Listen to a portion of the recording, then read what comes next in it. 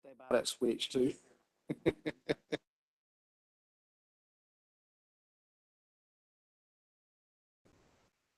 There we go. We got a couple minutes before we start, so if everybody go towards your seats, please. And please put your cell phones at least on mute, if not turn them off.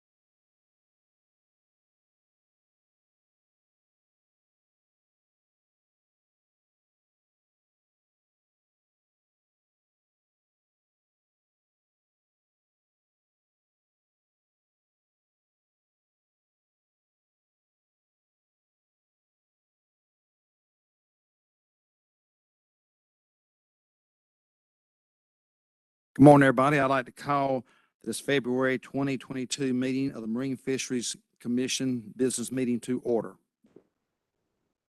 Would everybody please stand with me and join with me in a moment of silence where we thank our higher power for our lives and ask for any special needs, and also remember the victims and the families of that tragic plane crash off of Drum Inlet.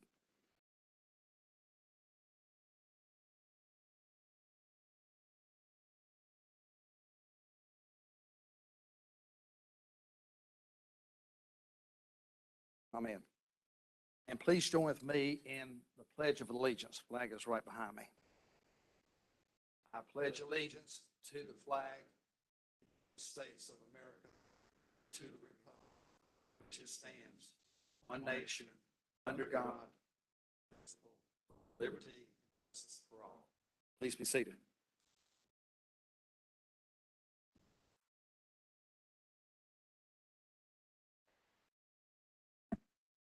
I'd like to call my fellow commissioners' attention to North Carolina General Statute 138A-15E, which mandates at the beginning of any meeting of a board, the chair shall remind all members of their duty to avoid conflicts of interest under Chapter 138.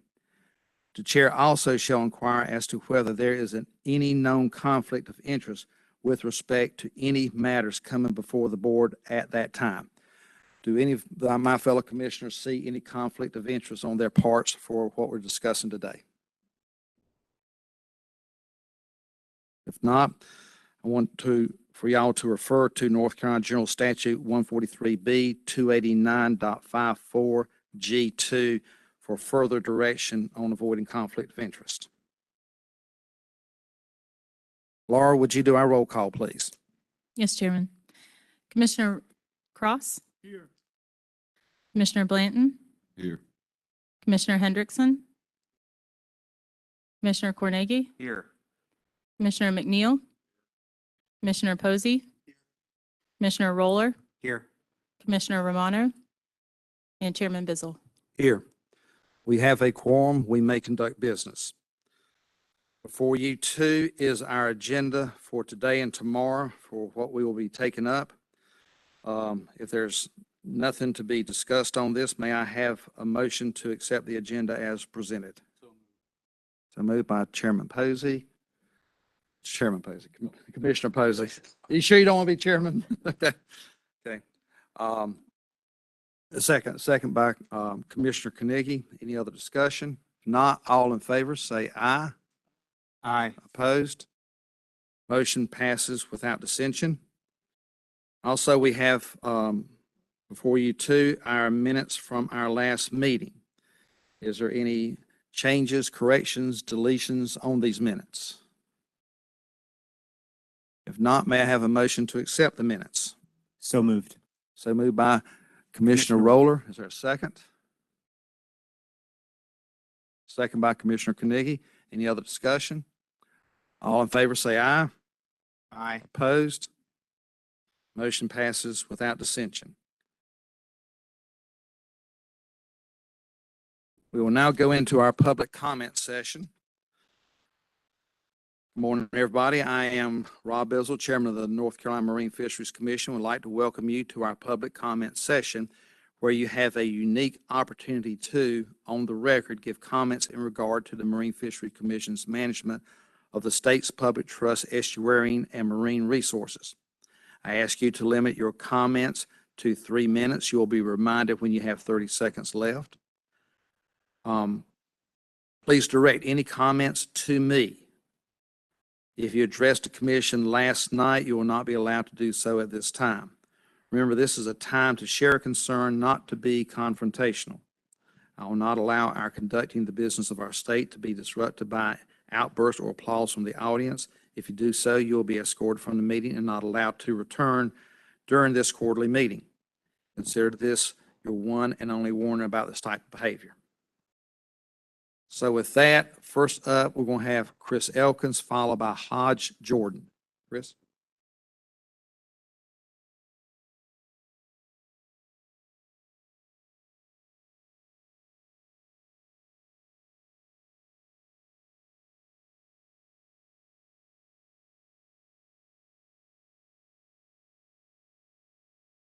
Yes, so.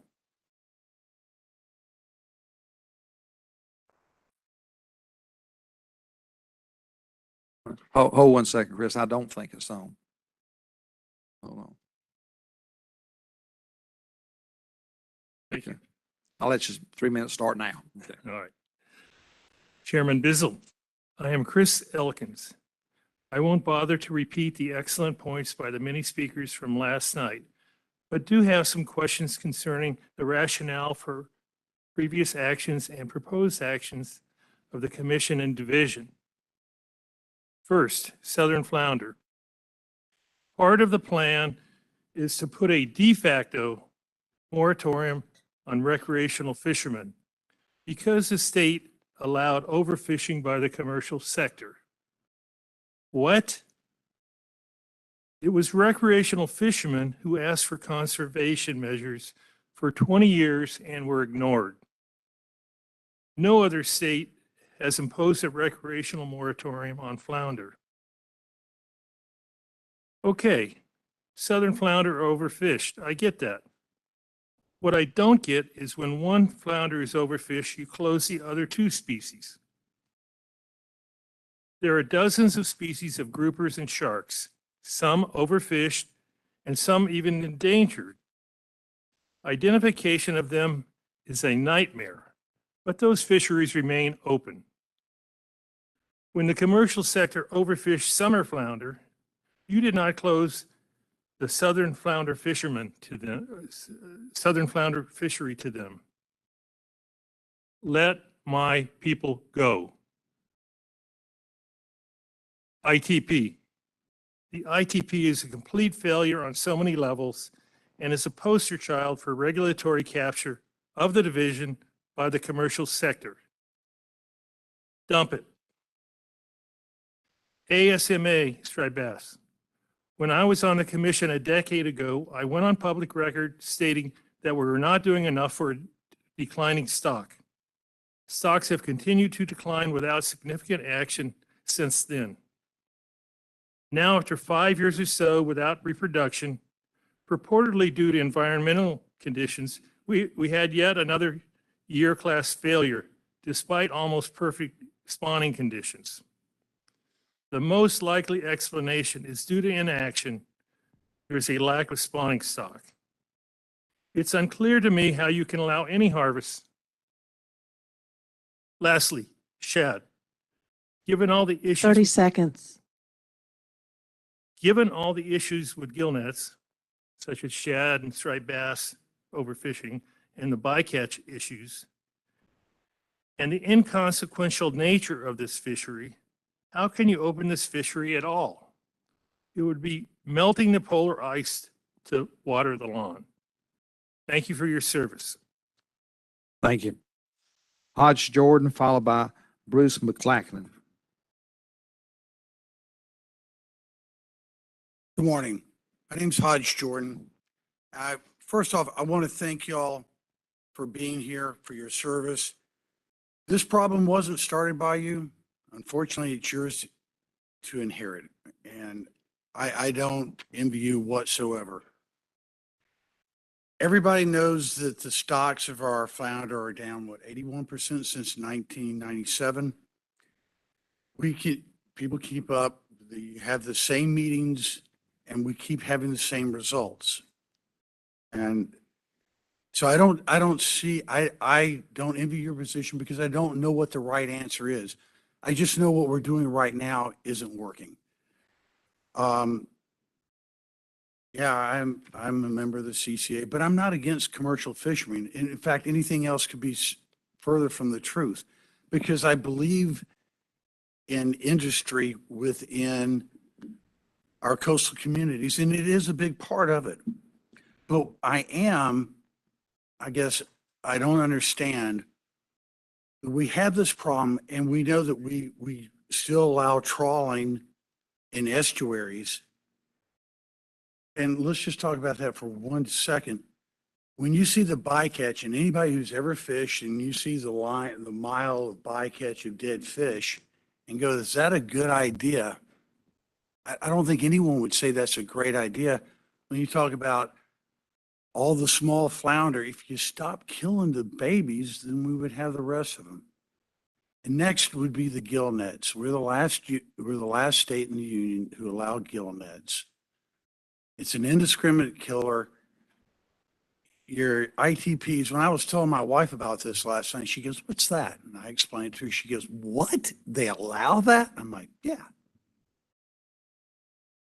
It's shocking for people who don't really understand what's going on with it. But when you have pound nets make a lot of sense because you're able to pick and choose what you kill. Giggers, professional guys that go out there and gig, they know what a legal size flounder is. And I support that. I mean, it makes the most sense because you're able to get the poundage that you need. But when you're killing all aquatic life out of a gill net, 30 seconds. that doesn't really make a whole lot of sense. But I'll leave it on that. I really do appreciate your time. I appreciate all that you do for us. And hopefully we can get to a good resolution that benefits all of us. Thank you, sir. Thank you. Bruce McLachlan, followed by Bill Gorham.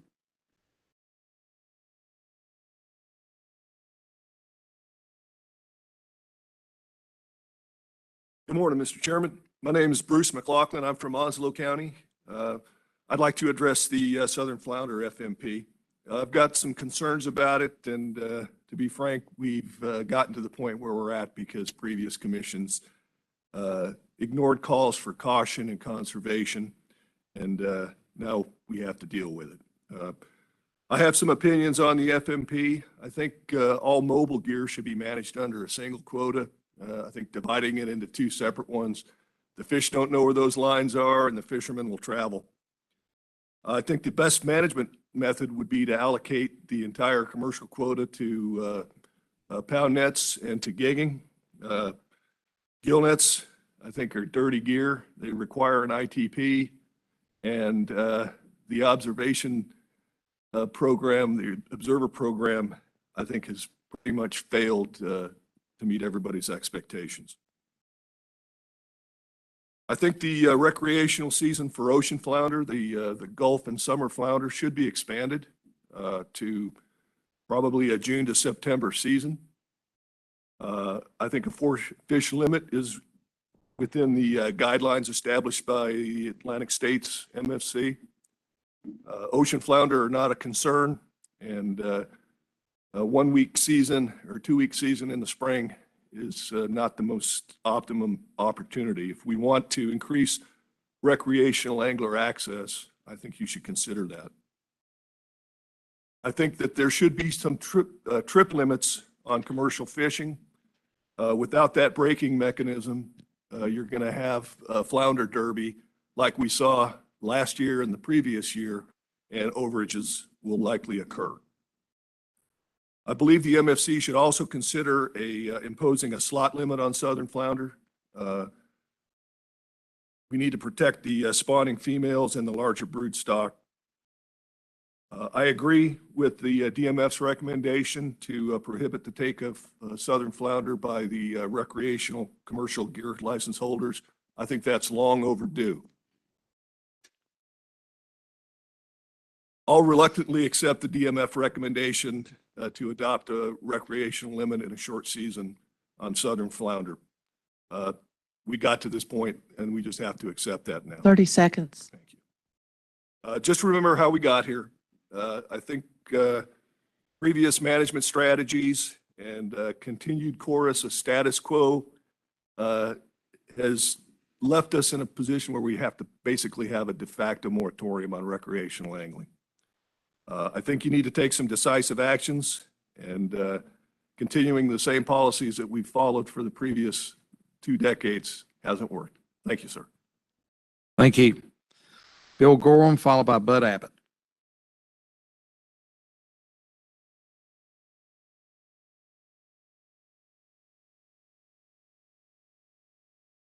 Bill Gorham from Dare County. Here to voice support for the mutilated finfish verbiage. Ultimately changes a couple of words, but then gives the director proclamation authority to address the bait fish fishery for species that are commonly used as cut bait. I think it's important that we stay within the letter of the law and fix that outdated rule. As far as striped bass goes, I'm complex about the whole situation. It appears to be a bought and paid for fishery. We should have access to it. It should not be a leverage like many species seem to be. My understanding is it won't accept any level of harvest. Well, that's impossible because there's dead discards. So we keep stocking it and let the state keep benefiting. Southern flounder. I've had many conversations with staff from this state and other states. I finally took the plunge, read through the stock assessment. And with all that I've heard about southern flounder, I thought there would be a lot more there than there was. And it's pitiful because it's the current generation that will lose out. My sons of North Carolina, daughters, grandchildren, the next 5 to 7 years over a maybe, but probably not. And that's older fish being in our estuary. We need to, the one failure over 20 years is not making an initiative to find the spawning grounds or where these fish go over winter, and if they do come back. That's vital for any assessment, and it's unknown. But we're going to close this fishery. There's no way we'll stay within the recreational quota. The other issue appears to be the 15-inch minimum size limit. 30 seconds. Thank you. It would be nice to see an analysis of a 12-inch. Doing a quota system, you're playing the numbers, and see where it goes. At every turn, there just seems to be a counter to it, to nothing but a closure. That's unfortunate. Thank you. Thank you. Bud Abbott.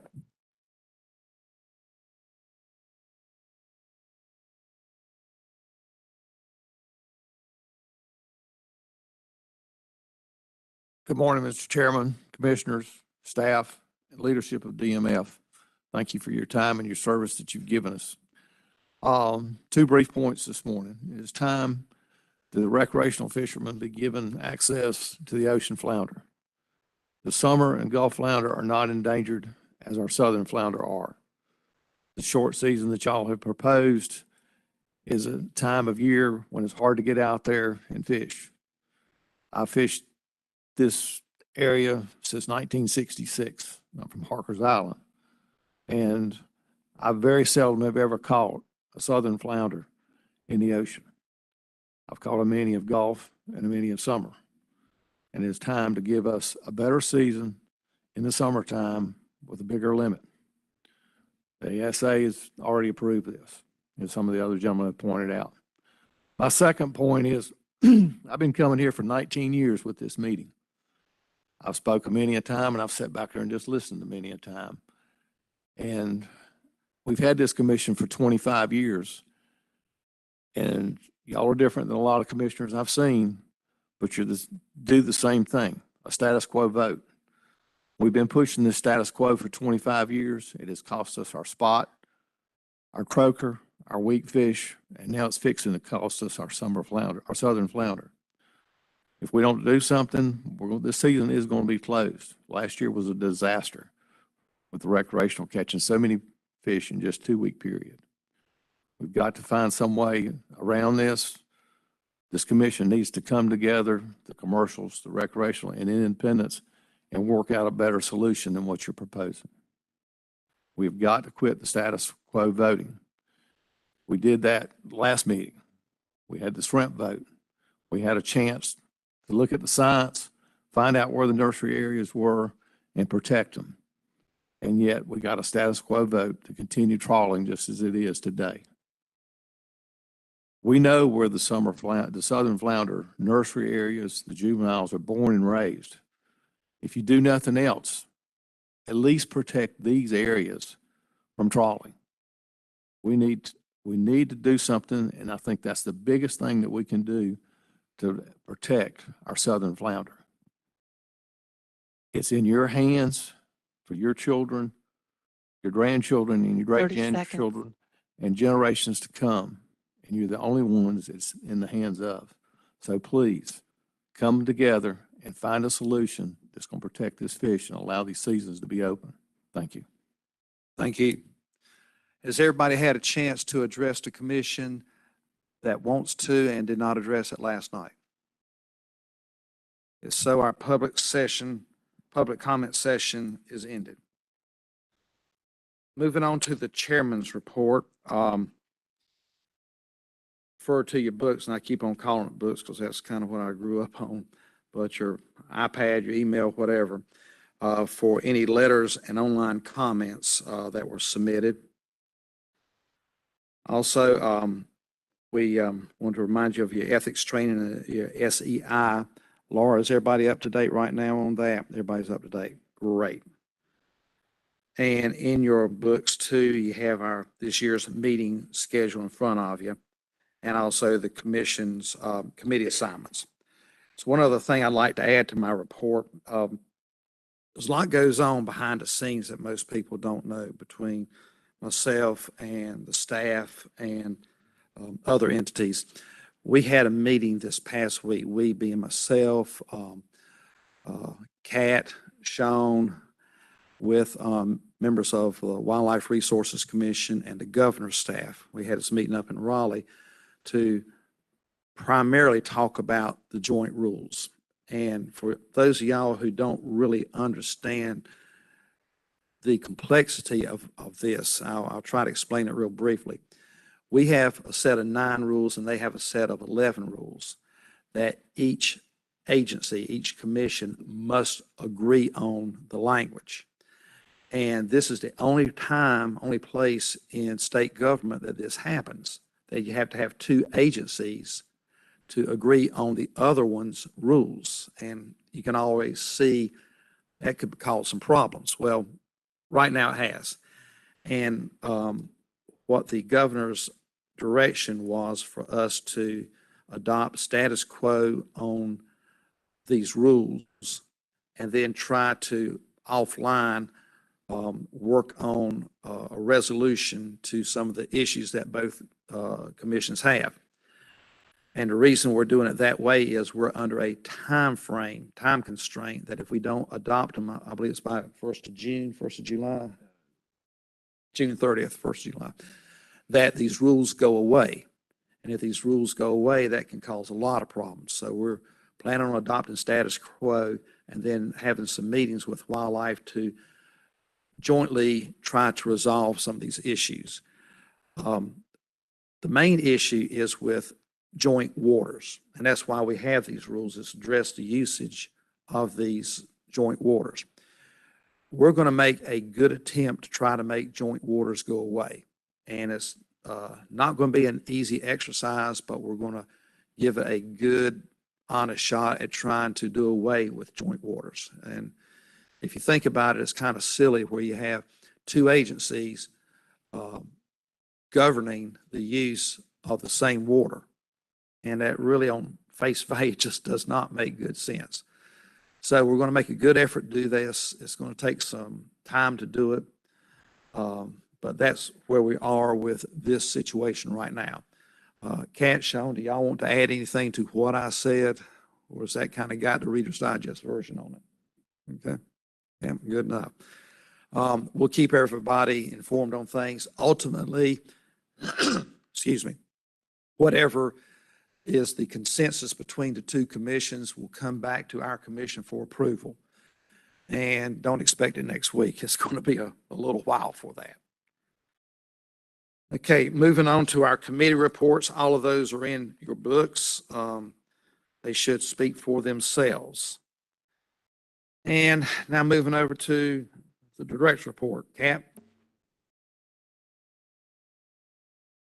Thank you, Mr. Chairman. So I'm glad to see everybody in person again. I think this is a great trend, and I certainly hope we keep heading towards that way. Can everybody hear me okay? Mm-hmm. I'd like to start by saying that on behalf of the Division of Marine Fisheries and our staff that we send our deepest condolences and sympathies to the families of those whose loved ones were involved in the February 13th plane crash. A lot of our DMF family had folks on that plane and know people. That's a small community. I know this day has changed so many lives forever, and we are deeply sorry for their loss. Another thing I'd like to do is thank our Marine Patrol officers for their work, those that were involved in the search and recovery mission. This was absolutely a difficult assignment for them, and we really appreciate all of their efforts in that. I would like to thank each of the commissioners for meeting with Laura and myself last week and the week before that. We really want to make this a regular activity to just generate conversation. We think it went really well, and really our hope is that it helps us help each other manage the state's resources. And for me, more conversation is better, even if it's, contentious at times, and we know it's fisheries and it will be, but we appreciate all the conversation. So we found it very helpful, and we appreciate y'all's time to do that. Just to update, I'd like to introduce Bill Lane, who is behind me. He is DEQ's general counsel, and the secretary likes him so much that she has put him in charge of my direct supervision and fisheries. So he will be working on fisheries and DMF activities. He will be the new John Nicholson as it relates to DMF and fisheries. So Bill, if you want to introduce yourself, and feel free to come up and introduce yourself. Okay.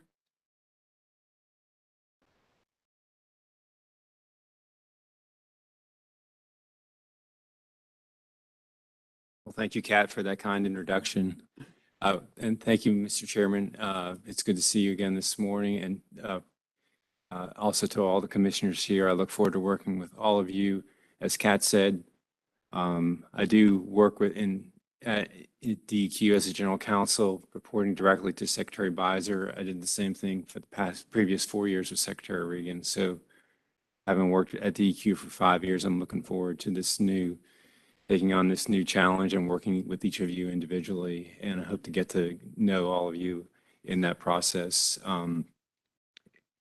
And I look forward again to working with Kat and her division staff as well. So I'm not John Nicholson, but I'm going to try and fill his shoes And I think we can all work together and get things done. So I appreciate the time here this morning with you. Thank you. Welcome home, Bill. Thanks. Thank you, Bill. So on December the 8th, Division of Marine Fisheries did hold a meet and greet with Secretary Elizabeth Beiser. The goal of the meeting was basically to introduce her to our key leaders of organizations that represent the varied and diverse fishery stakeholders in our state. There were approximately 11, give or take, organizations represented at the meeting. Each attendee got an opportunity to describe the primary goals of their operations and what they were looking for the next year and in the future. This was a rare opportunity for these groups, and I was glad to see that most of them took advantage of it. We think the meeting went very well. We shared information, and we learned a lot from these groups as well. I know I did.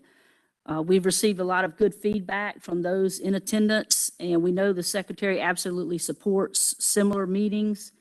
Division staff is working now together to discuss topics and timing of any of those meetings types of meetings that will occur in the future. As many of you may be aware, the division has been and will continue to hold listening sessions to provide an opportunity for the public to hear upcoming issues presented and ask questions of division staff. I hope some of you got a chance to attend some of those that we've recently had. This is a new approach for us and a new opportunity for the public as we are trying to foster increased communication and participation. Our most recent listening session was on Draft Amendment 3 to the Southern Flounder Fishery Management Plan, and it was well attended, we thought, anyway, and we thought it was a success, and we look forward to continuing this approach. As always, we welcome feedback from any of the commissioners. If you did get a chance to attend the listening session, and the public, if you did get a chance to attend and you have any feedback for us, don't hesitate to talk to Laura or myself about that. So moving on to my favorite part of the director's report is to talk about our staff accomplishments. Two of our staff, Valerie Wonderly and Shannon Myers, recently became certified by the state as registered environmental health specialist.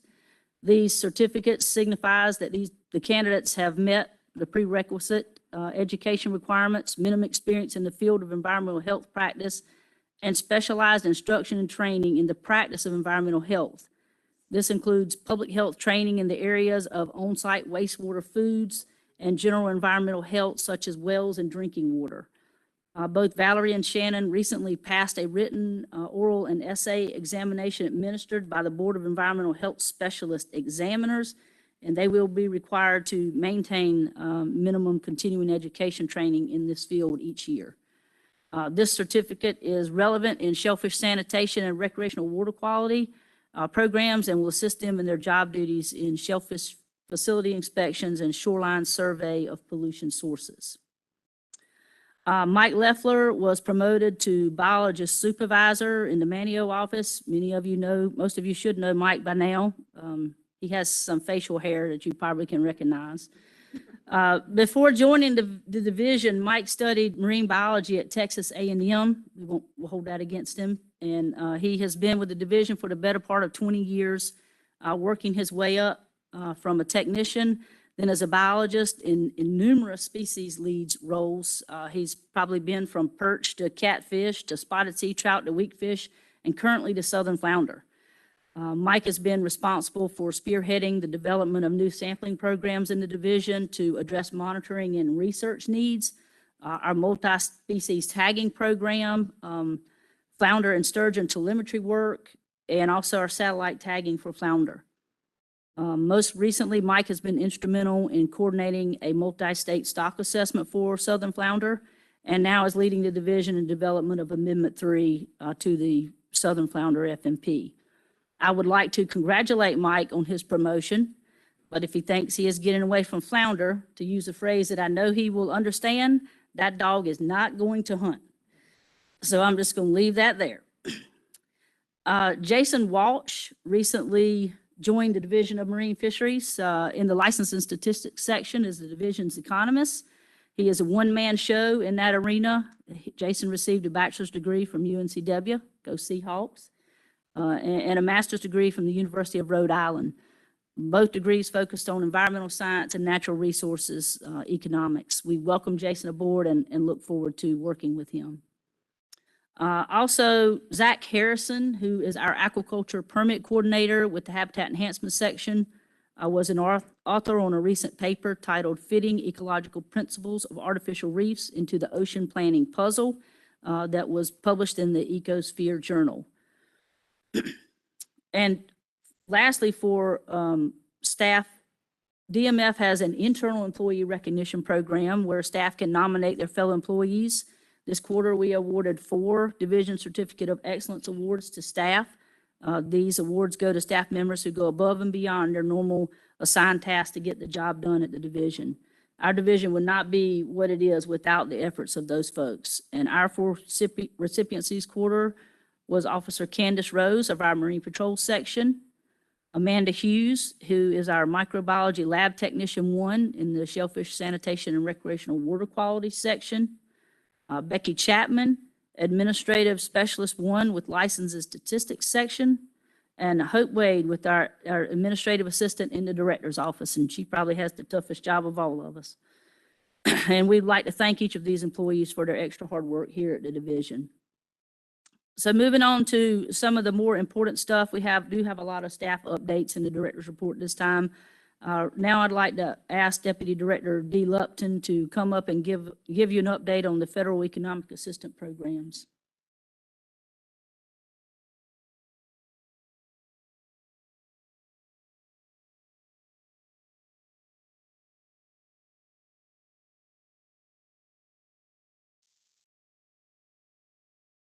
Good morning. This quarter's update, I got some good news. As Kat said, I'm the Deputy Director, and I'll be providing the update on a couple of economic assistance programs. I'm happy to report that last week, more than $4.3 million in financial assistance was mailed to eligible members of the fishing industries who sustained economic income losses from March 20th through December 20th due to the COVID-19 pandemic. We issued funds to 265 commercial fishermen and marine aquaculture operations, for-hire fishing operations, and seafood dealers and processors who were deemed eligible for assistance from the Consolidated Appropriations Act, also known as the CARES 2 Economic Assistance Program. 217 commercial fishermen and marine aquaculture operations were issued a total of $2.8 million in assistance. 36 seafood dealers and processor applicants were issued a total of $1.1 million in assistance, and 12 for-hire operations applicants received $439,000 in economic assistance. So that concludes the second economic relief program related to the COVID-19 pandemic. I will say hopefully that's the last one. As you recall, last April, more than $5.2 million in economic relief was provided to eligible applicants in the CARES 1 program. So this is a total of over $9.5 million these past 2 years that staff has issued through these various CARES programs. So I'm going to move on to the federal fishery disaster related to Hurricane Florence from 2018. As a background, in 2018, Governor Cooper requested the federal government to declare North Carolina federal fishery disaster. That's under Magnuson-Stevens Act. Due to fishery resource disaster caused by Hurricane Florence, NOAA Fisheries granted that request. And then in 2019, NOAA did an assessment estimating how much damage there was to the commercial entities in North Carolina. That included $38 million in damages to vessels and businesses, $56.5 million in lost revenues, and 3,500 job losses. Following that assessment, we were notified North Carolina was eligible for $7.7 million in federal disaster money from NOAA, but we had to develop a spending plan. We put together a spending plan for the $7.7 million, submitted it in June of 2020. There were some comments, and we updated and resubmitted it in September 2020.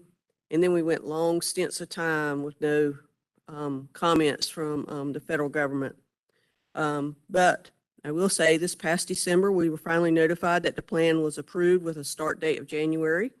This past January 2022, we have until June 2023 to complete the program. As I mentioned last November, because it was these programs, there was a possibility of them overlapping, but we were concluding the CARES 2 program that we wanted to finish CARES 2 first, which we have now. So we are getting ready to start the Hurricane Federal Fishery Disaster Program.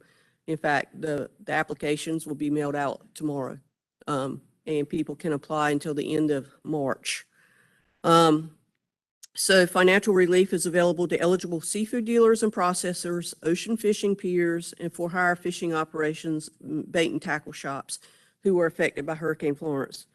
We're mailing applications to those we know about, those who are licensed with us.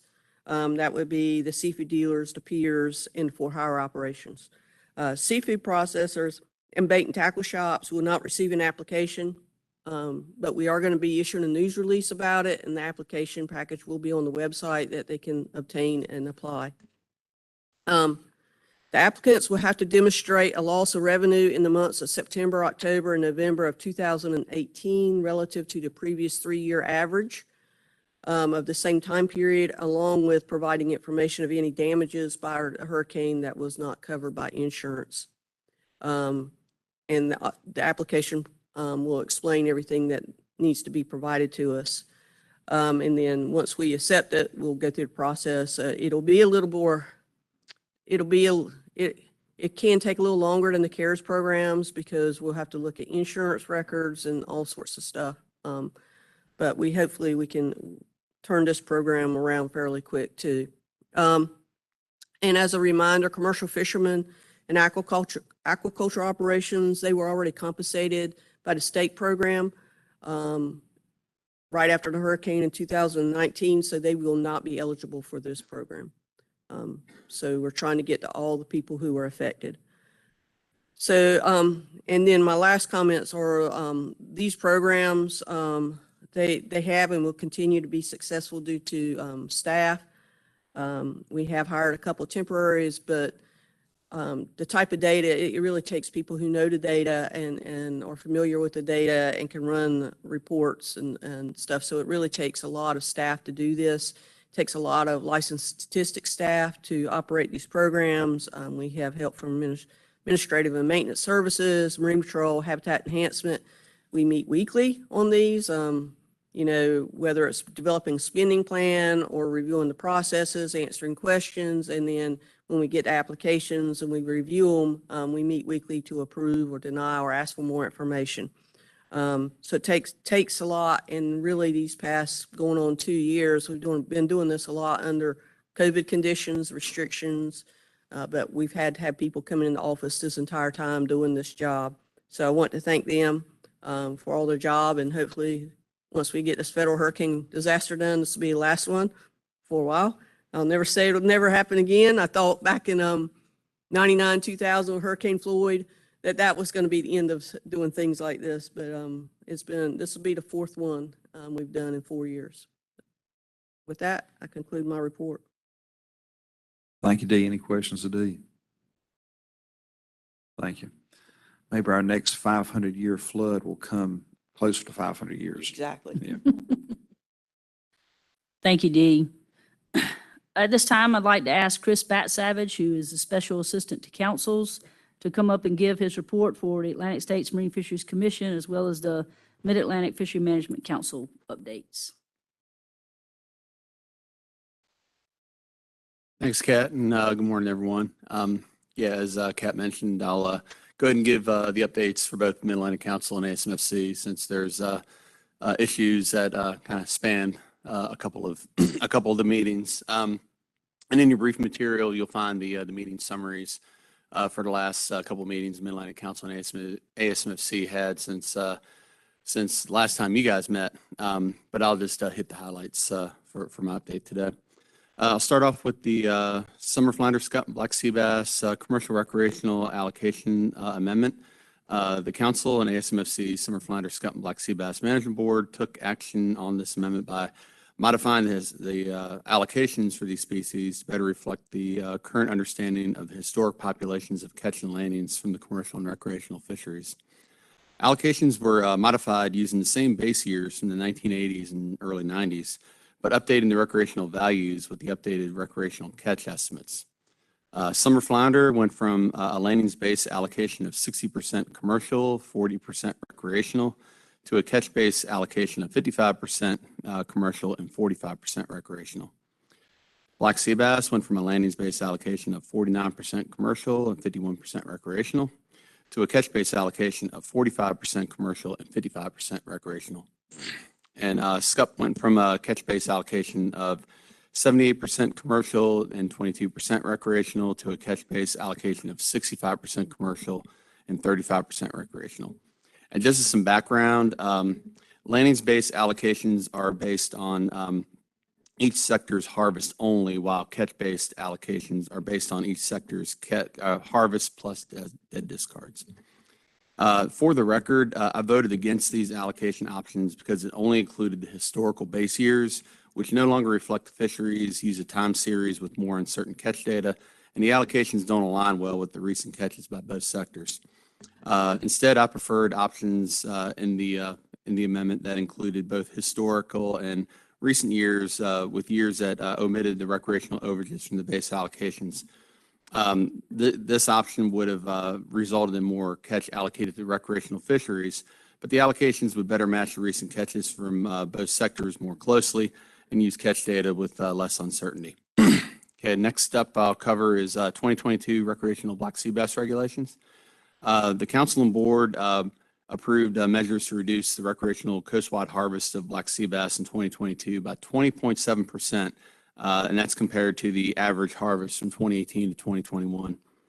This reduction is needed to avoid exceeding the recreational harvest limit in 2022. The recreational regulations designed to meet the required reduction will be reviewed and approved by ASMFC's Flounder, Scup, and Black Sea Bass Board later in March. And these regulations will apply to North Carolina's recreational black sea bass fishery north of Cape Hatteras. Okay, move on to recreational bluefish regulations for this year and next year.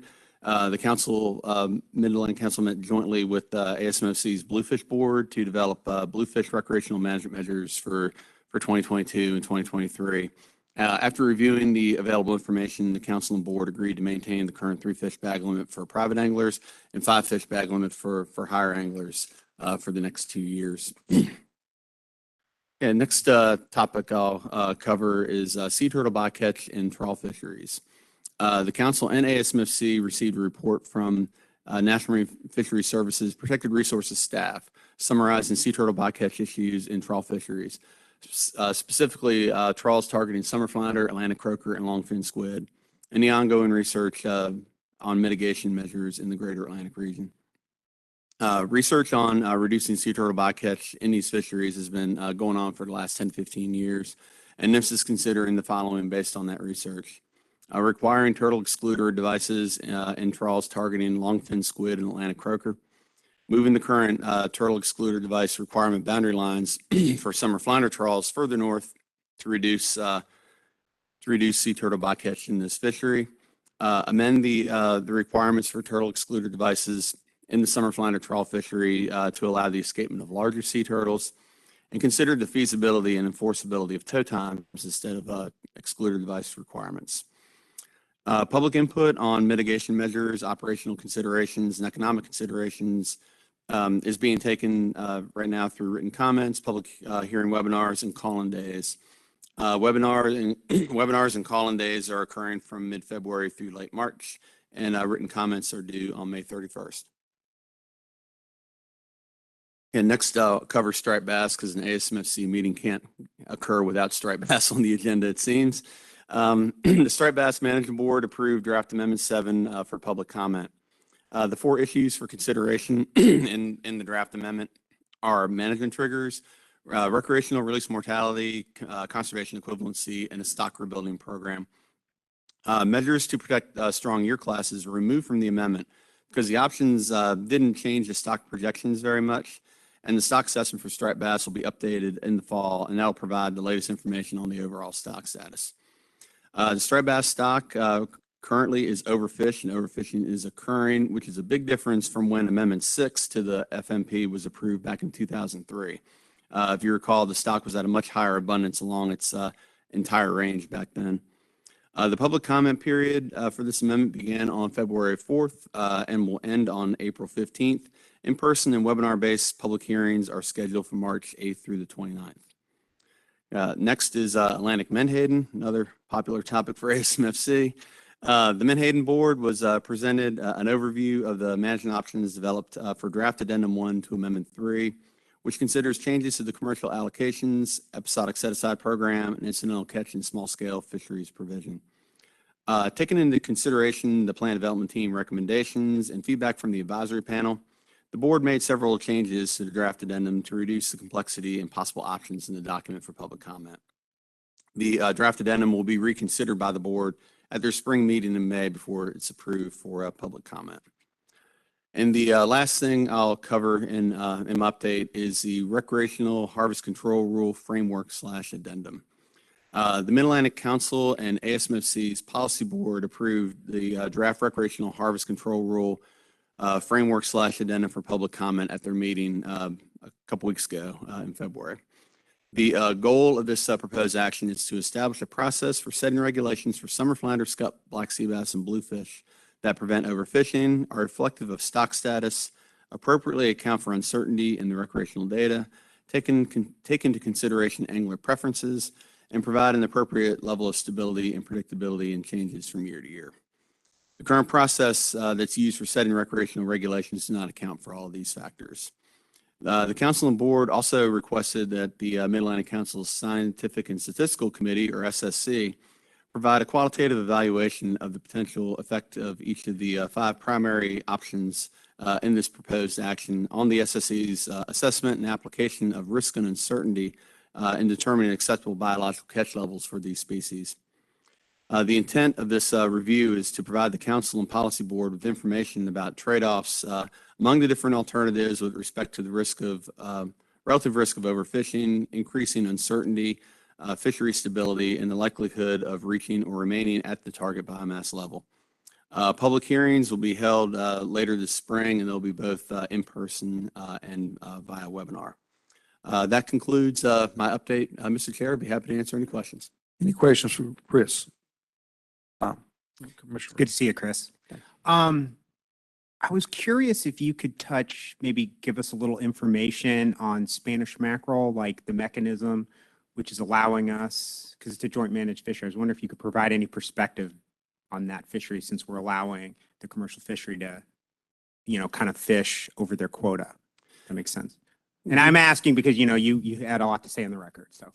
Yeah. Spanish mackerel is managed by both the South Atlantic Fishery Management Council and ASMFC. I'll start with some background, just real quick background.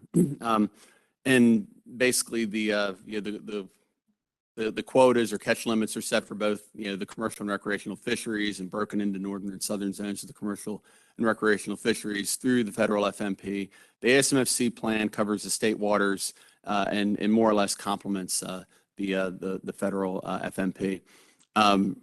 However, the current amendment for Spanish mackerel for ASMFC has some ambiguity in it in terms of what happens when the federal catch limit is reached, as far as whether state waters close or not. And after a review by ASMFC staff, it showed that it's not an automatic closure of state waters when federal waters, the federal waters ACL is reached.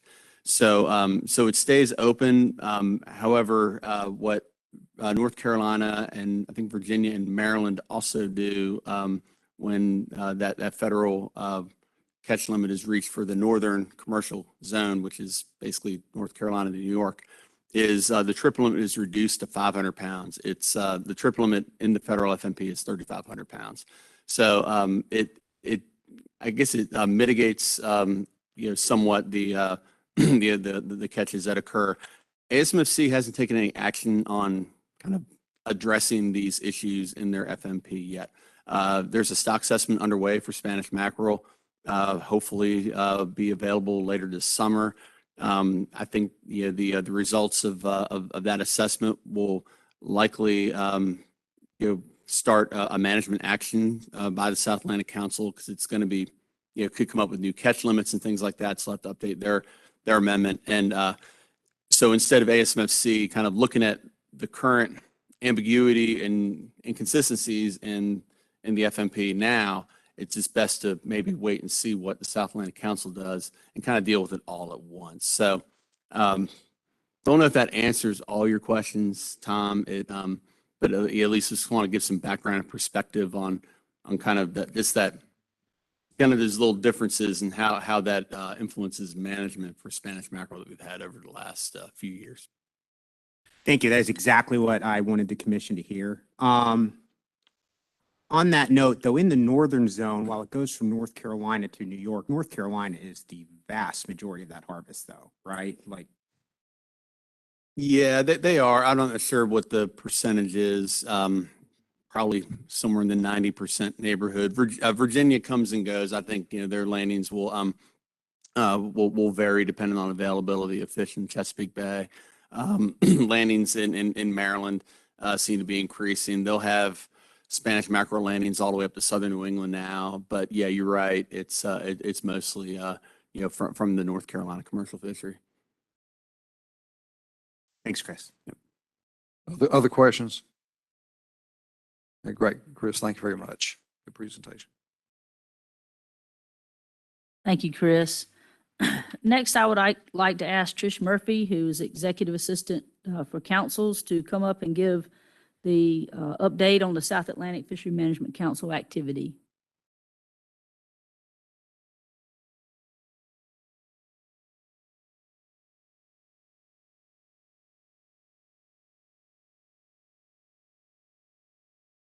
Hi, good morning, everyone. How are y'all? So I'm Trish Murphy, and I am the new Executive Assistant for Councils. I'm taking over for Steve Poland, who left me some pretty big shoes to fill, but hopefully I can do it. So I'll just go over I'll be real brief and just go over the highlights of the December meeting that we had in Beaufort. It was actually my first meeting, and it was also the first meeting that the council had had face-to-face since March of 2020. So we met at the Beaufort Hotel in Beaufort from December 7th through the 11th. I'll just start with Framework 34, the Coastal Migratory Pelagic Amendment. This is addressing king and Spanish mackerel. This plan is a joint plan with the Gulf of Mexico. In December, we finalized the preferred management options for king. That included new ABCs, new ACLs, and we set the ACL at 95% of the ABC. We left the current commercial and recreational allocations the same. We did increase the bag limit to 3 in Florida, and now that will match the rest of the South Atlantic. And we also, the preferred management option of leaving the recreational and commercial size limit at 24 inches. And we're looking at allowing the recreational possession of depredated king and Spanish mackerel. That will, as long as those chunks comply to the minimum size limit. So we did a final, we selected our final preferred management options. So then it went to the Gulf of Mexico Council, and they were consistent with our recommendations in January. And so we will be doing final approval of that plan in March, and the Gulf will do final approval of the plan in April, and then it will go on to the Department of Commerce Secretary in the spring. We'll move on to, the favorite, snapper grouper. So in response to the latest stock assessment for red snapper, we're kind of looking at 2 approaches at getting at that. The issue with red snapper is the ABC is really low, it's like 25,000. And it's all mostly dead discards. And so we are looking at a short-term approach of a release mortality reduction framework amendment. And this amendment did go out for scoping. And this will consider management changes to try to reduce that discard mortality in snapper grouper in general, as well as the red snapper. And hopefully this will maybe address that low ABC. There's a lot of big range of options that are being discussed, gear modifications such as hingle hooks, larger hooks, leader lengths, other things kind of outside the box, number of lines off a boat, area closures based on depth or spatial area. And also, throwing out an idea of recreational trim limits based off of total weight. And the second approach that the council is looking at is it's a long-term approach, and it's called a management strategy evaluation, or an MSE. This is this is more of a holistic approach. And what it does, it will evaluate varying strategies, different strategies to achieve management objectives, to rebuild overfished stocks and prevent overfishing, while also balancing the need for the fishery access, resource use, and accommodating sector and geographical differences in the fishery. The council has put out a request for proposals, and it will start this year and should be finished by 2024. Some other amendments that went out for scoping, snowy. It's overfished, and overfishing is occurring, so we need to end overfishing and continue to rebuild that stock. So we need to reduce harvest at around 36%. We're just looking at adjusting ACLs, revising sector allocations, looking at other management changes like commercial trip limits, shifting the spawning season closure, and looking at recreational accountability measures. Gag is another one that went out for scoping. Also, it is overfished, and overfishing is occurring. And there's lots of uncertainty in the recruitment. So the SSC has recommended that we set catch levels at a 70% probability of rebuild within 10 years. So we're looking at reducing that harvest by 50%. So we need to establish a rebuilding plan. We need to adjust those ABCs. We need to look at the sector allocations and the ACLs to end overfishing in 2 years. We're also looking at modifying management measures like trip limits, bag limits. We're looking at slot limits, modifying the recreational spawning season, and size limits. We're also discuss reducing or restricting and removing spearfishing gear. The last amendment that went out for scoping was golden tile and blue line tile. Now, golden tile, yay, they're not overfished, nor is overfishing is occurring, so we're able to increase those catch levels. And so we're going to, we're looking at revising the ABCs and ACLs, sector allocations, and also changes in the start date for the commercial season. Blue line, now this is something that actually came from our North Carolina fishermen at looking at ACL overages on the rec side. The past several years, we've seen the sector exceed the total annual catch limits, especially on the recreational side. They've been averaging about 188% over the ACL. So one thing we're looking at doing is changing the accountability measures, so that's not coupled to the overfish status, because blue line is also not considered overfished. We're also looking at changing the recreational bag limits and seasons, and considering different limits for captain and crew. And all this is, we're just trying to constrain that recreational fishery to that allocation.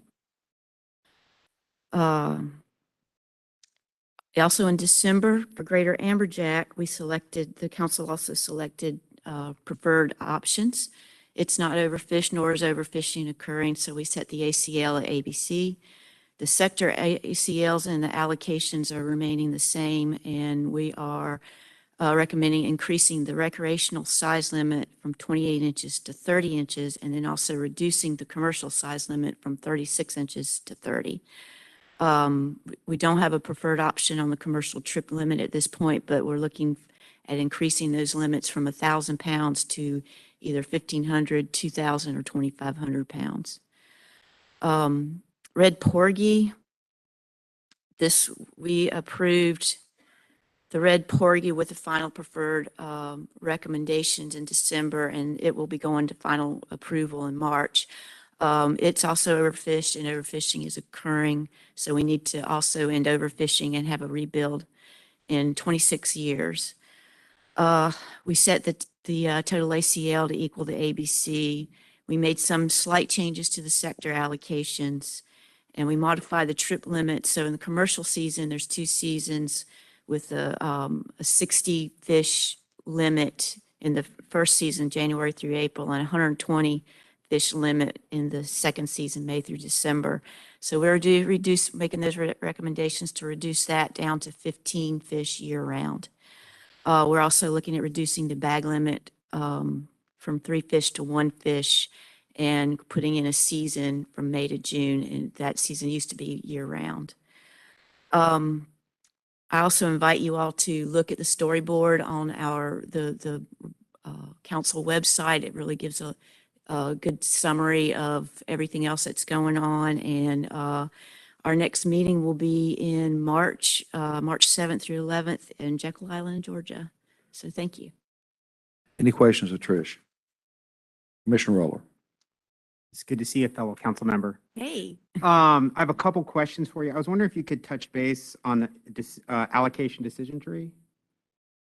I mean, because it seemed to be of good interest to the division. A lot of division staff was logged into that meeting. And so I just was curious if that would be worth talking about really briefly. So. I hate to admit, I would need to look back at my notes Fair. on that. There's a lot going on there. Yeah, it is. So I apologize for not being able to speak off the cuff on it, but I can go back and look at my notes and we can. Oh, yeah, that'd be great. Maybe next meeting. Okay, yeah, that would be great. What I wanted to ask you about, again, I asked Chris about the Spanish mackerel. I wanted to look at the Spanish mackerel landings here so the commission here understands kind of what's going on. It's a really kind of confusing fishery given the joint nature of it, but I see now we're 900,000 pounds over the commercial allocation.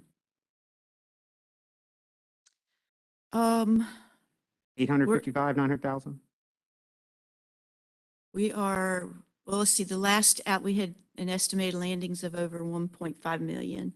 And our quota is 662,000. So about 850. Yeah. So it's 229% over the quota. So we are having overages, and we've been having overages for several years. You're right. Yeah. So that quota is basically set out our long-term average. And we have had overages in the past, but this has been an upward trend over the last 3 years. And it's been a big concern to me for a couple different reasons. I know that there's that gray area that exists in the ASMFC, which kind of prevents the automatic closure in state waters. And Florida had, since scaled down, would do the same thing. They'd say, all right, once we hit that quota, we'll go to 500 pounds.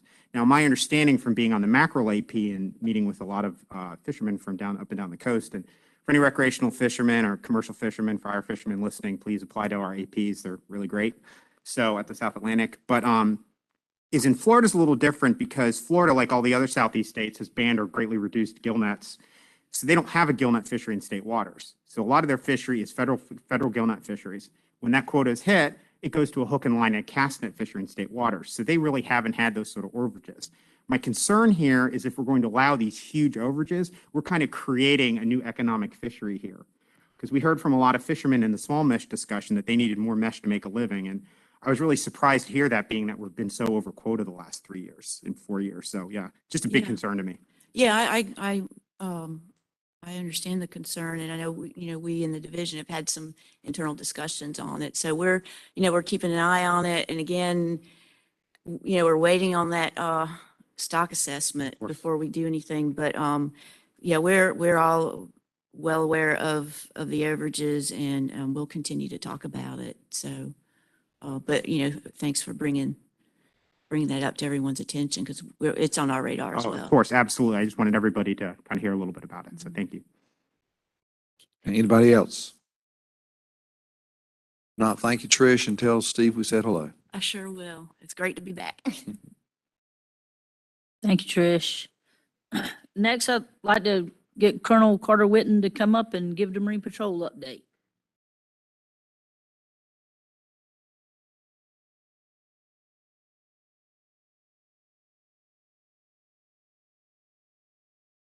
Thank you, Mr. Chairman, and good morning, Commissioners. I'm Marine Patrol Colonel Carter Whitten, and today I'm here to update you on Marine Patrol's activity over the last quarter. In your briefing material immediately following my memo, I've provided you with a quarterly tracking report, and before I go on, I want to describe what you're seeing there. And I'll pause a few minutes if any of y'all want to pull it up while I somewhat go over it.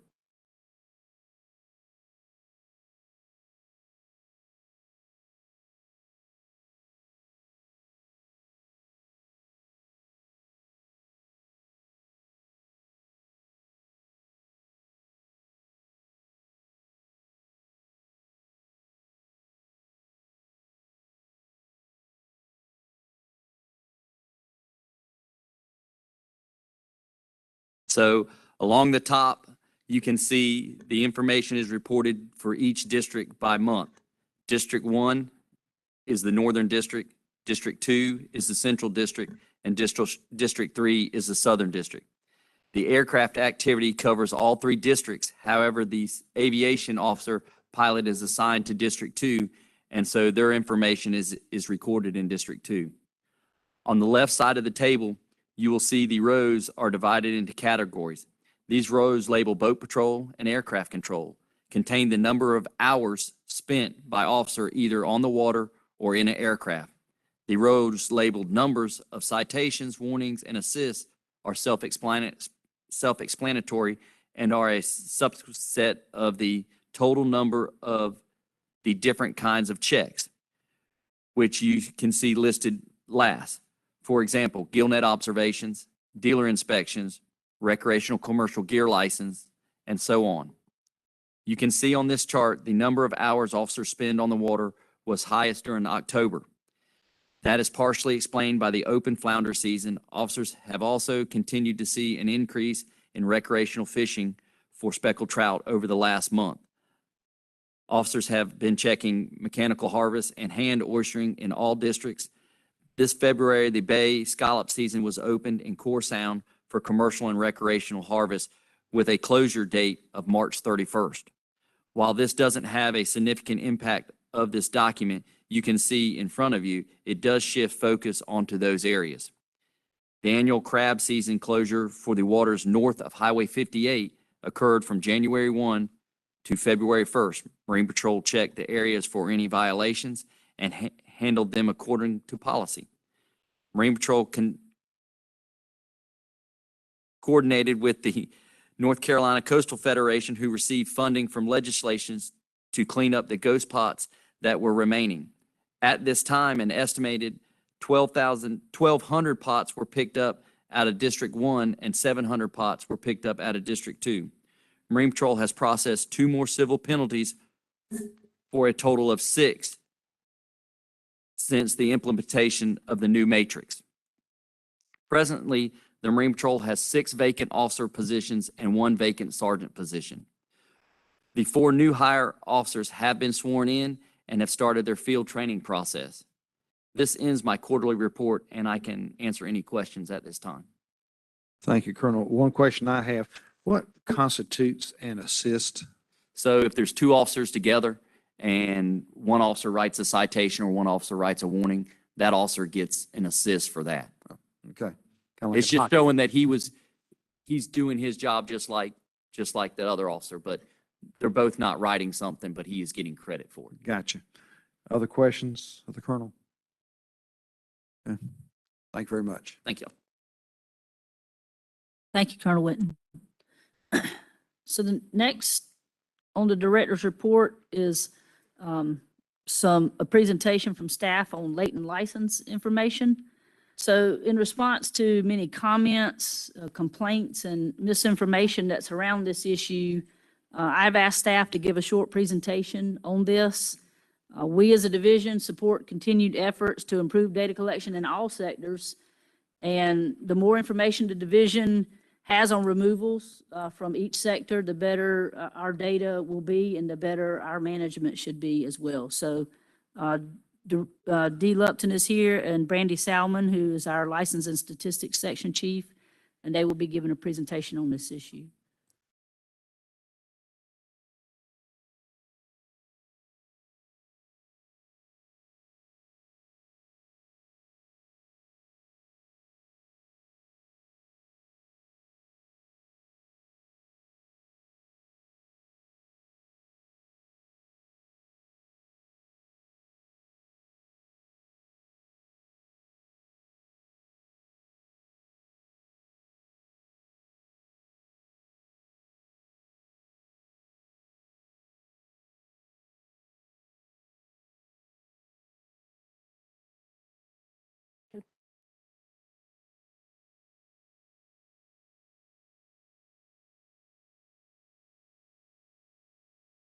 Good morning again. I am Dee Lupton, Deputy Director, and this is Brandy. I think she's talked to y'all a couple of times. She's Section Chief for License and Statistics. And we will be providing the information on latent commercial fishing licenses.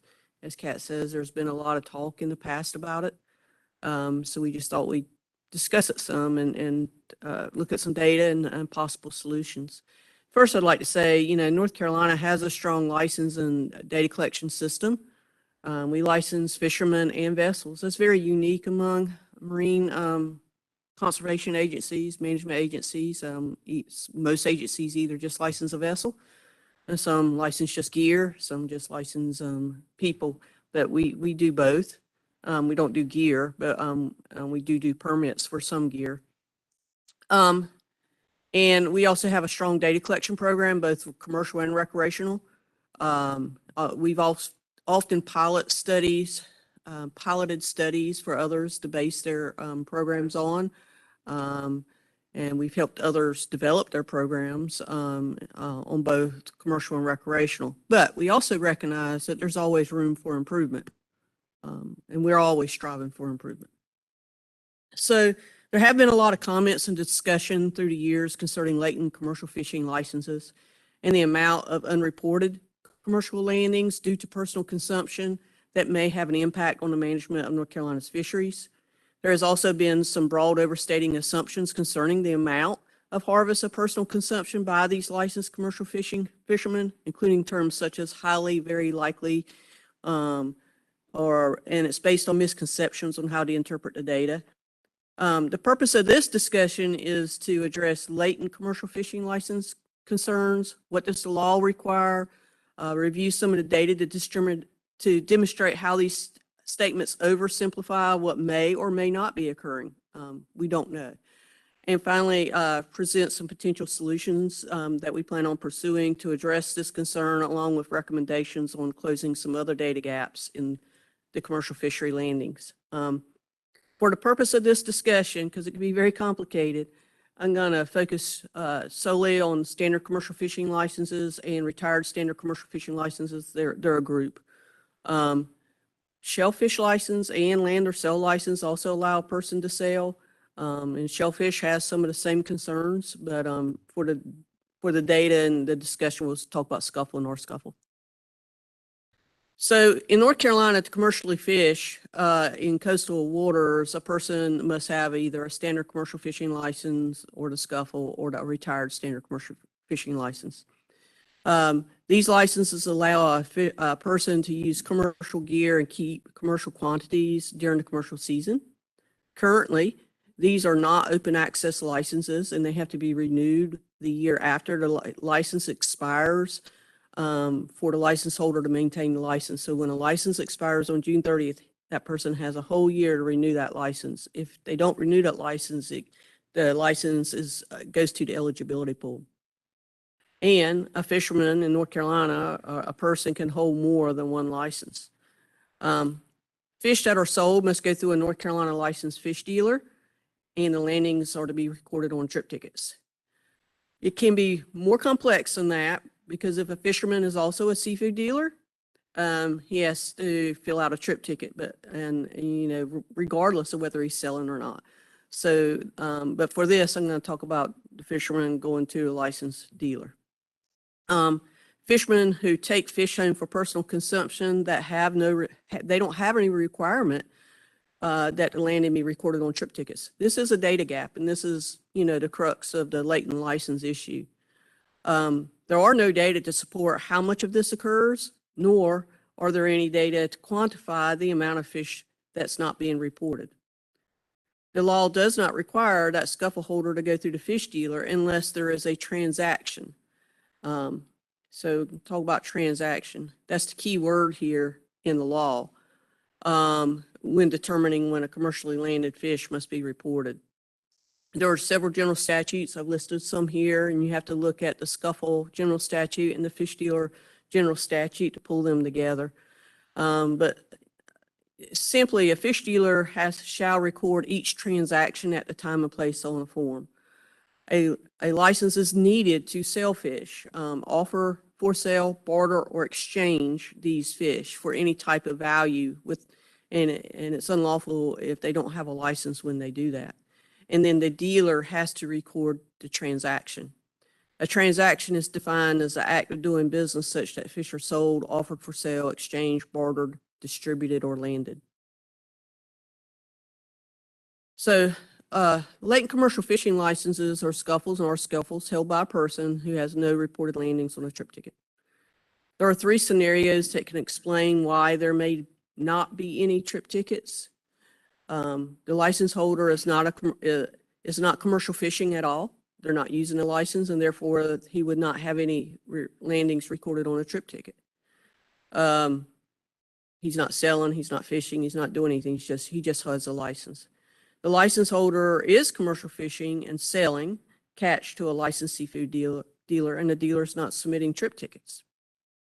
And then the other scenario is the license holder is commercial fishing, but is keeping their catch for personal consumption, and therefore is not selling their catch to a seafood dealer where a trip ticket would be generated because there's no transaction between the two.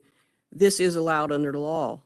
As a reminder, trip tickets are not created unless a licensed seafood dealer is purchasing seafood from a licensed commercial fisherman, that transaction between the two. For the 2 scenarios I just described, scenario 1 and 3, the licensed commercial fisherman is not selling their catch to a licensed seafood dealer. This is legal under the law, so there may not be a trip ticket generated. The second scenario is just illegal. We have illegal things that go on all the time. That's why we have Marine Patrol try to catch them. So, so that happens. Are these unreported harvest landings numbers concern? Yes, they are. In fact, we have data gaps throughout the fishing stakeholder groups. And I'll go over some of those. Some of them were legal and some of them weren't.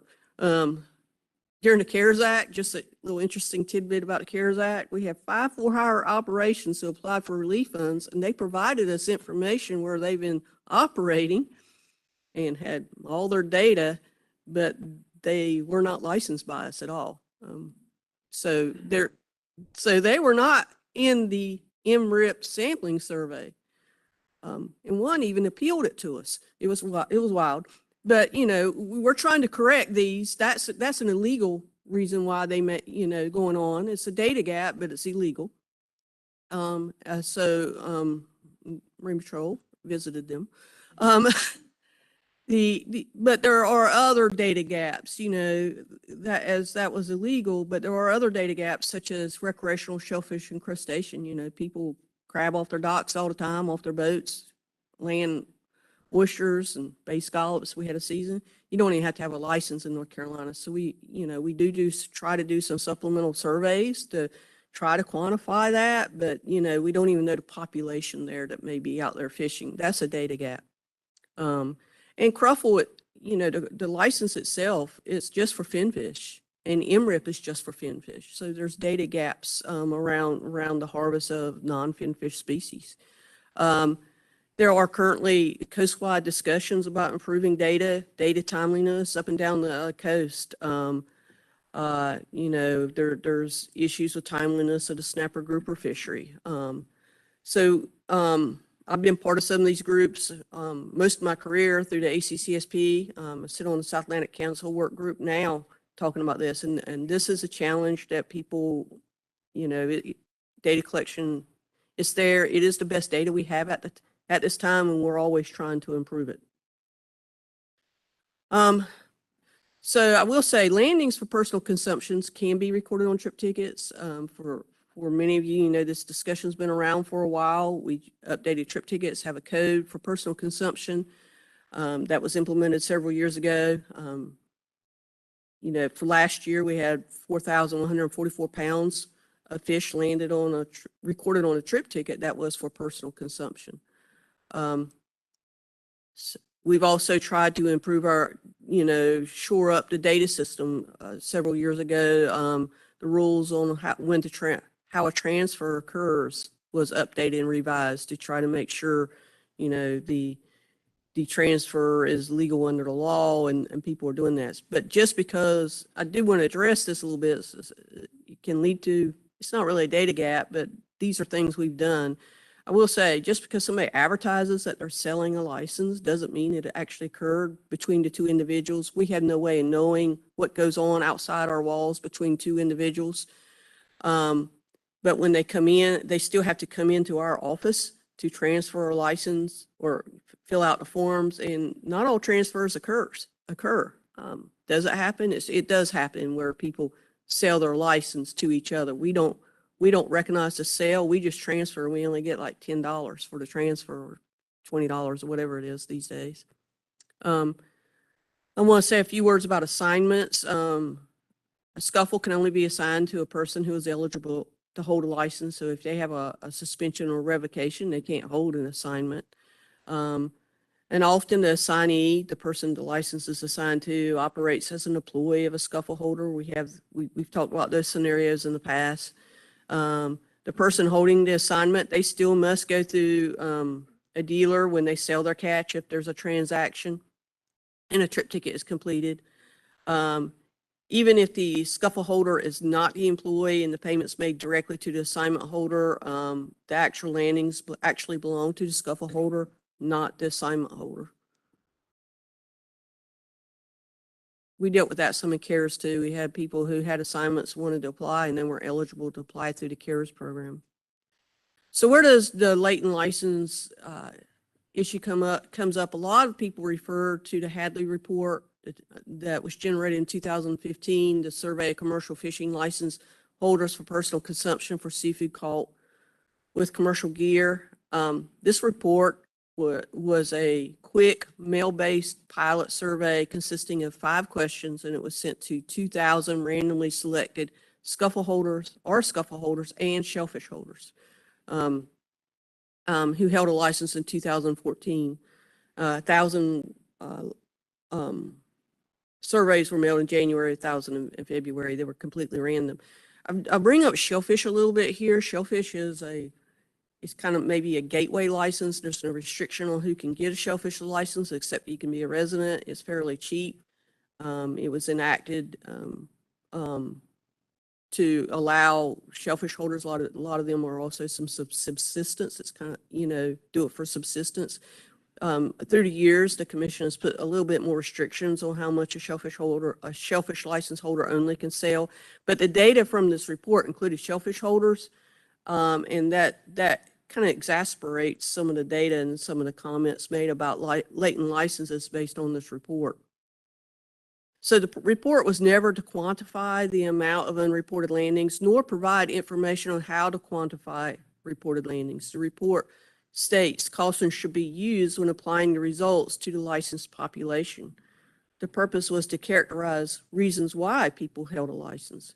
The design would have been different if the primary purpose was to determine the amount of harvest from the license holders not reporting landings. We would have done a lot of follow-up surveys, and I've listed a statement. I'm going to read it here that y'all can read. They're about how to use the data and the cautions, but there were several cautionary notes throughout the report advising how to use the data. So we'll look at some data now and show how complicated this issue is and why you can't just assume all scuffle holders and our scuffle holders without recorded landings are actively fishing and fishing uniformly throughout the year.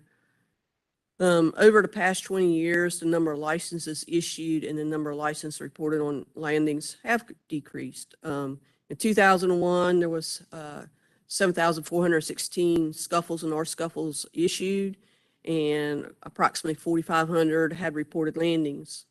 In 2021, we issued around 5,700 scuffles and R-scuffles, and around 2,100 had associated landings. So both categories are decreasing. Just for reference, it doesn't really add. Last year, we also issued about 2,100 gillnet permits. Basically, anybody who's fishing, the permits they don't cost any money, and people just ask for them if they're free. Ask for a lot of permits that they'll never intend to use.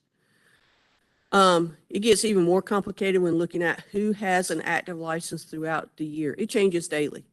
We sell licenses every day of the year.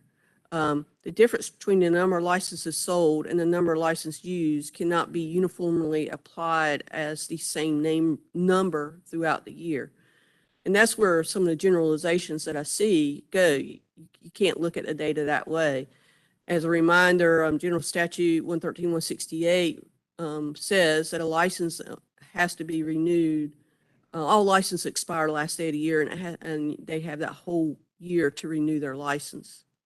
And we see that in our data. Licenses are renewed throughout the year. Some renewed during our preseason sales. So license expires June 30th. And a lot of people like to have their license available, ready to use on July 1st. So we do pre-sales between April 15th through June 30th. And about 51% of people take advantage of that. So on July 1st, about 51% of our license holders are active to go, but you also have 49%, they're not active on July 1st. Some renew when when a fishery opens. And so oyster season, a few years ago, the law was changed that if you wanted to harvest 5 bushels of oysters a day, you had to have a scuffle, not just a shellfish license. Shellfish license can only do 2 bushels. A lot of people don't renew their license until it becomes oyster season opens in October, so that they can do commercial quantities of oysters. So, just looking at the data, we see between July 1st and November, another 33% renew their licenses. And there are other fisheries that people don't renew their licenses until the fishery they participate in opens. And then we have those who renew the last quarter of the year. Those are the people who are just trying to keep their license active. They have to renew by June 30th. They're not actively really participating in the fishery. The data shows, between December 1st through March, we only sell renew about 4% of the licenses. But when April 1st rolls around and we put out news releases, we say, it's time to renew your license. If your license expired last year, your time's running out. So that's when we see those people. They renew that last quarter. 12% of our licenses are renewed that last quarter. In fact, last year we had 58 licenses sold the very last day, and they expired midnight that night. So it's obvious, these people are not active throughout the year. They don't have a license. So these are just some of the complications when you look at the data, how it is going. And those that don't renew, it goes to the eligibility pool. Those are renewing that last quarter, even the last day. They're really not intent of using their license. They just want to keep it active. They may want to keep it active when they retire. We got people who just want to keep it active because they want to leave it to their son or family member when they die, and that is eligible in the transfer rules. We've seen this trend. I've looked at this trend over, I think, 20 years ago, and that percentage breakdown when people renew their license, it holds pretty steady about those percentages. In addition, there are some additional data to consider indicating licenses may not be being used, or at least not being used to the extent some say. I'm not saying they're not being used. We know they are. We just don't know the amount. The number of scuffles and R-scuffles reverting to the scuffle eligibility pool has been increasing. So in 2000, it was 1,300 that went to the pool, and last year we had 3,100 go to the pool. This is another indication that people may not be actively using their licenses, even for personal consumption. If there was a personal value of the license, they would not allow it to revert as much. The incentive of holding a license is to have a license to sell fish. Commercial fishing is an investment. It costs money to invest in a license, invest in the gear and invest in the vessel. We do encounter recreational fishermen who also hold a scuffle. They tell us they want it so they can sell their catch to help pay for the boat, help pay for gas and so forth, to make a little bit more money for their investment in their fishing. So that's the incentive. And it appears that more and more people are deciding that the investment into the license is no longer an incentive, so they're not renewing their license, and they're not putting in the effort to try to find somebody to buy it, because they would put more effort in that. You know, a lot of people, I know things on the internet and in newspaper, magazines and stuff where people are selling their license. And again, I said, you know, does it occur? Probably does. But when they come to us, it may not occur. But a lot of people aren't putting even that effort out there. They're just letting it revert to the eligibility pool. So I just want to show how complicated the issue is. We don't know how much of it goes on. We don't know how to quantify it, but how can we find some solutions? So the division is interested in refining data collection, whether closing data gaps as discussed today, or even addressing in-season quota monitoring, such as recreational quota monitoring. We know these are issues. The issues and solutions can be complex, and they affect fisheries management coastwide, just not North Carolina.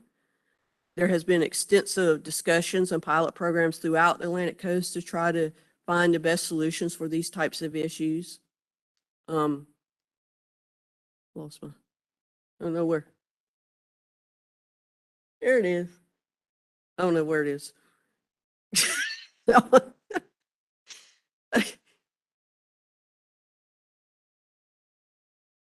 Yeah, there. I'm trying to get there. There it is. Okay. For the specific concern, along with a couple of other data gaps, the division plans on recommending a couple changes to a couple of general statutes, the scuffle and North Scuffle general statutes, and the shellfish license statutes, because whatever we do for scuffle, we need to do for shellfish too. So let's see how this works.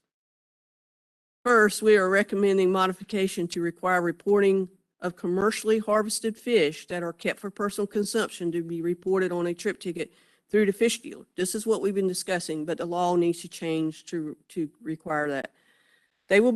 Fishermen will still be allowed to keep the fish for personal consumption, but they're going to have to ensure it goes through a dealer and a trip ticket is generated. So that's the crux of this discussion. Since we're in these general statutes anyway, we want to make a couple of other changes. And these I haven't really gone into, but I'll just be upfront and say what we're looking at. We are recommending to make a clear delineation between commercial fishing activity and a for-hire activity to ensure landed fish or harvested fish are reported to either the trip ticket program or in the MRIP frame. So I haven't gone into a lot of this, but what happens, it involves activities related when a licensed commercial fisherman who can take people for hire, they're taking people for hire for hunting trips or boating trips.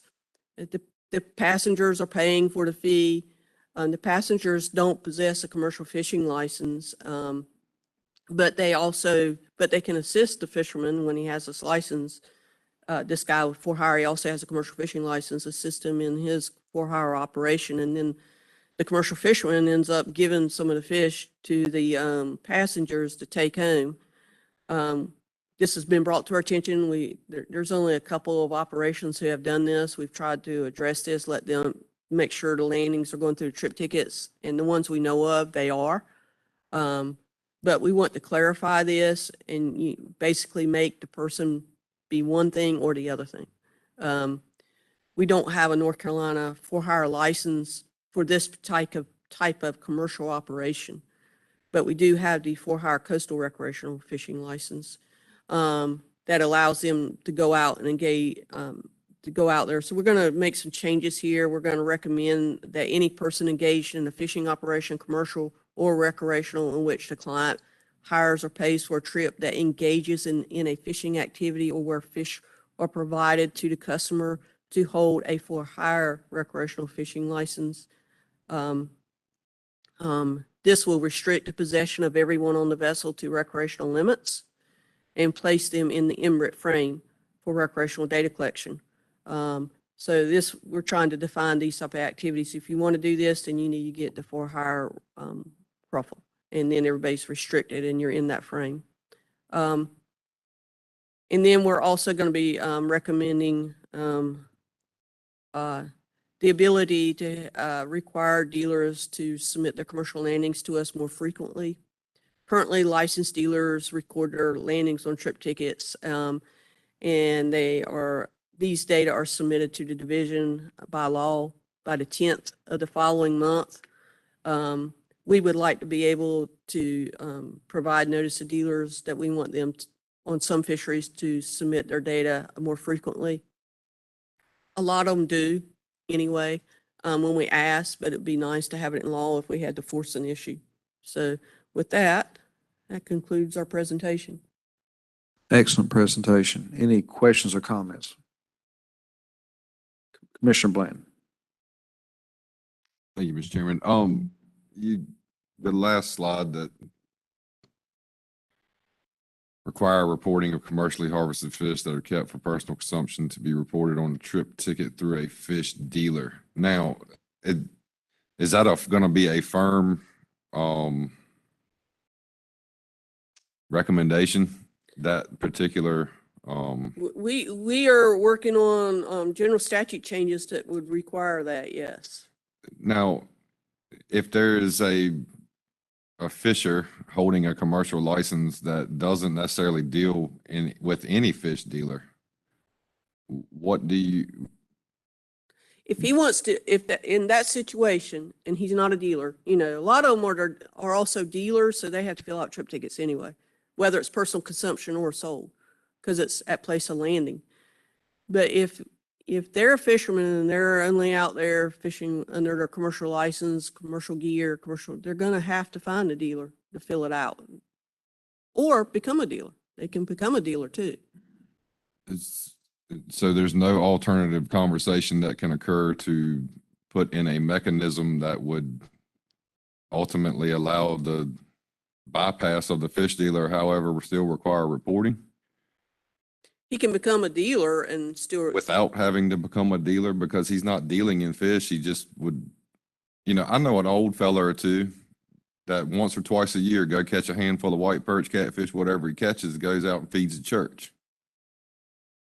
No big deal. Handful of fish, whatever it ends up being, once or twice a year, as long as it's reported. What is the big deal? But to require him to move that, to report completely through a fish dealer, I'm not sure that I can get behind that. But I can get behind the fact that we would like to know what occurs, right? And how often somebody would use a retired scuffle, right? A 60-year-old guy goes sets 2 or 3 nets, whatever he does. The reason we went this route is because the trip ticket program already exists, and it would be easier to go to find a dealer. In that situation, he could probably find a dealer who would fill it out for him. It's all he's doing is filling out trip ticket. He's not taking the fish. Otherwise, we would be chasing down fishermen to see if they reported everything. You're going to a fisherman logbook, and that's very complicated. It's a lot more people to deal with. But it's something we could think about, maybe have a reporting system, for fishermen. It would be the follow-up would be harder to do to see if they're really doing this or not. Yeah. There are other states that have VTRs. The federal government requires VTRs. The fishermen have to submit their own vessel trip reports. I agree. And I know what the costs of a ETVR programs are. In North Carolina, some states that had dual reporting are going back to one reporting because they can't maintain both. Understood. Thanks. One more question. The for hire blend mentality that's full hire commercial blend mentality that's occurring now, you know, there's been a upward trend of folks offering this hybrid fish, crab, shrimp, you know, charter that has become highly popular actually. And there's several boats this year that's making an entrance that I know of into that type of fishery. You know, they actually make quite a bit of an impact on landings, right? You know, and so that right now I don't believe has been addressed at all, and how to account for what landings they are. The ones we've encountered, they're going through a dealer. So when they're doing, And that was my question Yeah. is, are you getting landings from these people? How do you intend to collect the landings from these people? And I think it puts a lot of onus on a dealer to have to associate, if you know, the dealer's there to make money. You know, so if in exchange for, you know, whatever crabs or shrimp or fish that you take that dealer, right, that pays their administrators and all that to fill out all this documentation that then gets submitted to the state. And so to ask a dealer, and I'm just thinking as from a dealer, and I'm, you know, I'm thinking if 4 or 5 people start showing up on my dock to say, hey, I need you to weigh these fish out and submit this ticket for free, I don't know that you're going to get dealers that's going to really get behind that. And so I'm just thinking of all these things in my mind that the transactions, or whatever you might call it, the interactions, could deter dealers from wanting to associate these people because you know, they're not in business to keep paperwork for the state for free. You know what I'm saying? So that's kind of my point to the whole thing of requiring personal consumption to be reported through a dealer. You know, they don't care how many fish you take away from there, and they don't care. I don't think they care to stop for any period of time to do anything for free. And that's kind of my point behind the whole thing. so what we've seen with the for-hire operators is they're also commercial fishing to sell too. So they're going to a dealer and they're selling a lot of fish, and they're saying, and also we gave this guy a couple fish and report that as personal consumption. Because so they're still interacting with the dealer because they're selling their fish too. So we are picking up some personal consumption. The way I see it is some of them who are doing it a lot, they'll probably end up getting a dealer's license themselves. Commissioner Cross. Going back to the point that Mike was making about some of these individuals just catching a little bit for themselves or church fund, there's no way within the trip ticket system to set up like a personal page where they can fill it out online. I mean, just incorporate We it. don't have a law that compels them. I understand Yeah. that, but if you had a voluntary page where these people were basically reporting, like Mike's talking about, these small captures online, incorporated in the trip ticket system, wouldn't that suffice? Wouldn't that? We could, I mean, yes, we could do something like that. But the law, we would have to change more extensive laws. One of the things I'm trying to express here is you're talking about probably, and I see where y'all are coming from, that it's probably not a lot of people doing this at the level, or they're not going to tell you. But trying to compel them to, you're going to commercial fish, you're going to go be like all other commercial fishermen. You can get a dealer's license. You can report to us both what you sold, what you keep, and what you do personal consumption. But this is trying to force the avenue within the system that's already there. You want to compel it. You don't want to make it voluntary. You're trying to get it all. What's good about the trip ticket program is we have the ability to follow up with people, and fishermen are all over the place. You know, they're hard to find on the water to see, did you report or not? I mean, you certainly can do a vessel trip report, as Commercial Latent mentioned. You had 2 dual systems that they can be done. But that means everybody has to do it, not just those who are doing personal consumption. And I understand what you're saying. I mean, if you've got a license, you want them to report and get the landings and whatnot, but I mean, if it's a dual system, there's no way to get into it on a personal basis rather than going through a dealer? Is all I'm asking. I mean, I'm I mean, we can talk about it. It's just, this was a way to fix this. This is what the commission has talked about in the past, and it can be done is you got to go through a dealer. Okay. Anybody else? Commissioner Roller. Yeah, I have to express some concern, like Commissioner Blanton's and Cross, regarding requiring fishermen to report to a dealer. That just seems a little complicated to me. And I don't see why people would go out and buy another expensive license just to have to put something on a trip ticket, right? So this seems like an enforceability issue to me.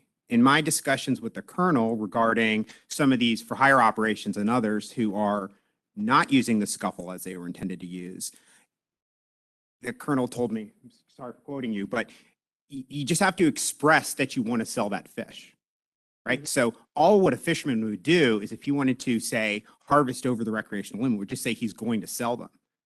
That doesn't seem like we're going to get good reporting from that. Does,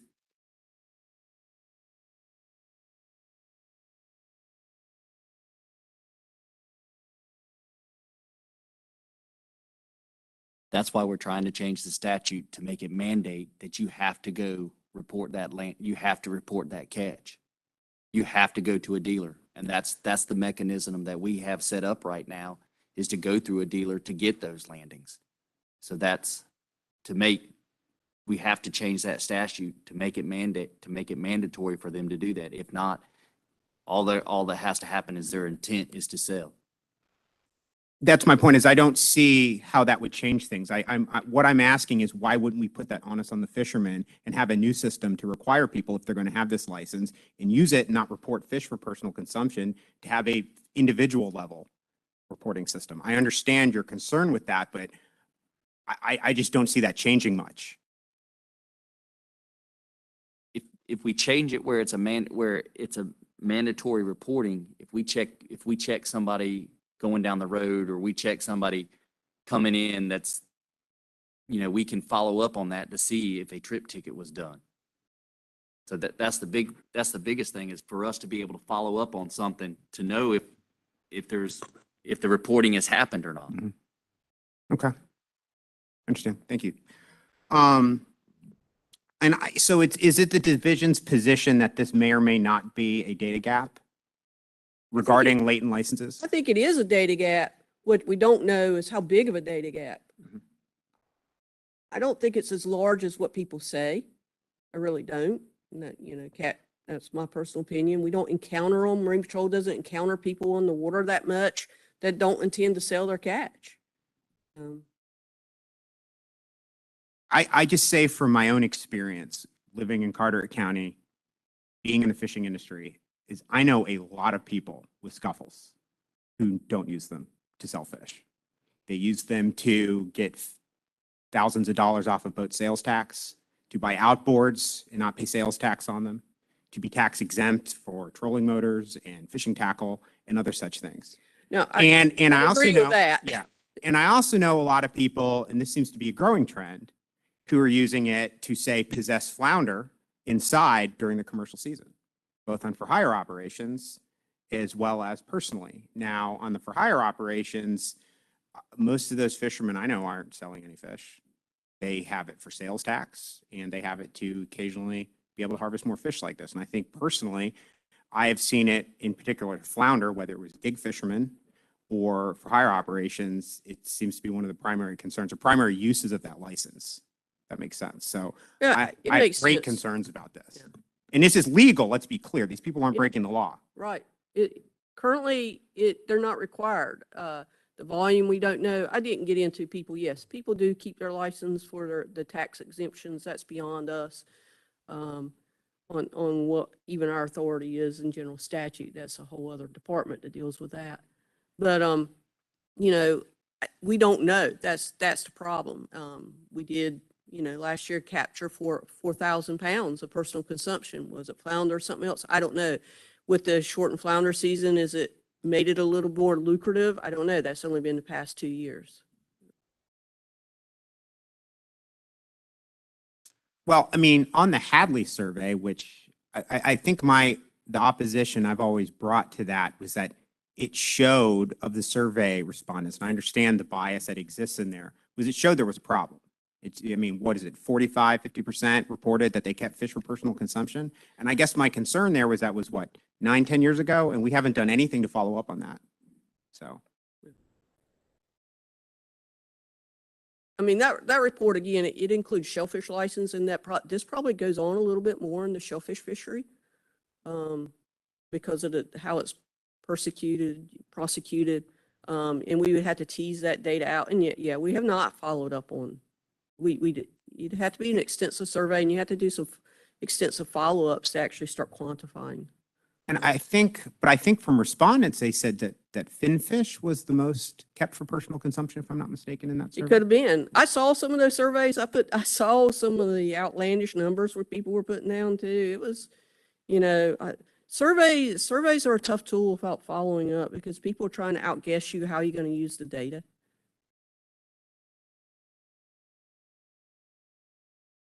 Okay.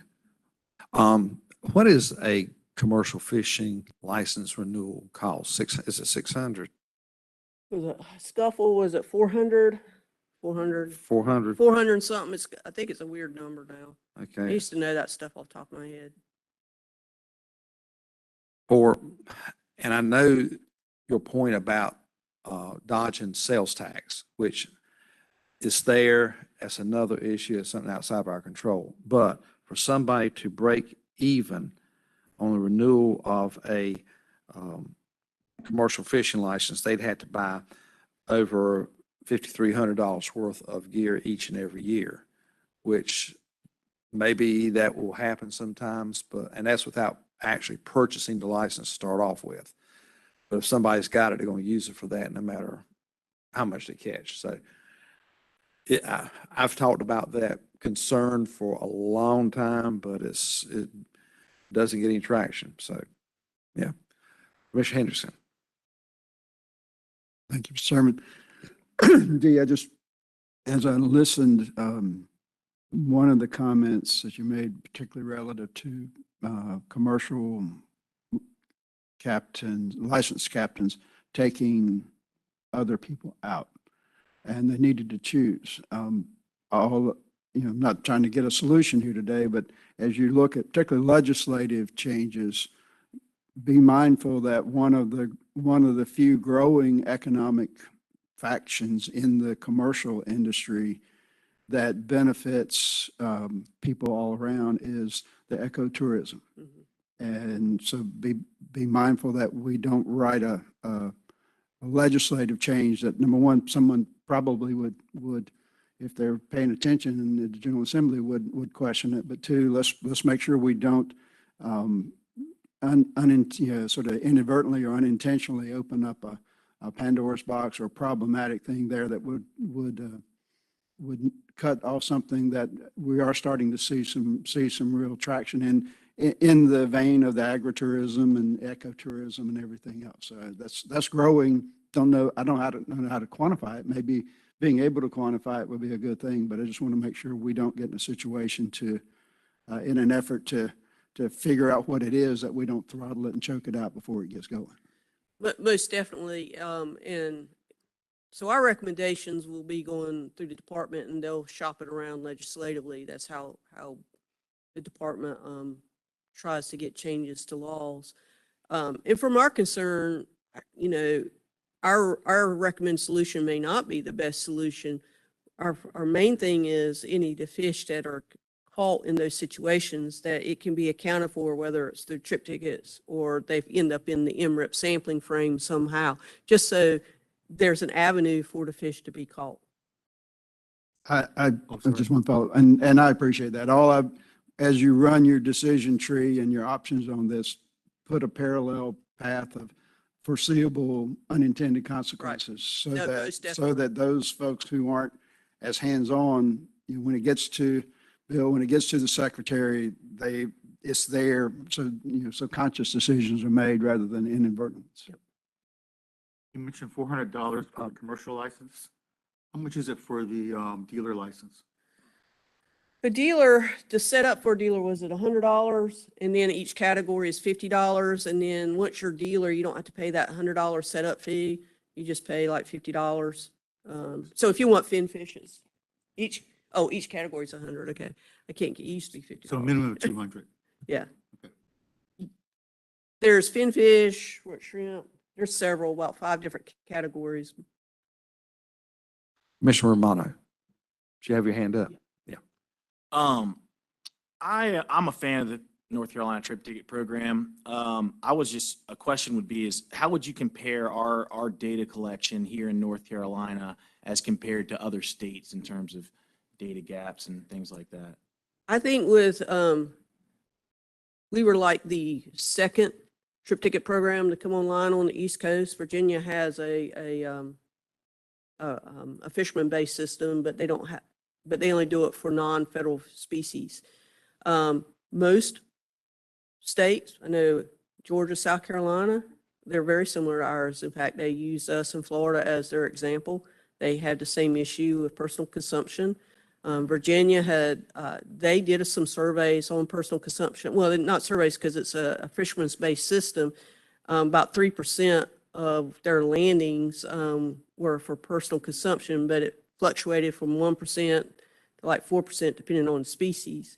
But how we compare, I think on the East Coast, we're all about the same. We have our little nuances, but we have these same data gaps, the same problems. That's why we get together and discuss this.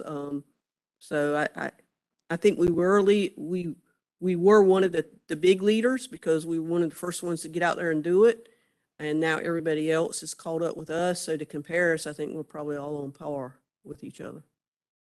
Well, it's nice to know we were a leader in that. I guess when it comes to this issue, I don't think that it's negligible, but I think that a lot of time we spend a lot of time on this and we have other data gaps. I mean, I'm personally concerned with on the recreational sector, just in terms of what we get from that side. I mean, I know how much, collection that we get on the commercial side. And I know that the gaps that we've seen in just monitoring recreational fisheries has been difficult. So I kind of would like to see our emphasis kind of go towards that more so than this conversation, although I know it's important.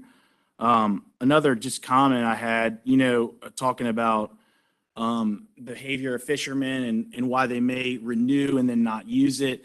A lot of these people are they are diehard commercial fishermen, and they've seen a lot of their fisheries change immensely due to regulations.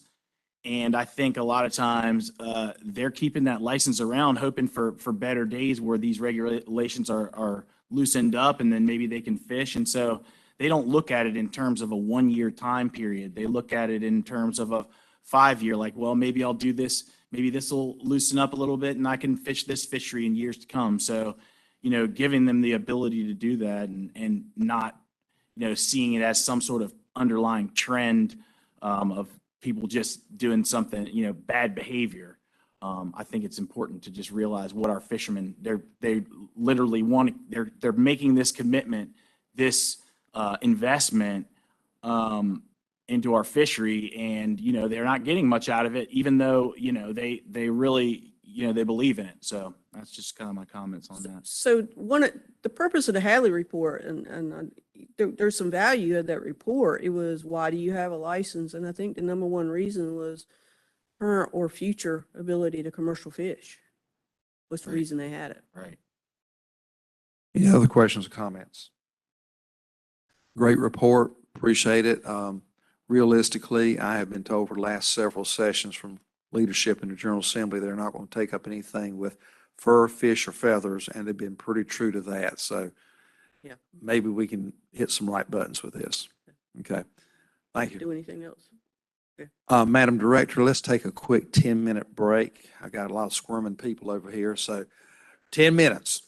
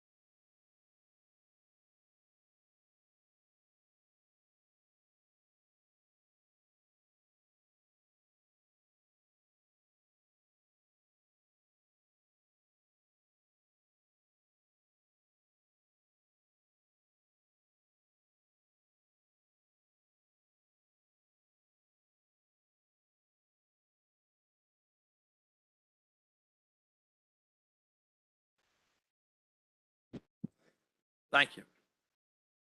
Let's get back in our seats, finish up for lunch.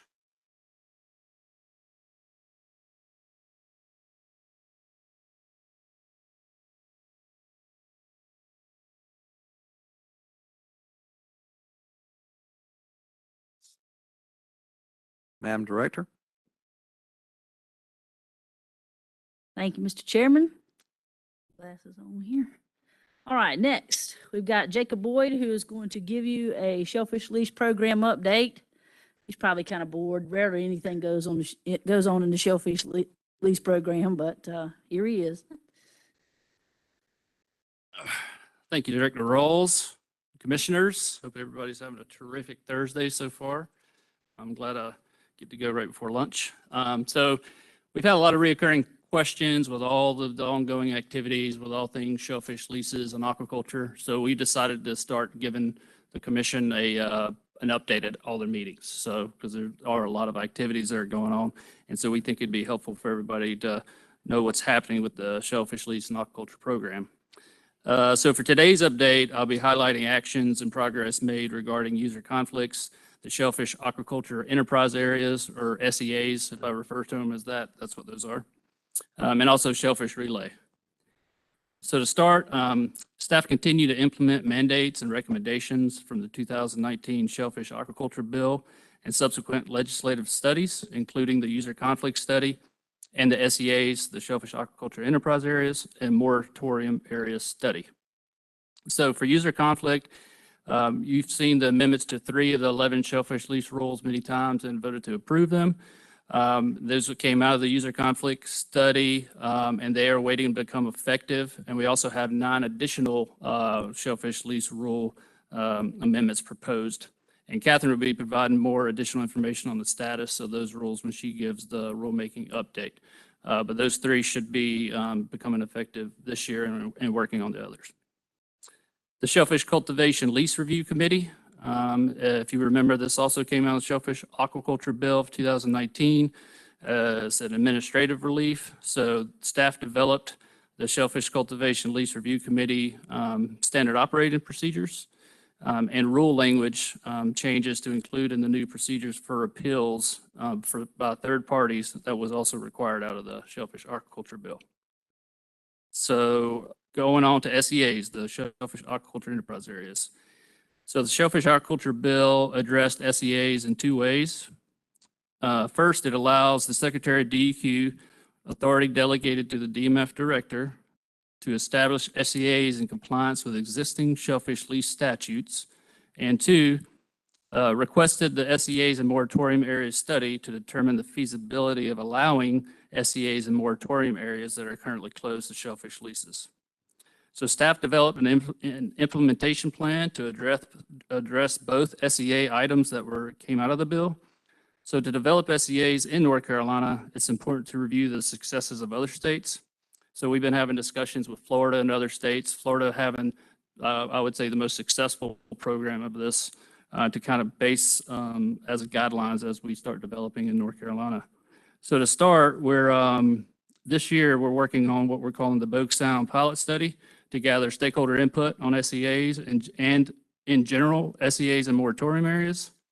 So those are the 2 different things we're doing, just looking at how SEAs could be applicable in North Carolina, and then also if they could be feasible in areas that are under moratorium. So we're meeting with the local municipalities surrounding Bogue Sound in January and February, and we've already conducted most of those meetings. I think we have 1 or 2 left to do to provide information on shellfish leases and SEAs. And based off of these meetings and the feedback we get, we're going to host a virtual event in April of this year. So we're going to present more in-depth information on all things shellfish leases, but also get input from the public. So we're going to open it up to any and all public members to get input on not only shellfish leases, but also SEAs. So we're trying to knock out 2 birds with 1 stone and really develop more outreach education on all things shellfish leases, and are going to use this platform as an avenue to do that, to get the public input. So once we have that meeting, we're going to consolidate all of that information, summarize it, go back out to the local municipalities, and present to them the findings that we got from this workshop/virtual event. And then we're going to present a comprehensive final report looking at the feasibility of SEAs in moratorium areas. And we'll have recommendations on that. So once we're done with that portion of it, looking at moratorium areas, we're going to use that as a baseline, then look at additional areas to potentially put SEAs in that aren't under moratorium. So we're thinking probably areas like this, Pamlico Sound, because we're looking for bigger water bodies where we can actually site larger areas. So this will be more comprehensive because we really want to get growers' input and feedback because looking at moratorium areas, it's more of a social carrying capacity, trying to talk with the local municipalities, riparian owners. But if we're looking at putting these in these other areas, we want to make sure that they're areas that people are actually going to want to site shellfish lease and to grow product. Because that's some of the, from other states that have done projects like this that haven't worked, they didn't get that input from the growers, and so they were never really utilized once they were implemented. So we'll be working on that throughout this year and next. So the next thing, shellfish aquaculture gear management and storm preparedness. So staff partnered with North Carolina Sea Grant to develop a session at the 2021 North Carolina Aquaculture Development Conference, which included a panel discussion titled Shellfish Aquaculture Gear Management and Storm Preparedness.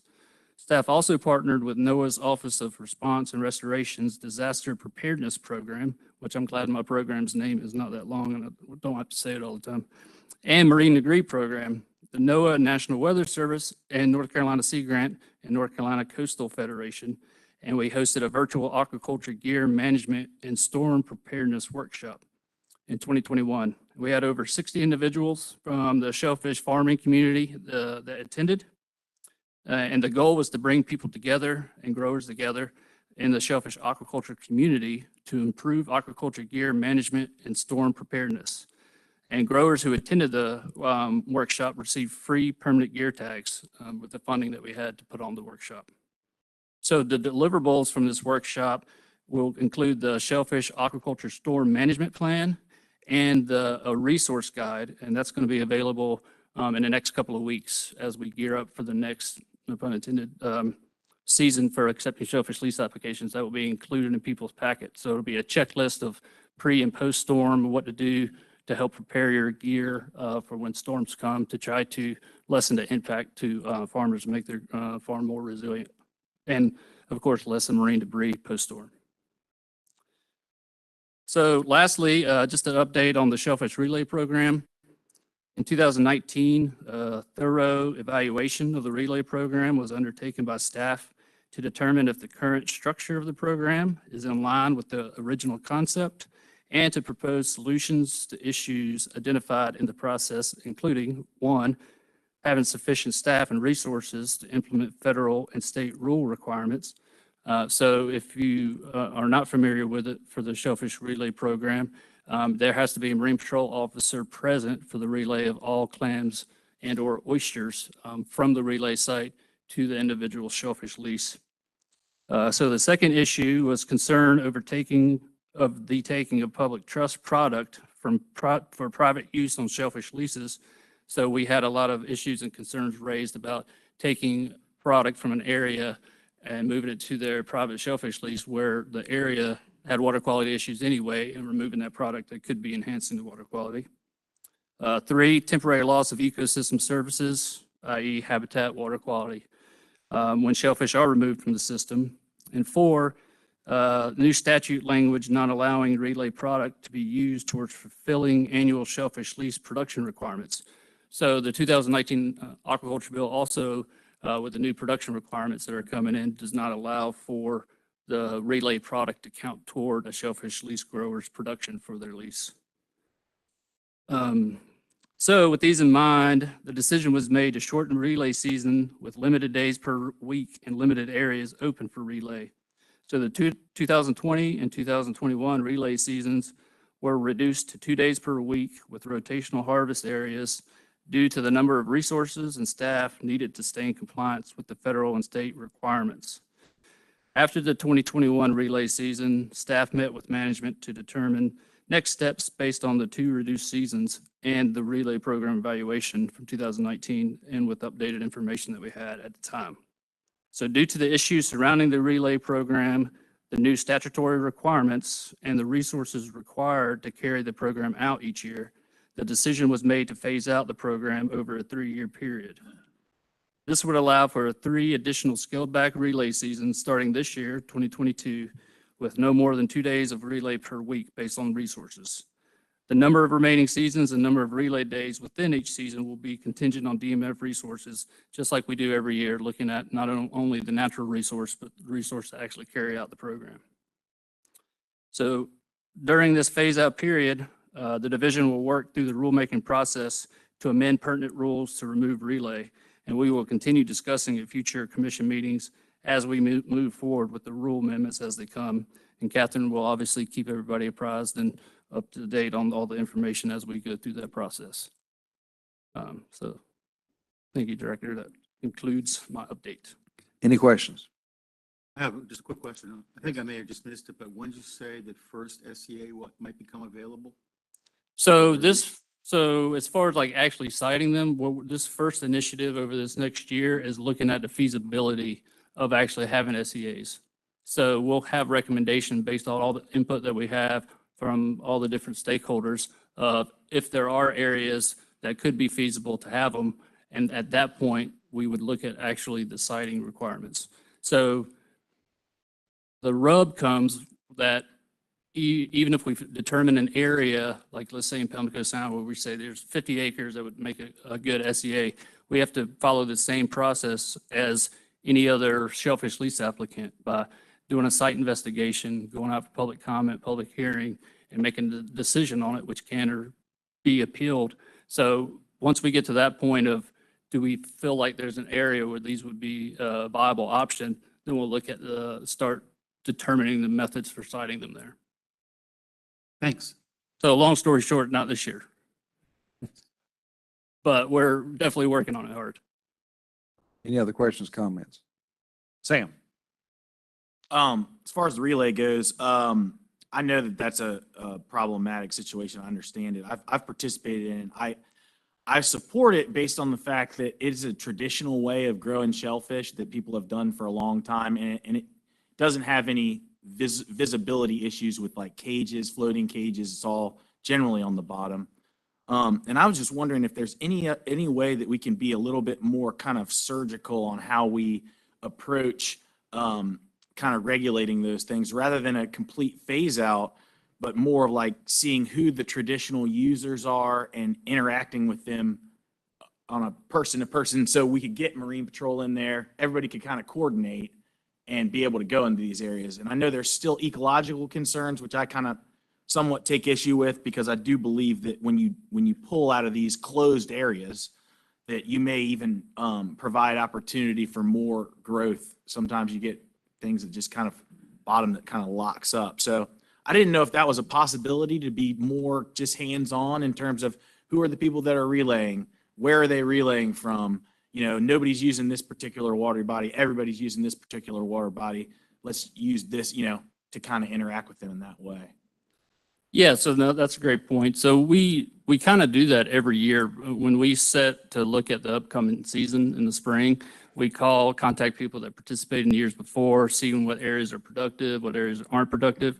The main reason in 2019 we actually conducted the evaluation was because outside of any of the new statutes or anything like that, we had seen a decline in the number of participants and the number of actual bushels utilized in relay over the years, to where it used to be very much used in the 90s, early 2000s, and then really the last 15 years has dropped to a pretty low level, so kind of underutilized. And so that's why we were evaluating it, like, is this doing what it, back when it started, it was after red tide and a lot of the oysters were wiped out, and they were really trying to help growers meet the production and get the industry back going.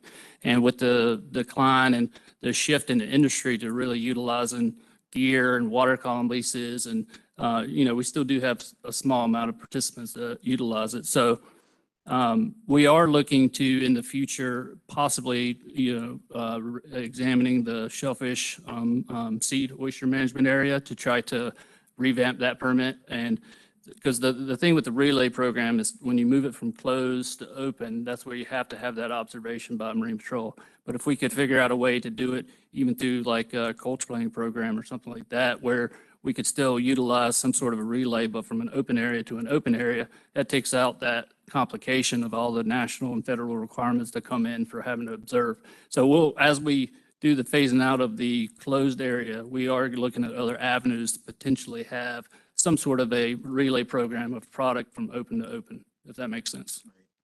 I guess my main concern is that as more and more people start growing shellfish, that we don't have just everybody has the same game, that we all do floating cages, and these things are great and they make a great oyster, but we're gonna have more user conflicts. Whereas the traditional ways of growing stuff on the bottom, maybe using culture planning, that sort of thing, I think has a place. And I just don't want that to be, kind of a forgotten way of growing oysters, because I do think that it is on the user conflict side, it's definitely better. I mean, people don't see it as much, and it makes it look like just any other body of water. So that's just my comments on that. Thank you. No, and I definitely agree. At some point, we'll hit a capacity to where if the industry is going to continue to grow, it's got to do it in a way that is more socially acceptable in some areas, and that may be having only bottom leases and not water columns. So I definitely see your point on that, and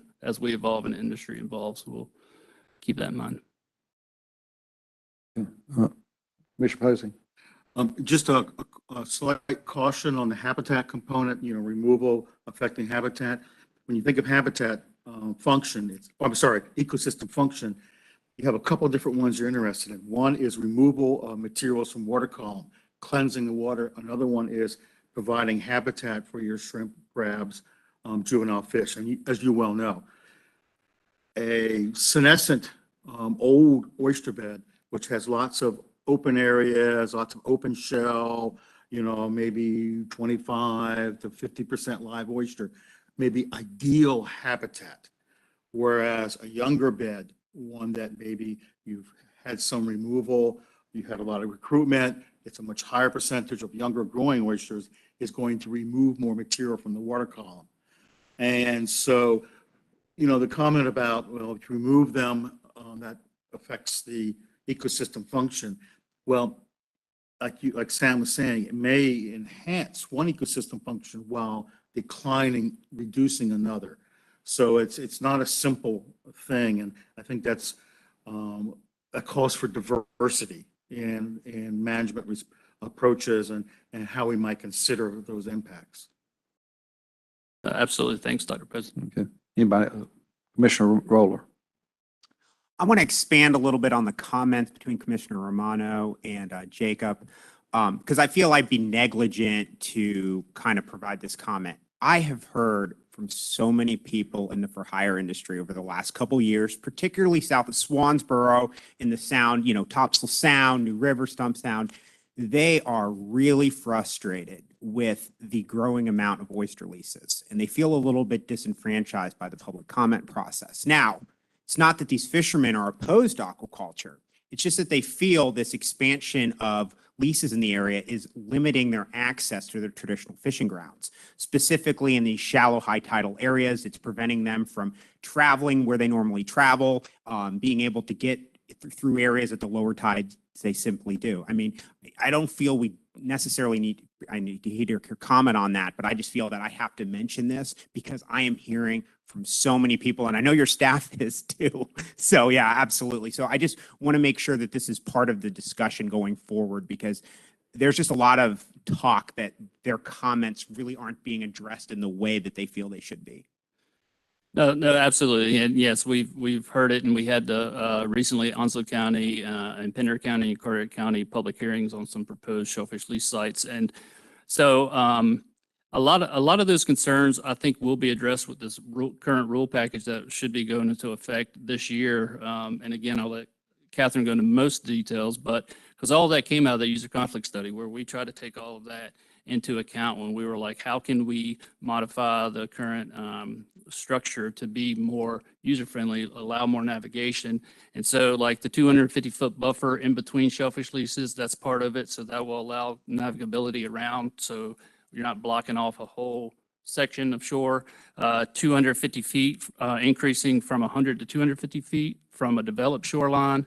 We're going to have the cumulative impact language, so the director can take, like in Stump Sound, for instance, where there are a lot of leases, can take the other leases into account when making a final decision about the kind of carrying capacity of that specific area, and then requiring training, new training requirements that incorporate user conflict mitigation for all new lease applicants. So, as you all are aware, the rule process takes the time it takes. So we are getting to that point very soon in the next couple of months where we will have a lot of that in place that I think is really going to positively impact user conflicts and mitigate a lot of those issues. Are we going to continue to work on it and continue to have issues? Absolutely. But I think a lot of that will address a lot of the concerns that we were hearing from down south, because a lot of those guides were fishing for drum or trout near the marsh. And so knowing that the 250-foot setback was coming, they were like, well, that eases our concern because we can navigate around and then in between. So we've been trying to address those as they come, and we'll continue to. But like Director Rawls said, the shellfish leases, you're always progressing and evolving and trying to, mitigate those user conflicts. Anybody else? Great report. Thank you, Jacob. Appreciate Thanks. it. Director? Thank you, Jacob. Next, we're going to have Joe Fasandola come up and give you an update on diamondback terrapin research. Joe's a biologist in our Wilmington office.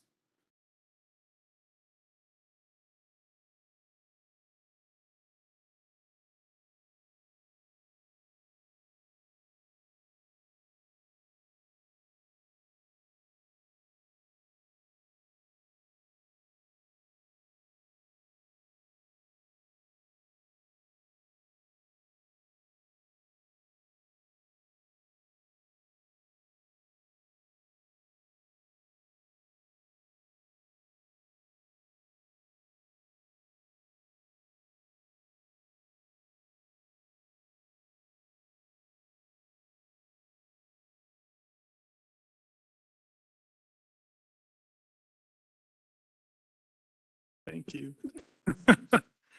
Looking at abundance, genetics, and distribution. The second portion is a bycatch reduction device trial, also known as BRDs or birds, looking at setting pots specifically targeting terrapins and evaluating the impacts of these BRDs on the catch. And the third portion is an in-fishery observer study, where those bycatch reduction devices are tested by actual crabbers out in the real world to kind of assess the impact these devices will have on crab catch. The first season of the fieldwork for this study was completed in October 2021. The grad student is currently processing the genetic samples and is working on the preliminary data analysis.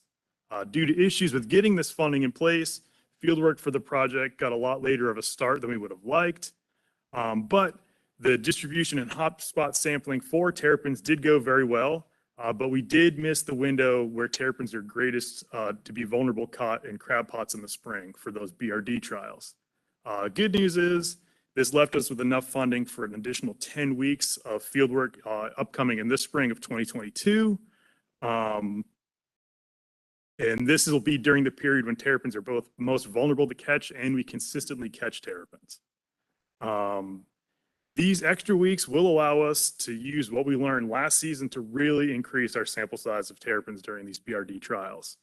Sample size is really important in these studies to be able to have a strong statistical analysis to determine if the difference in catch rates, whether we see more or less terrapins or crabs, are actually due to the BRD or if it's just the natural variability between crab pots that can happen in catch. Sample size in these studies is often limited when we're looking at threatened or rare species. Right now in the BRD trials, the sample size is pretty good, but with that additional spring sampling, we're really going to strengthen the study. Some initial results. A potentially relatively unimpacted terrapin population was found in the no public access area that includes multiple creeks and marsh area around the Coast Guard station at Oak Island. This area has no legal access for crab potting, and we found a high abundance of terrapins. And the habitat there is very similar to what's found in both diamondback terrapin management areas. We use this site for the BRD trials as a place to catch a lot of terrapins, as well as use it for a reference population to kind of compare to what's found in the for terrapins in the diamondback terrapin management areas. Baseline terrapin monitoring in the diamondback terrapin management area does show impact to the terrapin populations when compared to that reference population in the no public access area. There's much lower catch rates of terrapins in the diamondback terrapin management areas. Even though those terrapin management areas have excellent habitat and have minimal development issues, which are known to impact terrapins, including roads, hardened shoreline, or development that just eliminates any nesting habitat. We can also look at the ratio of males to females to look at population impacts to terrapins from crab pots. Because males stay smaller and never grow large enough to not be easily caught by crab pots, and females grow bigger and kind of have a harder time once they get to that larger size fitting in. So we can look at all the terrapins caught across the entire season. We see large reductions of numbers in the number of males to females when we look at terrapins in those diamondback terrapin management areas. So as an example, in that reference population at Oak Island where there's no crab potting, it's pretty close to a 1-to-1 male to female ratio. There's actually slightly more males there. But then when we look at the Bald Head Island diamondback terrapin management area, there's 1 male for every 3 females. In that Masonboro area, there's 1 male for every 7 females.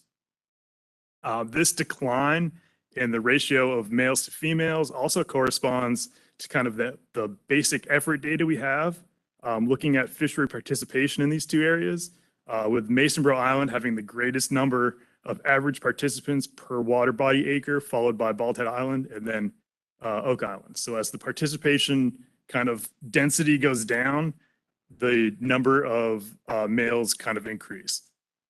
So we can use this baseline population data to then go back and sample the terrapins in those diamondback terrapin management areas over the next 5 to 10 years as the new cohorts of terrapins mature, and we can kind of assess if those BRD requirements in those areas are helping to increase both terrapin abundance and this balance out those sex ratios. Preliminary results of those BRD trials, the narrow funnel design does show a pretty good reduction in terrapin catch in those trials. Right now, it's a 71% reduction in terrapin catch when you compare that to a standard crab pot. There's no statistical analysis yet. However, this is a promising sign for the narrow funnel. And we do see a solid size cutoff when terrapins can just fit in through those funnels. So there's just the size distribution gets stopped at the terrapins that are caught. So once they reach a certain size, they just don't seem to fit in anymore. However, we did see a 13% reduction in overall numbers of marketable crabs caught in those BRD trials in those narrow funnels compared to a standard crab pot. Again, there's no statistical analysis done, and this could just be due to the natural variability between crab pot catch. One good sign for this is there was no cutoff in the crab size that could be caught in those narrow versus the standard funnels that we saw. And a matter of fact, the largest crab caught in the BRD trial was caught in those narrow funnels. And the narrow funnel and the standard crab pot funnel both caught essentially the same size average crab. The preliminary results of the observer study in fishery, the grad student is working on that data right now. We worked with 2 commercial crabber partners to fish the standard crab pots as well as bycatch reduction device treatment pots in both the Masonboro and Bald Head Island diamondback terrapin management area. This happened from May through September. No terrapins were captured in the Masonboro diamondback terrapin management area in either control pots, the standard pots, or any of the pots with the bycatch reduction devices. That's not entirely surprising because when we were actually targeting the terrapins, there was very low catch rates, and the terrapins we did catch were very large, mostly female. Terrapins were, however, captured in the observer study in the Bald Head Island diamondback terrapin management area. And this is the first observer data that DMF has for crab pots in these diamondback terrapin management areas. If we look just at the standard crab pots, the ones without the bycatch reduction devices in that Bald Island terrapin management area, the highest catch rate of terrapins occurred in May, so in the spring, kind of what we knew. And if you kind of expand out that catch rate, it turns out to be an average of 9 terrapins caught per 100 pots set per day. And then that kind of decreases, but terrapins were caught throughout the season with a smaller bump in catch rate again in August of 4 terrapins per 100 pots set per day. The overall catch rate across the entire study in the Bald Head Diamondback terrapin management area, looking just at standard crab pots, so without any reduction device, was 2.7 terrapins per 100 pots per day. So there is kind of, some potential to be catching terrapins in those management areas without the use of those bycatch reduction devices. In the Bald Head Island Diamondback terrapin management area, the pots that were using the narrow funnels caught no terrapins, so only caught in standard crab pots. Again, there's no statistical analysis and there's a very low and uneven sample size for this, but it's a good promising results for the narrow funnels. Looking at the catch rate for crabs, for the preliminary results in the observer study, the narrow funnels actually had the highest catch rates for blue crabs. So the narrow funnel pots caught more crabs in the observer study. And this reflects potential better retention of crabs in those pots. Again, there's no statistical analysis yet, and we're going to look at market grade and kind of value of the catch, and that's kind of to come from the graduate student. As far as where DMF is in the process of potentially approving the narrow funnels for use, just kind of a reminder on the steps that were adopted in the blue crab FMP. So we'd find a new bycatch reduction device kind of introduced either through peer-reviewed literature or through a grant report. It would have to perform better than the current approved bycatch reduction devices, either in reducing terrapin catch or improving crab catch while still maintaining protections for terrapins. That bycatch reduction device would be brought to a terrapin working group, which we'd form of commercial crabbers, managers, and terrapin biologists. Kind of work out any, see if that's something the crabbing industry would be interested in using, make sure it kind of gets the seal of approval from managers and terrapin biologists. Then we'd develop an issue paper. DMF would do that. We'd consult with the Shellfish Crustacean Advisory Committee. That issue paper then would be included as a revision to the FMP to include that new device, and then it would come to the Marine Fisheries Commission for adoption of that revision. So the preliminary data for this study is looking promising for those narrow funnels. The UNCW, they did a tank trial, which is currently being published, and Commissioner Romano is a co-author on that paper, and those narrow funnels did work very well in the tank study. However, we do want to wait for UNCW to complete this project and kind of have a statistical analysis and have results to move forward with fully adopting, potentially fully adopting these narrow funnels. And also, since DMF and UNCW are working together to create this narrow funnel and evaluate it, some of the development and approval steps and the people involved all kind of overlap. So we'd like to take out the narrow funnels when we get to the point back out to a terrapin working group, just to include other crabbers and outside biologists to kind of make sure we're doing our due diligence there. So this does push the potential approval for narrow funnels, assuming the analysis comes out, everything's great, to potentially in 2023. So for this upcoming year, in 2022, UNCW and DMF, we do plan on continuing this terrapin research and collecting data from narrow funnels fished in the Mason Ryle and Diamondback terrapin management area with our crabber partner. And this activity will be covered under a scientific activity permit. Questions or comments? Right, good. Commissioner Romano. I'll just make a quick comment. I mean, obviously I'm involved in this pretty heavily, and I appreciate everything that everybody's done this particular project. I would like to see this design get into the hands of some other crabbers. It's just mainly me and one other guy that are using them, and I don't know how that can happen without them getting on permit or how it could probably happen in other areas per se. So that's just something that I would like to see happen, just to spread it out further. And I also want to just bring up that this project was funded by the Commercial Fishing Resource Fund. So it's something we're doing proactively for the sustainability of the fishery, the crab fishery. So it's commercial fishermen funded. So thank you. Thank you. Anything else? Yeah. Commissioner Cross. So the timeline we're basically looking at now is 2023 before we're looking at completion of this. Is that correct? Yeah, so it's the project was a 2-year project anyway, so it doesn't really push when the project would be completed. It's just, we initially kind of anticipated the data analysis for the field work would be kind of, complete this spring, but since we're adding 10 more weeks this spring, it's just kind of pushing the data analysis, but the project should still probably complete in 2 years. Well, I would just encourage division to expedite this as quickly as possible because we've got some real issues on the marketing side of the crab meat industry right now. And this would definitely open up some more avenues for marketing because we've got places that are just basically you've got 1 or 2 states that are monopolizing a lot of the market now because they've been MSC certified or whatever. And I mean, we've got to get this done. And I applaud you for your efforts so far. Thank you. Anything else? Joe, thank you very much for your report. Very good. Madam Director. Thank you, Joe. Next, we've got Dr. Andrew Cathy to update you on the Catch You Later app.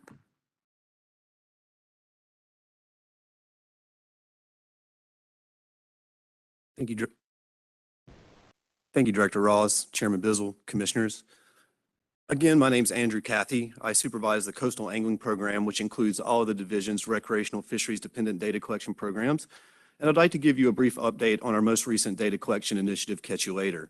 If you remember from our November commission meeting, Catch You Later is a smartphone and tablet application we developed to augment some of the data limitations associated with MRIP and better characterize our recreational flounder fishery here in North Carolina. We have 3 primary research objectives associated with Catch You Later, the first of which is to accurately describe our generic flounder discards. Our field staff don't physically get to see discarded catch is reported to them, and for this reason, we record all discarded flounder to the left-eye flounder genus. We then partition this using the ratio of observed harvest, which isn't necessarily ideal, but it's the only tool we have at the moment. The second research objective of Catch You Later is to obtain associated length frequencies from these discarded flounder. This is going to allow us to better evaluate associated discard mortality from the hook and line fishery, and it's also going to inform alternate management strategies. And this includes things like lowering the size limit or potentially having a slot limit with a lower window that's less than the current regulatory minimum. The third research objective of Catch You Later is to determine if anglers can tell the difference among our 3 constituent flounder species, our southern, our summer, and our Gulf. One of the things with these citizen science endeavors is they contain a lot of inherent bias because they attract people that are just more informed and engaged, and frankly, people that fish more. So we've taken the novel approach of randomly selecting participants from our license database. So back in March of 2021, we sent a solicitation mailing to 10,000 North Carolina residents who had an annual CRUPA license. We explained the state of southern flounder management, why we were conducting the research, the data elements we would collect, and how it would be applied. From this 10,000 mailing, we had about 500 people indicate a willingness to participate in the project, and we launched the app on August 23rd of 2021. We received about 400 records to date. This was the data I presented at the November commission meeting, and so far it's been, I would consider it a success. Moving into 2022, we plan to have a second solicitation mailing to another 10,000 anglers to try to get some more participants. We've currently shelled up the sample list and hope to have that in the mail in the next couple of weeks. And we also plan to expand Catch You Later to include additional species. And we plan to onboard red drum, kingfish, speckled trout, and weakfish. So that's very short and sweet. We're coming up on lunch, but that's pretty much where we've been with Catch You Later and where we plan to go in 2022. So I'll be more than happy to address any questions, comments, or concerns. Questions or comments? Not great. Appreciate you working on that app. That's Thank great. you. Yes, sir. Thank you. Madam Director. Thank you, Drew. Next, we have the Coastal Habitat Protection Plan update, and I think Ann Deaton is here to give that for us.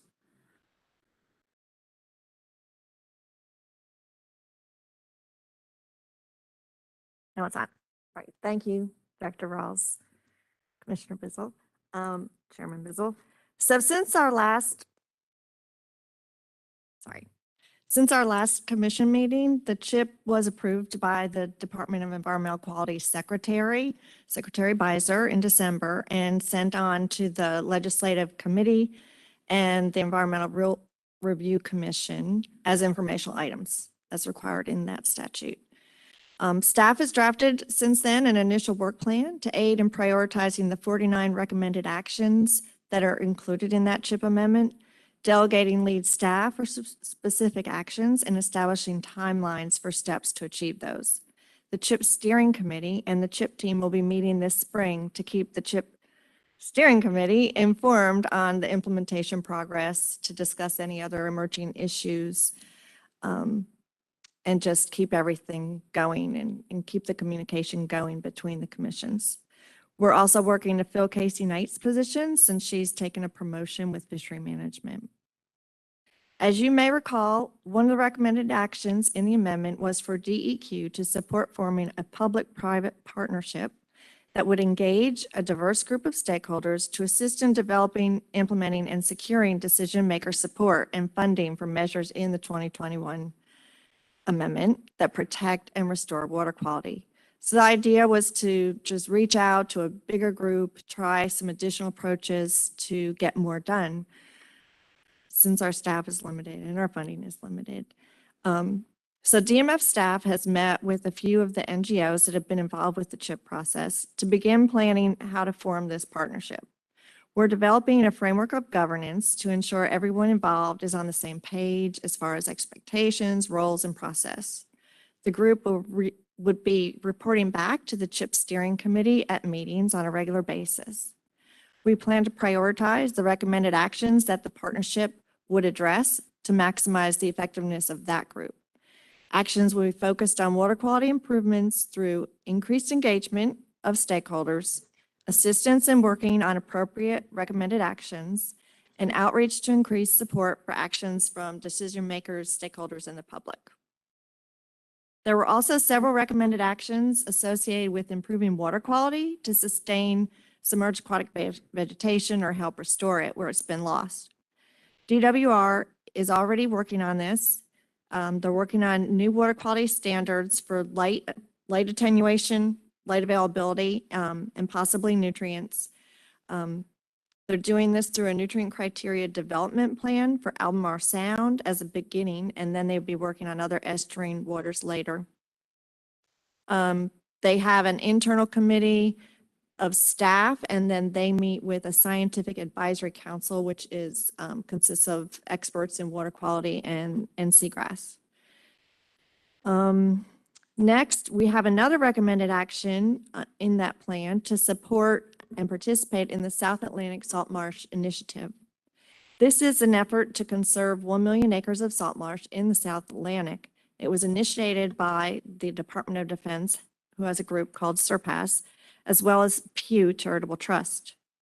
So we're on committees. There's several people from the CHIP team that are on committees, and we participate in the calls, and they'll be developing fairly rapidly a plan how to do this. And also on a side note, DMF has applied for grant funding to construct some nature-based stormwater measures on the headquarters property. It's right on Bogue Sound. So we can be a good example of using some of these nature-based solutions to reduce runoff. And DMF is also seeking funding for habitat monitoring from multiple sources. As you're probably aware, the 2021 state budget included billions of additional funds for repairing wastewater infrastructure. Despite this, the amount of money, the demand for that money exceeds the grant and loan funding available. So the Division of Water Infrastructure developed a point system to rank projects. The CHIP Steering Committee submitted a letter during public comment period on the proposed ranking system on grant funding awards. The Steering Committee requested additional weight be given to projects to repair and improve wastewater infrastructure that is near sensitive waters, like our primary nursery areas, our anadromous fish spawning areas, or submerged aquatic vegetation. It would help give additional opportunities, hopefully, for coastal areas to get some of this funds because it's a statewide program. So staff met with the Division of Water Infrastructure folks last week and discussed gaps, where we see gaps in where these resources are not protected through the existing ranking system they proposed. They're really cooperating and they are looking into how to revise the criteria, and it would go into effect for the next round of applications. So that's already too late for the spring, but there'll be a fall round. So we're really glad that they're cooperating. We're seeing a real change, I think, from the past in getting the other divisions, agencies really supportive of making these recommended actions happen. So on that positive note, I will be done, so you can go to lunch. But we are working as hard as we can to implement positive change for the estuaries and our fish. And that concludes my report. Right. Any questions of Ann? Great report. Thank you, Ann. Madam Director. Thank you, Ann. So continuing on, we've got some Southern Flounder updates. You will be addressing Amendment 3, draft Amendment 3 later this afternoon, and selecting your preferred management options, but we wanted to update you on a couple of Southern Flounder items. I'd like to ask Shelby White to come up and give you an update on the ongoing Southern Flounder tagging research. Shelby is the biologist responsible for that tagging research, and she's got some things to show that I think you're going to find very interesting.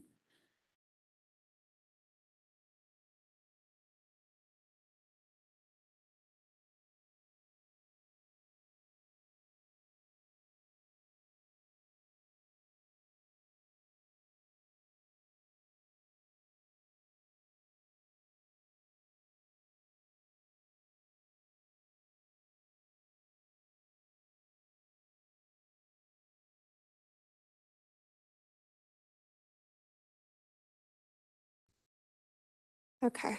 Good afternoon, Commission members. I'm Shelby White, and I'm the biologist working on the Southern Flounder satellite tagging research. Today, I will be providing the Commission with updates on the project, which began in 2019.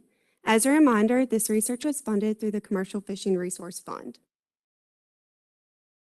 The objectives of the satellite tagging research are to identify potential offshore spawning areas used by Southern Flounder, identify movements prior to and after winter spawning, and identify migration corridors and offshore habitat preferences. Before we get into the preliminary results from tagging, I would like to briefly familiarize everyone with the tagging methods that we used and how we came to select those methods. So the tags that we used are the MRPAT model from Wildlife Computers, a company based in Washington State. The tags detach from the orange base that doesn't look so orange in this picture, but when I click on the laser pointer, about right there, and then the rest of the piece floats up to the top of the surface of the water after a set time. Once the tag has been dry or at the surface for a certain amount of time, it communicates with the satellite and gives us a location. The satellite tags collect the minimum and maximum daily water temperature and the release location. As you can see, these tags are rather large, and therefore we opted to place tags on fish that were about 19.5 inches or larger. And this follows the standard scientific procedure of the tags not weighing more than 2% of the fish's body weight. This also increased our chances of tagging female fish, since female Southern Flounder grow larger than males. And the male component is important as well, and hopefully can be explored at a later date, but for the purpose of this, the tags would violate the 2% body weight scientific criteria, and we cannot accurately determine sex in the field. So we conducted experimental tank trials in fall 2019 on tag placements to ensure that we use the method with the highest tag retention and healing rates. From these trials, it was determined that the satellite tag would be placed near the upper middle portion of the fish, using a conventional tag to hold the satellite tag in place. So that's the yellow tag, and it really just looks like a short spaghetti noodle. The yellow tag was secured with a blue disc on the bottom side of the fish to distribute the pressure and prevent the tag from pulling through. So in fish that we tried without the blue tag, it seemed like the yellow tag would pull through, and we were worried and concerned that that would release the satellite tag earlier than anticipated. An additional high reward tag was placed near the tail of the fish, so right there, the red tag to match DMF standard flounder tagging procedures. So the red tag has the added benefit of providing us with additional information on post-spawning movement if fishermen report the tag once the fish is caught. So the 2020 satellite tagging efforts are year one. 100 southern flounder were tagged throughout North Carolina after each management area closed, so from north to south. All fish tagged were 19.5 inches or larger. And as I said, flounder were also tagged with the high reward spaghetti tags. This can provide an additional piece of information if the fish are caught and the tag is returned. Tags are pre-programmed to release at 15-day intervals between January 1st and March 15th. And these dates were selected because they overlapped with the suspected spawning period of southern flounder. We worked with 3 pound net fishermen to collect fish for tagging. 14 fish were tagged in Albemarle Sound, or the red circle, 34 tagged in Hatteras, the blue circle, and 52 in Core Sound, the green circle. In addition to the DMF tags, the University of North Carolina Wilmington also has a coastal recreational fishing license grant, or a CREPL grant, that is similar to ours. By collaborating with UNCW, we have been able to increase our sample size and collect additional information. So in 2020, UNCW released 30 tags in addition to our 52 in Core Sound, which is why you see the plus 30 in the Core Sound area. So these are some of the preliminary data of pop-off locations by area in year one.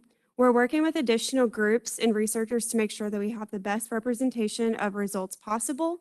As you're all aware, the marine environment offers room for error with currents, wind, delayed upload times. We also want to look further into the temperature data that the tag collects to determine movement. So this is an example of the temperature data from the tag, although not all tags provide a complete temperature data. We are evaluating the temperature data to see if we can determine inshore, nearshore, and offshore locations of the fish based on daily temperature fluctuations. So for example, when the temperature ranges are larger, it suggests that the fish may have been in inshore waters. So you can see here there's a little bit of fluctuation between the min and max temperatures. When the range decreases but still exists, the fish may be in a nearshore ocean environment. And when the range is minimal or nearly non-existent, this is evidence of maybe location in an offshore environment. So going further into this, this will allow us to predict the timing of spawning more accurately and determine when flounder may be moving. So this map is a little more in-depth depiction of the satellite tags based on pop-off location by month. So you can see that December and January, the green and blue circles appear to have the greatest amount of pop-offs that are in nearshore, offshore locations. You can also see that some of the tags in December and January were inshore. So as with all research answers, there are more questions, such as, are some flounder remaining inshore? Did the spawning migration already occur by the time that the tag popped off? Are these fish staging in nearshore environments? Or in other words, are they waiting for optimal conditions before moving offshore to spawn? So with data we collected, we also learned some important lessons to help guide us into year two that hopefully better address some of the questions that I just mentioned. So we had some tags with premature or delayed responses, with delayed responses possibly due to fouling on the tag. So in year two, we coated each tag with anti-fouling paint. There were some ghost tags that never communicated with the satellite, and the answer to why could be a number of factors. So predation is obviously one that we could assume, but it's once again a marine environment, so there's a lot of things that can happen between us and the ocean.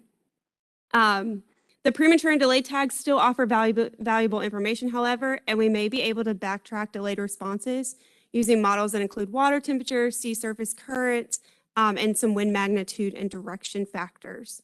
But as an exciting addition to this data, we had a tag perform correctly and popped off near shore on January 30th, 2021, and was recaptured with the red tag by fishermen near Harker's Island on October 5th, 2021. So we're seeing evidence of that near shore, inshore, potential offshore movement. So year two, the 2021 fall season, we just had our last tag pop off on February 8th, so the analysis for that year is forthcoming. To address some of the issues I mentioned in year one, we painted each tag with anti-fouling paint, and that seems to have helped with the upload time. So we think we may have solved that issue a little bit. And we also adjusted the release times or the pop-off date of the tags to increase randomness. So instead of the 15-day intervals, the pop-off of these tags were distributed, with the majority releasing in January and a subset releasing in mid-December and mid-February. We also adjusted the dry time, or when the tag is at the surface, to communicate between 8 hours instead of the 12. So this seems to have helped with some of the delayed communications. In year 2, we expanded our tagging efforts to South Carolina and Georgia, and we are very appreciative of their willingness to help in this research. South Carolina was able to find and tag 2 fish within the 500 millimeter or 19.5 inches size preference. And Georgia was not able to find any fish within that size limit this year. We're hoping that both states are willing to participate next year or this fall, and we will send the remaining tags back if they're willing to do so. So based on the feedback from this collaborative effort, we plan to send the tags a little bit earlier, maybe sometime around September. That seems to coincide with the times that they see the largest fish. Collaboration with UNCW continued, and they also released tags in North Carolina and South Carolina as well. In addition to the MR PATs that they released, they purchased another model called the Mini PAT. It looks very similar to the MR PAT, but it functions a little bit differently.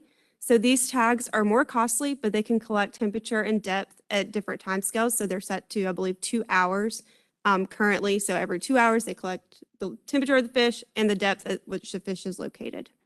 But they have still the singular release location like the MR PAT tags.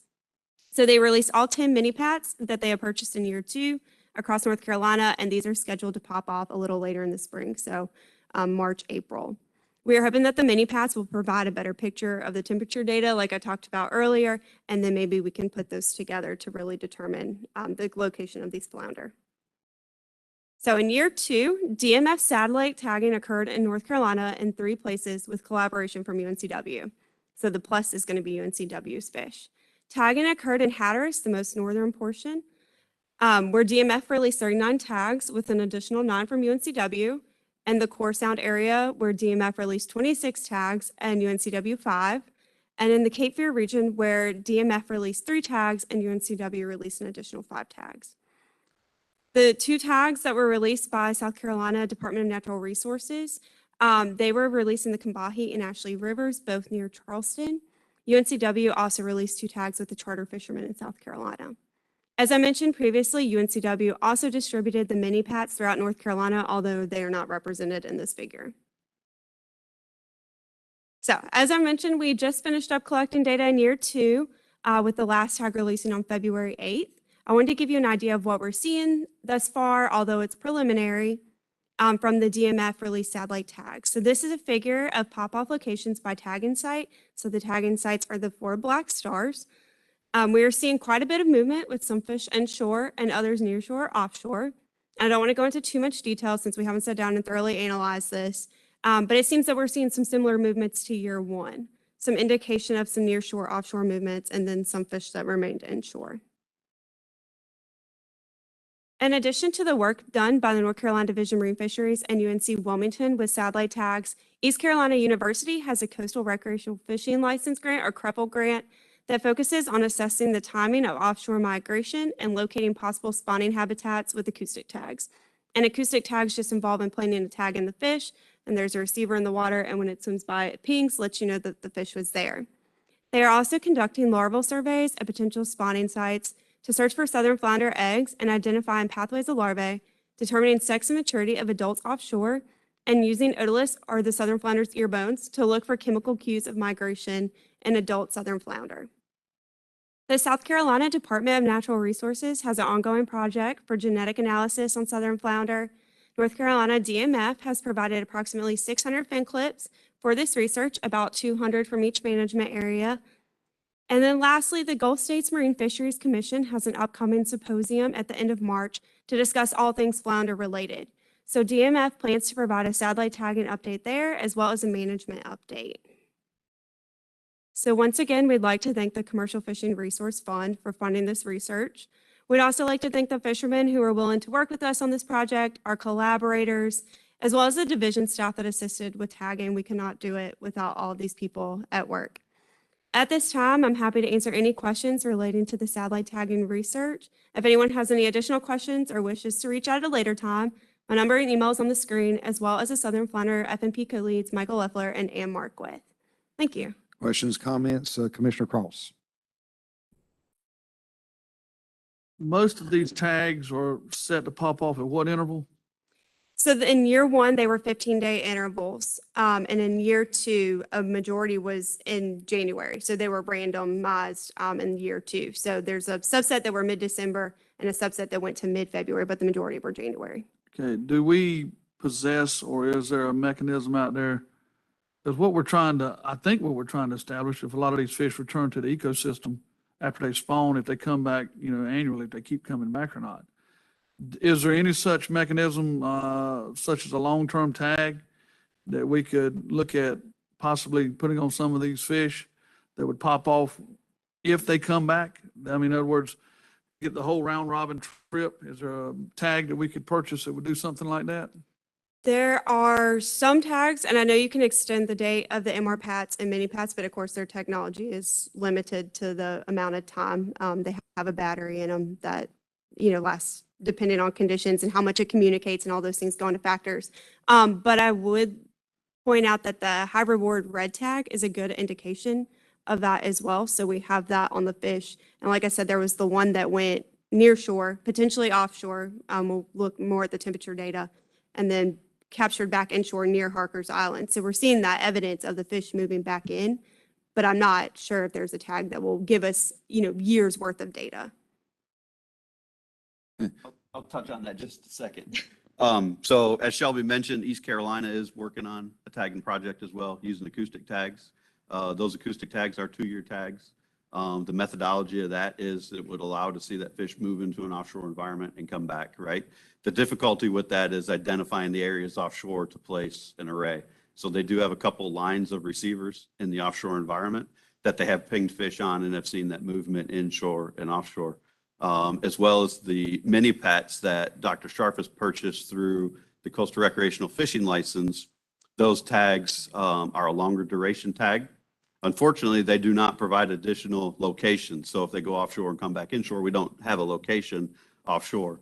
But what the intent of using those tags is those tags will provide depth and temperature information. So if we see movement offshore into, say, 100 meters or 50 meters of water in 12 degrees Celsius or 8 degrees Celsius water and return back to the nearshore environment, we'll see that depth and temperature change through the life of that tag. And we're hoping to use that data to fill in some of the gaps with these tags that we're using through this research to identify if those more of the fish that we've seen popping off in the near shore environment have actually moved offshore and came back to the estuary. Commissioner Roller. Thank you, Shelby. That was fantastic. I was wondering if we can deduce any data from where the tags come off. How specific can we get? Could we see like if they were popping off near hard bottom areas or wrecks or anything like that? Or is it not specific enough? We are hoping to find a way to look at, I guess, kind of topographic maps or some bathymetry to see where those areas are. So if they are near reefs when they pop off, there's certain classes of location that the tags will give us as far as accuracy. So I think that the best one is within 500 yards, if I'm not mistaken. And a lot of tags do come up with that sort of data. So I think once we get more into this, sit down with all the data that we have, work with UNCW a little bit and put it all together, that will be possible. If that's if that's something that we can figure out and, maybe we collaborate with some other researchers to get this information. But yes, that is the game plan. Thank you. That would be really helpful. I mean, one of the things in the discussion here, and I say this as a joke, is there's this idea that there's this mythical flounder Valhalla out there where all the spawning females hang out. And personally, I think fishermen would have found it already. So it'd be really interesting to see that if they were near hard bottom or other well-known fishing areas, right? Because fishermen would have found them in those areas because they are catchable. So thank you. Commissioner Carnegie.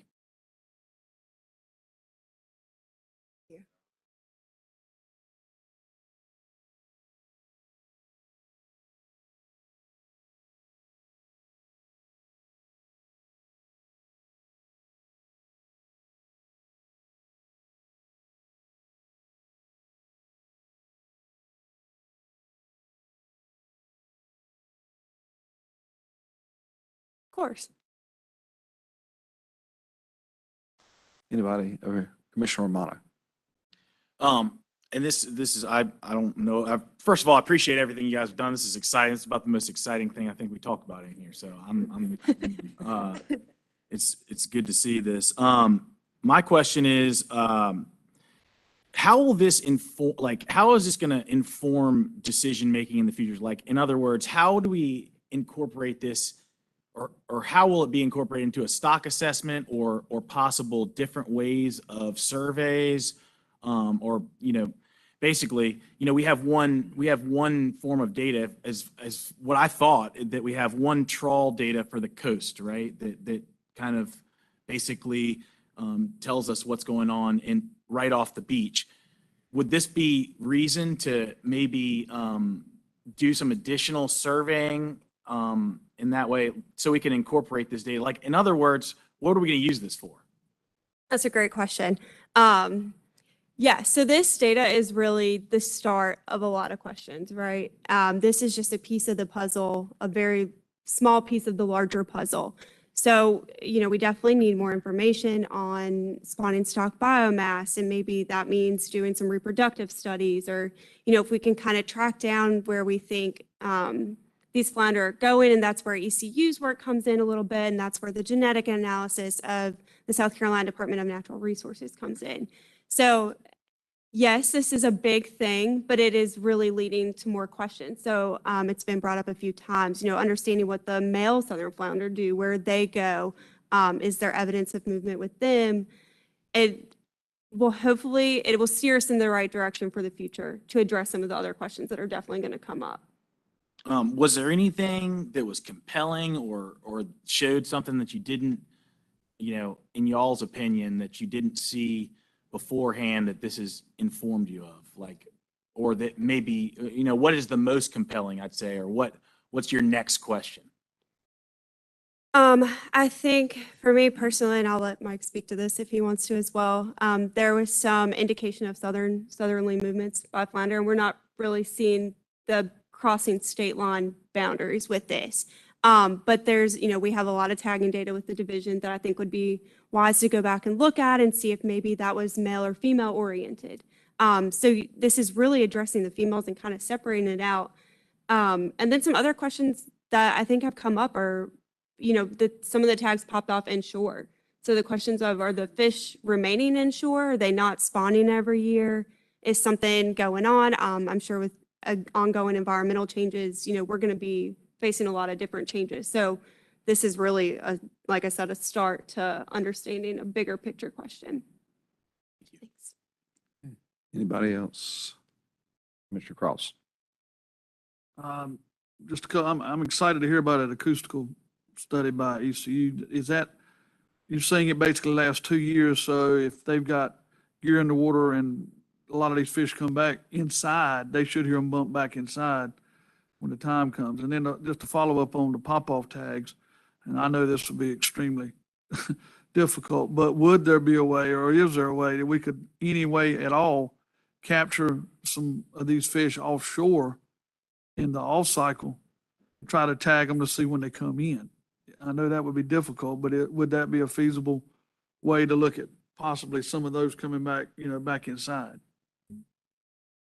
Yeah, so initially when we started this, the offshore sampling was a part of it, but there's so much scattering and not really anything definitive. So I think offshore sampling is definitely in the future, and it may be very well the next step to see what we're looking at. And then if you're offshore sampling, maybe you can get some biomass estimates of these female southern flounders, some size estimates, and then ECU stuff will kind of shed light on that as well, where they're pinging the fish with their receivers, and they have them set up. I guess there's a couple offshore and then a few inshore that they should be capturing the whole way through. What else? Mr. Posey? What's the receiving distance for the acoustic tags? How far can you detect a fish from the base receiving station? I'll let you speak to that.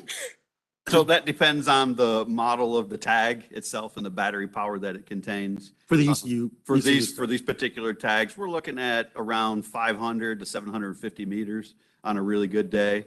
It's enough where ECU has what they call a wave glider, which is a device that uses the currents to move, and they can pre-program a route, and they can use that to search for detections of these particular fish, and they've been successful at detecting a few fish. But as we all know, the ocean's a big body of water. And I was quite pleased when we had detections on some of their offshore arrays that have been deployed by both ECU and Jeff Buckle's crowd at Seamast. And are they doing inlet sort of detections so they detect any fish that crosses the inlet? Absolutely. So along with the divisions array that we've got in the Cape Fear River and Tarpam Neuse and the northern inlets and Albemarle Sound, we're detecting fish and providing that data to them as they see their movements, to those outside of the estuary. They've also deployed receivers at just about every inlet from southern Core Sound north. And that's a lot of the information, as Commissioner Kaniki pointed to. It's going to provide information on what inlets they're using when they exit our estuaries, and if there is that returning component, what inlets they're using on their way back in as well. Sounds great. Thank you. Anything else? Commissioner Romano. This is a real kind of a stupid question, but would there ever be any idea to put 2 pop-off tags on one fish?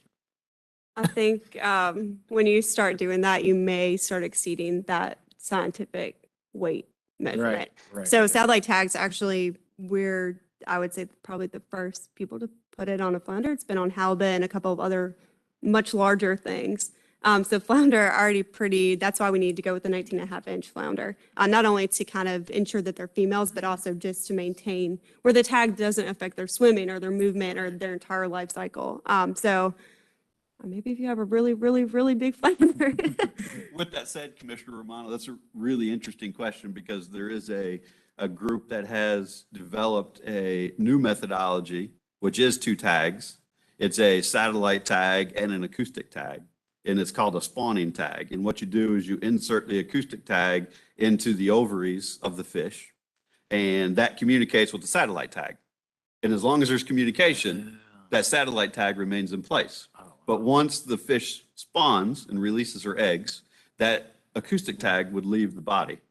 Now there's no more communication between the 2 tags, and then that tag, the satellite tag, would then pop off and you say, spawning grounds. Gotcha. And if you look at the scattering of locations for our releases, for what we're showing, that would help fine tune some of those answers. Because your question was, what's the biggest thing we look at? And my answer to that is, are we seeing the picture of those fish moving offshore? Are we seeing the picture of southern flounder moving offshore, staging, going offshore to spawn and coming right back? Because we're getting a few detections, which you'd anticipate in the deep water where the suggested spawning sites are based on larval work. But we have lots and lots of pop-offs in that near shore environment. But they spend a crazy amount of time in that near shore environment, much more so than they do probably in the offshore environment. So if you look at other species, say an adjuvant species like striped bass, those females go up to the spawning ground, they're there for a very short amount of time, they leave.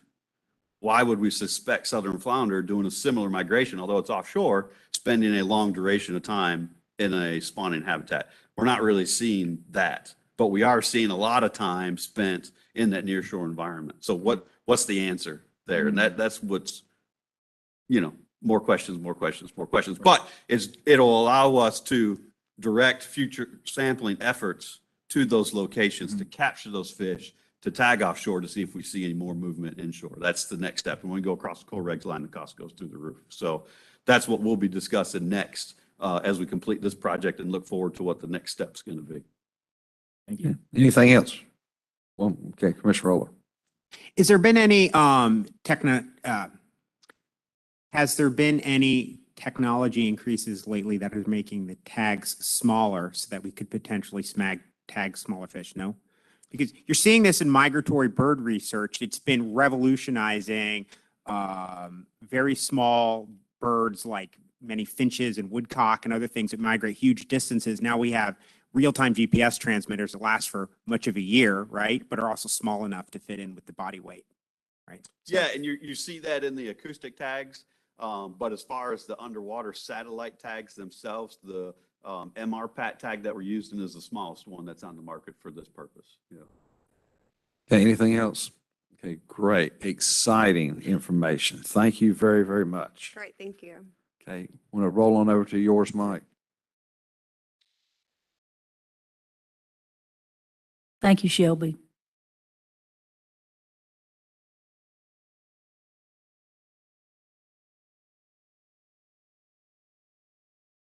Madam Director, do you think it'd be okay if we finished up the rest of your report after lunch? The time is creeping up on us a little bit on lunchtime. Yes, sir. We only have one thing after Mike, Okay, gives the is it a Lincoln short update. one thing or is it a? It should be pretty short. Okay, we'll, you really, got it. really want to go home, don't you? Did somebody write that down? So I hope I somebody got wrote it. that down. And we have it on record. So Okay, good. we'll continue on then. All right, thank you, Mr. Chairman. And just so you're aware, everybody is hungry, but you asked me to talk flounder right before lunch, right? So I'll do my best to keep it short. So thank you, Mr. Chairman. At the August 2019 MFC business meeting, the MFC passed a motion adopting Amendment 2. We're all familiar with that. So today I'm here to give a brief update on Amendment 2 landings that have occurred since implementation of Amendment 2. We'll briefly review the statutory requirements. It's always a good thing to review with the commission and the public as well, and the estimated reductions, what landings were, and the associated reductions that were actually achieved through Amendment 2 up to this point. Amendment 2 directed the division to implement seasonal closures designed to reduce total harvest in the southern flounder fishery by 62% in 2019 and by 72% beginning in 2020. For the North Carolina portion of the southern flounder stock. These reductions were greater than the statutory required by trying to achieve a larger reduction than the minimum to increase the chance of success by being more conservative. 2019 exceeded the minimum reductions needed to end overfishing, but did not achieve the 62% reduction it was designed to achieve, or the 52% reduction needed for rebuilding. 2020 was the first year where the full implementation of the seasonal approach was followed, thus a greater reduction was achieved, but overages still occurred in the fishery. In 2020, the reduction continued to meet ending the overfish criteria and also met the 52% minimum to rebuild the stock. As a result of overages for both the commercial and recreational fishery, both sectors saw their seasons shortened to minimize further overages. In 2021, the commercial fishery total removals decreased by a little over 4,000 pounds and was a 66% reduction compared to 2017. But the recreational fishery removals increased by over 230,000 pounds compared to 2020 and actually had a 26% increase in harvest over 2017.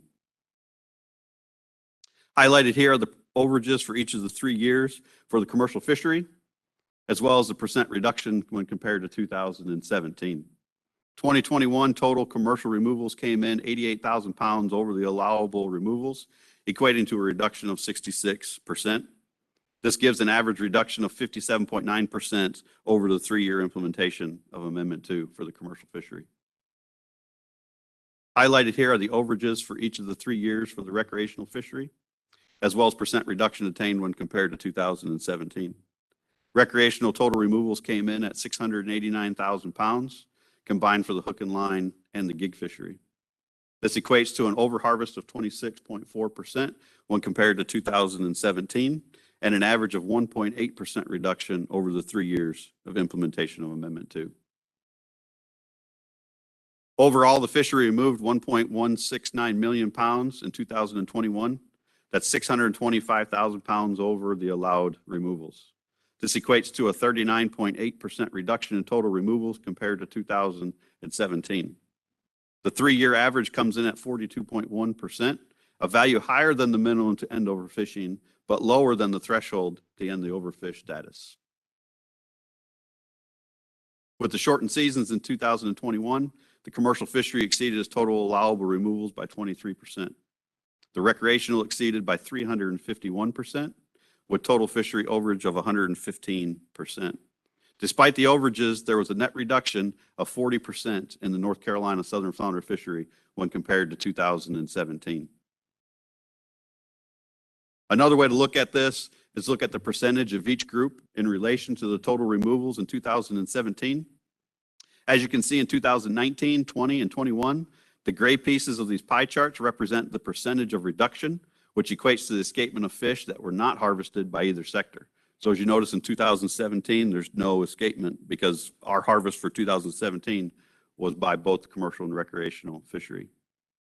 You can also see changes in the commercial and recreational removals and percentages relative to the total removals.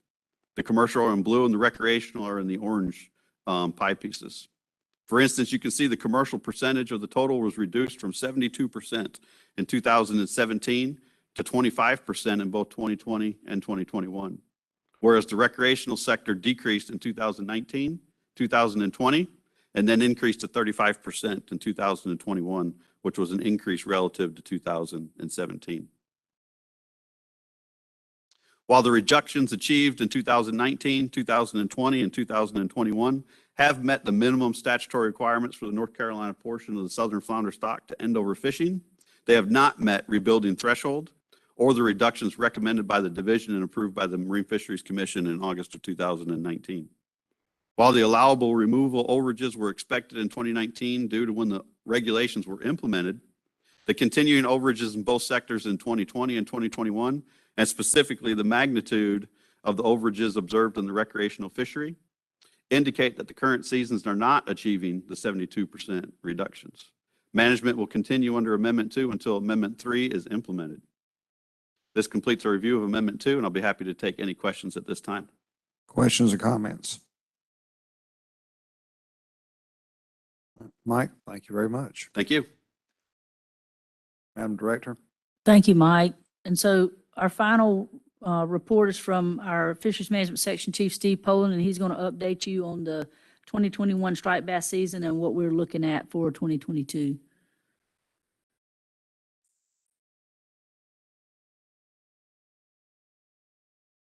I don't know any of that.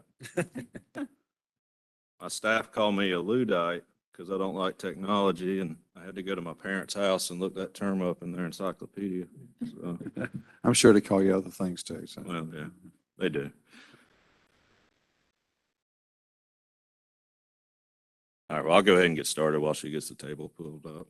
All right, good afternoon, Chairman Bizzle and Commissioners. I'm Steve Poland, Fishery Management Section Chief for Marine Fisheries. This afternoon, I'm going to provide you all with an update on the final catch estimates for the 2021 striped bass season in the Albemarle Sound and Roanoke River management areas, and the 2022 adjusted total allowable landings, or TAL, and paybacks for the 2022 season. Before I get started, I'll draw your attention to the table that Laura is pulling up, and she should have also provided this as supplemental materials to you all. This table shows the 2021 harvest, the payback overages, and the calculated 2022 TAL for striped bass. The TAL for 2021 fishing year was set to 51,216 pounds, and I'll use this presenter over here since everyone can see it, and split 50-50 between the commercial and recreational fisheries in accordance with the Estuarine Striped Bass Fishery Management Plan and the 2020 plan revision. The recreational TAL is further split between the recreational fisheries in the Albemarle Sound management area, which the Marine Fisheries Commission manages, and the Roanoke River management area, which the Wildlife Resources Commission manages. In 2021, the Roanoke River management area recreational fishery exceeded the TAL by 14,742 pounds, and the Albemarle Sound management area commercial fishery exceeded the TAL by 2,001 pounds. The recreational fishery in the Albemarle Sound management area did not exceed the TAL and actually came about 4,000 pounds under the TAL. The current striped bass fishery management plan requires that if the TAL is exceeded by over 10%, then the fishery or fisheries responsible are to pay back the poundage the following fishing season. Taking into account the underharvest of the Albemarle Sound recreational fishery, the total payback amount for 2022 is 12,197 pounds.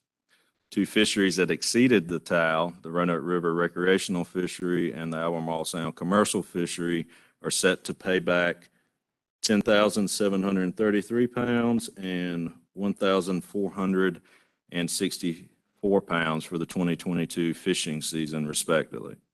These paybacks are based on the relative contribution of these fisheries to the total harvest overage of the TAL and not their specific overage within the fishery. So in other words, they're only paying back the amount of overage to the total quota, not the absolute poundage overage that they incurred. So this is why the total overage was 16,000 pounds, but the payback amount is only 12,000 pounds because it's taking into account that under harvest of the ASMA recreational fishery. All right. So for the 2022 fishing season, we calculate the total TAL to be 39,019 pounds. The TALs for the 3 fisheries in the Albemarle Sound and Roanoke River management areas are thus set to 2,071 pounds for the Roanoke River management area recreational fishery, 12,804 pounds for the Albemarle Sound recreational fishery, and 24,144 pounds for the commercial fishery in the Albemarle Sound. The Wildlife Resources Commission, who manages the Roanoke River recreational fishery, announced that the 2022 season in the Roanoke River will be 4 days this year and a 1 fish bag limit. This is to pay back the overage in the recreational fishery in the Roanoke River management area. The recreational fishery in the Albemarle Sound was open for all of 2021 because the TAL for this fishery was not reached, and the recreational fishery opened January 1st under the current 2022 TAL. The commercial fishery in the Albemarle Sound will open to coincide when the shad season opens, and both fisheries will close on March 24th, or when shad season, or when it is determined that the striped bass TAL is about to be reached in that fishery. And when that occurs, both those fisheries will close. So with that, Chairman Bizzle, I'll be happy to take any question. Questions and comments? Wonderful. Thank you very much. Appreciate your presentation. Lunchtime. Madam Director. Thank you, Steve. And thank you, Mr. Chair. The only thing left are the informational materials and memos that we always provide in your briefing materials, and that concludes my report. Thank you very much, Madam Director. Lunchtime, I'm not going to give y'all a full hour. Let's try to get back here at 1:30. You don't think, well, that's true. I'll give you an hour then. All right. But please, we've got a full afternoon, so make sure we don't take any time more than an hour. See you back here at 20 minutes to 2. All right.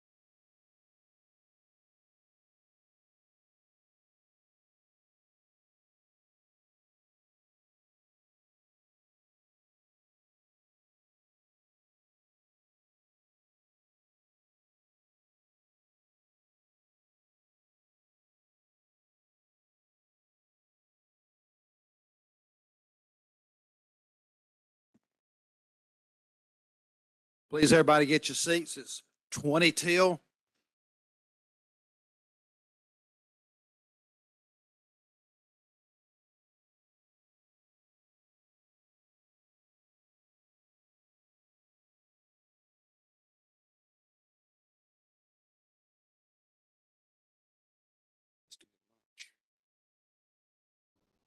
Beef quesadilla.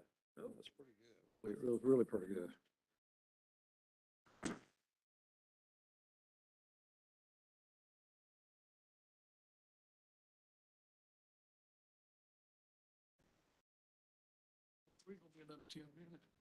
I know.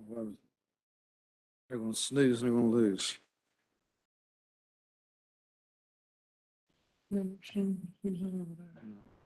Henderson and Blanton and Pete. Pete came back early. Yeah, let's do that. Right, real quick. What? We're going to do the action items right now. We're going to make votes right now. Right now. Okay. Hope everybody had a good lunch. Back on the agenda, we are doing the status of ongoing plans. Corin, would you take care of that, please, ma'am? Sure thing. Just let me get the PowerPoint going.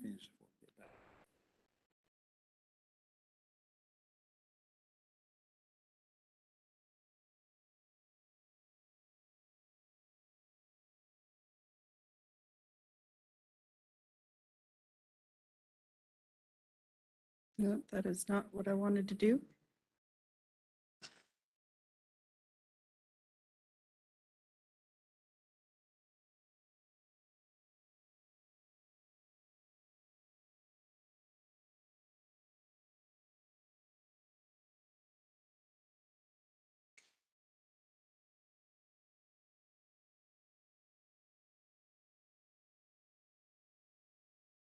Where'd everybody go?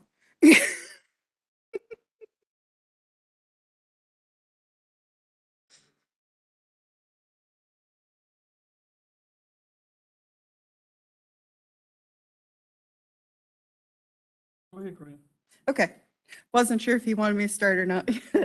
Okay, thank you for those listening. My name is Corinne Flora. I am the Fisheries Management Plan Coordinator for the division. Today, I'm giving an overview of the fisheries management plans currently under review. And there is a corresponding memo in your briefing materials under fisheries management plans. So as a reminder, we're currently working on 6 fisheries management plans, and today I will briefly touch on the progress we're making on each. The Southern Flounder Plan continues to be managed under Amendment 2, which implemented short-term management measures until Amendment 3 goes into effect, which addresses comprehensive long-term management strategies and addresses the overfished and overfishing status of the stock. At the November business meeting, the Commission voted to send Amendment 3 for public and MFC Advisory Committee review. The division held a 30-day public comment period from December 15th through January 14th. And the public comment period included the division's first information session, which allowed the public to ask questions prior to completing public comment. Additionally, the Northern, Southern, and Finfish Advisory Committees reviewed the plan. Today, the Commission will be given an overview of public comment, the Advisory Committee and division recommendations along with that. The Commission will then be asked to vote on selecting preferred management options for Amendment 3 and to also vote to send Amendment 3 with your preferred management to the DEQ Secretary and appropriate legislative committees for review.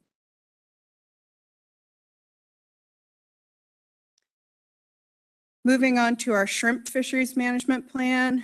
The goal of the shrimp plan Amendment 2 is to manage the shrimp fishery to provide adequate resource protection, optimize long-term harvest, and minimize ecosystem impacts. At the November business meeting, division staff reviewed the public comments Marine Fisheries Commission Advisory Committee, and DMF recommendations. At that time, the MFC chose the preferred management for Amendment 2. The full plan with preferred management was sent to the DEQ Secretary. After review, Secretary Beiser forwarded the document to the appropriate legislative bodies. Neither provided significant suggestions or recommendations of changes to the plan. Today, the Commission will be asked to vote to approve Amendment 2 to the Shrimp Fisheries Management Plan. The estuarine striped bass continues to be managed under Amendment 1, its supplements and revision until Amendment 2 is approved. This jointly developed FMP, which has worked with the Wildlife Resources Commission, covers more than one stock. In February of 2021, the goal and objectives of Amendment 2 were approved. The goal of this plan being to achieve a self-sustaining population that provides sustainable harvest. If biological or environmental factors prevent self-sustaining populations, the plan will consider alternative management to protect the resource while providing access. Today, lead staff will give an overview of Amendment 2, and at that time, the Commission will be asked to vote on sending amendment or approving draft Amendment 2 for review by the public and Marine Fisheries Commission advisory committees, and that would occur in March. The North Carolina Fisheries Management Plan for Interjurisdictional Fisheries is our state FMP, which focuses on adopting management approved by federal councils and the Atlantic States Marine Fisheries Commission, which are appropriate for North Carolina. This plan avoids duplicating effort for existing finfish management appropriate for the state.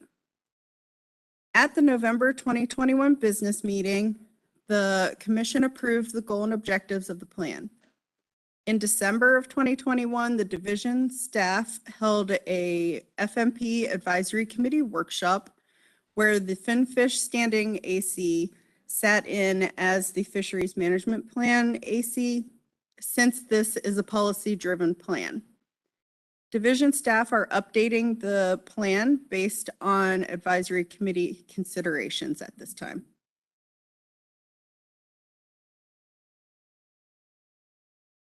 The stock assessment for striped mullet continues with the scheduled striped mullet FMP review.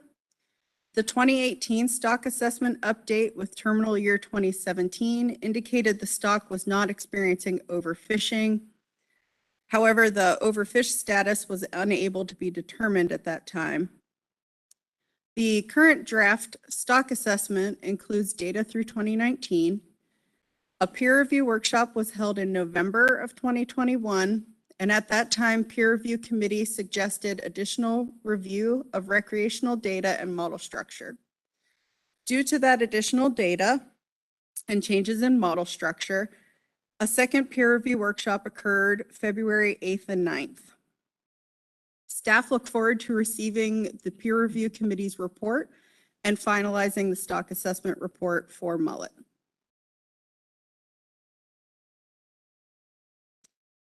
The stock assessment for spotted sea trout is continuing with the scheduled spotted sea trout FMP review. The 2014 stock assessment indicated the stock is not overfished and not experiencing overfishing. The current assessment includes data through February of 2020 to ensure the stock assessment is reflective of recent fishing activity. The stock assessment should be completed in 2022. So finally, I'd like to,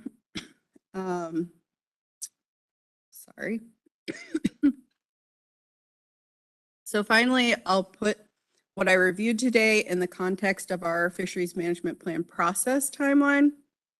The FMP for interjurisdictional fisheries is being updated based on the FMP advisory committee input. The Marine Fisheries Commission has action items today regarding voting to send Amendment 2 to the Estuarine Striped Bass Plan for Public and Marine Fisheries Commission Advisory Committee review, selecting preferred management of Amendment 3 to the Southern Flounder Plan, and final adoption of Amendment 2 to the Shrimp Plan. With that, I can take any questions, and you will soon hear more about striped bass, flounder, and shrimp. Just a couple things. Just a couple of small little Items. insignificant things. Any questions? Great. Thank you for your presentation. Keeps us on track. Okay, let's move on to Amendment 2 of the Estuarine Striped Bass FMP, where we will vote on approved draft Amendment 2 for public review and advisory committee comment. So I'd like to get Charlton, Todd, and Nathaniel to come on up, please.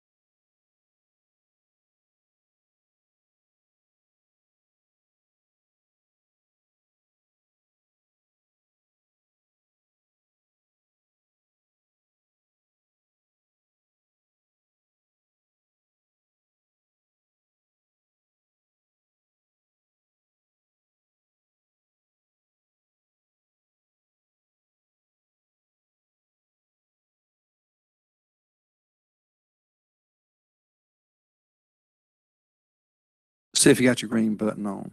There it goes. Okay. Yeah.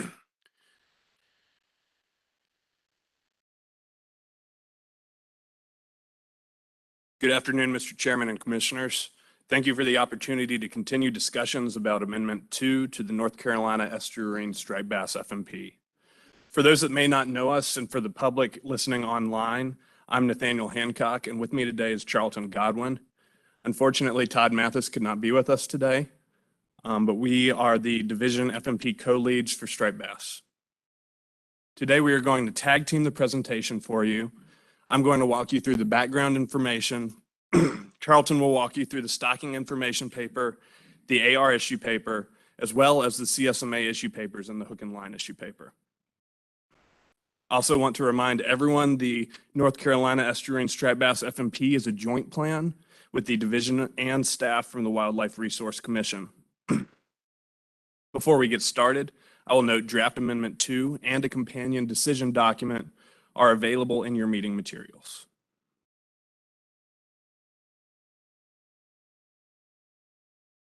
Today, we will be covering the goals and objectives, management units and stocks, review of fishery and environmental concerns, a high-level overview of issue papers and management measures contained in Draft Amendment 2 to the North Carolina Estuarine Striped Bass FMP, and a review of the timeline. There is an action item today on sending the draft plan for public and AC review. The Commission approved the goal and objectives of Amendment 2 at the February 2021 business meeting. The goal is to manage the estuarine striped bass fisheries to achieve self-sustaining populations for sustainable harvest. If biological and/or environmental factors prevent a self-sustaining population, then alternate management strategies will provide protection and access to the resource. The objectives to meet this goal are maintain and/or restore the spawning stocks, restore, enhance, and protect critical habitat and environmental quality, monitor and manage the fisheries and their ecosystem impacts, and promote stewardship of the resource. There are 2 estuarine striped bass management units and 4 stocks in North Carolina. The northern management unit circled here includes the Albemarle Sound management area, as well as the Roanoke River management area in black, with the Albemarle Sound management area in gray. Spawning occurs in the Roanoke River. Larval fish drift down the river and settle out into the western Albemarle Sound and spread throughout the system to grow. The Albemarle Roanoke stock is resident at younger ages and then becomes migratory at older ages. After spawning, larger fish starting at about 32 inches will migrate north to the New England states in summer and back south in winter. The fish overwinter off the North Carolina-Virginia coast before beginning spawning runs. Tags have been returned from Delaware Bay, Sandy Hook, Long Island Sound, Montauk, and various locations in Massachusetts. The oldest fish ever captured from the AR stock was 31 years old and came from a recreational angler's tag return from the Roanoke River in 2020. This fish was originally tagged in 1995. The migratory nature of the stock is why the AR stock is included in ASMFC compliance. The Southern Management Unit is the Central Southern Management Area, also known as the CSMA, which is in dark gray on the map. The CSMA has 3 stocks, the Tar-Pamlico, Noose, and Cape Fear River stocks. Spawning runs occur in all 3 rivers, but result in very few juvenile fish. Stocking has helped support these stocks since the early 1980s. Fish in these systems are resident, with the oldest fish observed being about 11 years old. Fish in the Tar-Pamlico and Noose rivers do mix, but they do not tend to go down to the Cape Fear River, nor do Cape Fear River striped bass tend to move north. Because the striped bass stocks of the CSMA are non-migratory and estuarine, these stocks are not included under ASMFC management. Stock assessments were completed in 2020 with a terminal year of 2017. The AR assessment indicates the stock is overfished and overfishing is occurring. The November 2020 revision was required under the ASMFC management to end overfishing in 1 year. And under the FRA, Amendment 2 management measures for the AR must have a 50% likelihood of rebuilding the stock in 10 years. For CSMA stocks, there's no stock status determination for striped bass due to continuous stocking efforts and lack of successful natural recruitment. A demographic matrix model was used to evaluate possible stocking and fishery management strategies, but did not provide population abundance or mortality estimates. The model indicated sustainability is unlikely at any level of fishing mortality, stocking is necessary, and even with the no possession provision, abundance only has increased slightly. We will now discuss landings for each of the management areas. Briefly, here's a figure of the ASMA commercial landings, the ASMA and Roanoke River management area recreational landings in pounds by year. On the x-axis, we have year, and on the y-axis, we have landings in pounds. The black line, the solid black line, represents the commercial towel, and the dashed line represents the recreational towel. A few things to point out. After many years of very poor natural recruitment, the AR stock started having great recruitment in 1993. As stock abundance increased dramatically, the towel was increased through 2002. Starting in 2001, the stock began having some very poor recruitment years once again, even with the spawning stock biomass at its highest levels. As you can see, due to those poor spawns, landings decreased. Projections from a stock assessment in 2014 led to a reduced towel, which was implemented in 2015. Due to continued poor spawns in recent years, the 2020 assessment indicated the towel needed to be reduced even further. We'll now move on to the CSMA commercial and recreational landings in pounds by year. Again, on the x-axis, we have years. On the y-axis, we have landings in pounds. And your solid black line represents the commercial towel for the CSMA. Since 1994, commercial landings were limited in the CSMA by an annual towel of 25,000 pounds. Landings closely followed the towel, except for in 2008, when less than half of the towel is landed. Most commercial landings come from the Tar, Pamlico, and Pungo rivers and the Neuse Bay rivers, with the remainder coming from the Pamlico Sound and the Cape Fear. There was not a recreational towel in the CSMA, and a creel survey was initiated in 2004 to identify and estimate recreational striped bass landings in the CSMA. This survey was later expanded in 2012. Recreational landings have fluctuated annually. Currently, the entire CSMA is closed to commercial and recreational striped bass fisheries. The Cape Fear was closed to harvest in 2008 due to abundance concerns, and in 2019, Supplement A to Amendment 1 closed the CSMA to protect older age classes of striped bass. It's important to note that even though recreational harvest is closed, there's still a significant catch and release fishery in the CSMA, averaging over 28,000 individual striped bass releases or discards in 2019 and 2020.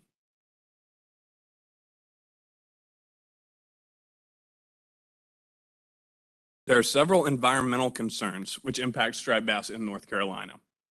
Submerged aquatic vegetation and water quality impact all life stages and are currently being addressed under the Coastal Habitat Protection Plan, or CHIP. Fish kills additionally can occur due to natural events, such as low dissolved oxygen levels caused by hurricanes. A specific example is the Cape Fear River after Hurricane Florence in 2018. Another concern is of invasive species such as blue and flathead catfish, and studies are ongoing in North Carolina as to the extent invasive catfish are consuming native species. Furthermore, flow is also an important environmental concern.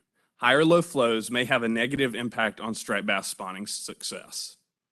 As we reviewed at previous commission meetings, spring flows are critical to good striped bass recruitment. This is particularly evident on the Roanoke River. In the years where flow is optimal, the juvenile abundance is high, opposed to years flow is above optimal and we have recruitment failure. And in the Roanoke River, the Army Corps of Engineers has a water control plan which strives to keep these proper flows in the river during the spawning period.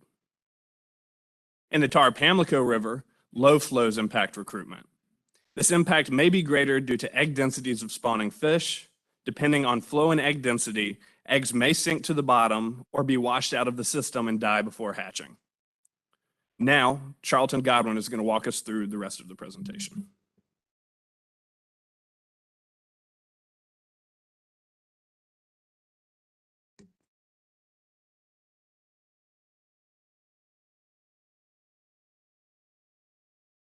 All right, thank you, Nathaniel. And my name again is Charlton Godwin. I'm biologist supervisor in the Elizabeth City office. Draft Amendment 2 contains 3 sustainable harvest issue papers. One issue paper that deals with the potential to use hook and line in the striped bass commercial fishery, and one information paper about striped bass stocking in North Carolina. The information paper on stocking is used to inform the 3 sustainable harvest issue papers. The issue papers focus on management strategies and options for the fisheries. The draft is structured so that each paper is an appendix to the FMP for ease of reference. So now we'll walk through an overview of each appendix.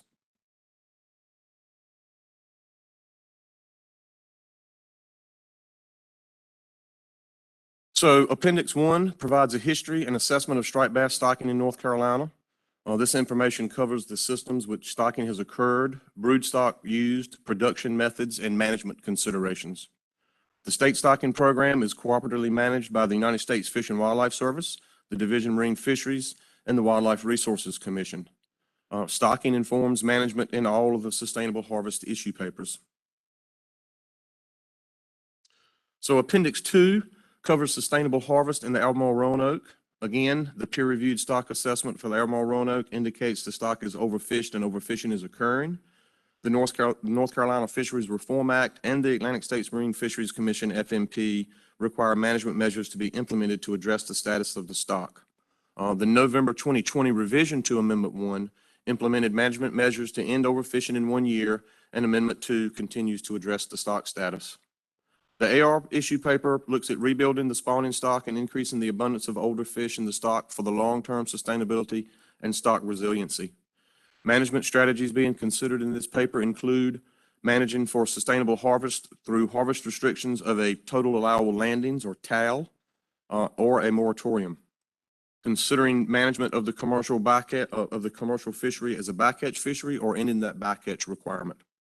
Accountability measures to address overages in the TAL, size limit changes, including additional slot limits with the goal of expanding and increasing the abundance of older fish in the stock, gear modifications and area closures to reduce discard mortality, and adaptive management to allow flexibility in the management of the fisheries. So Appendix 3 covers sustainable harvest in the Tar Pamlico and Neuse River systems. Since about 2008, we've stocked 100,000 fish, phase 2 striped bass fingerlings, they're about 6 to 8 inches long, into each of these 3 river systems.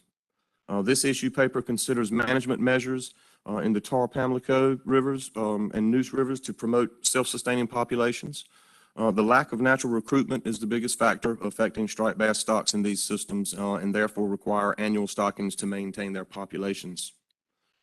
The issue paper explores the no harvest provision implemented in 2019, gear restrictions and/or limits, including tie downs, distance from shore, and area restrictions, and adaptive management, which also includes in 2025, the DMF and WRC plan to review the data through 2024. So in Appendix 4, the Cape Fear River Sustainable Harvest Issue Papers considers a change in management approach. The no possession provision was implemented in 2008. This paper explores keeping the no harvest provision or allowing seasonal harvest of the hatchery supported stock.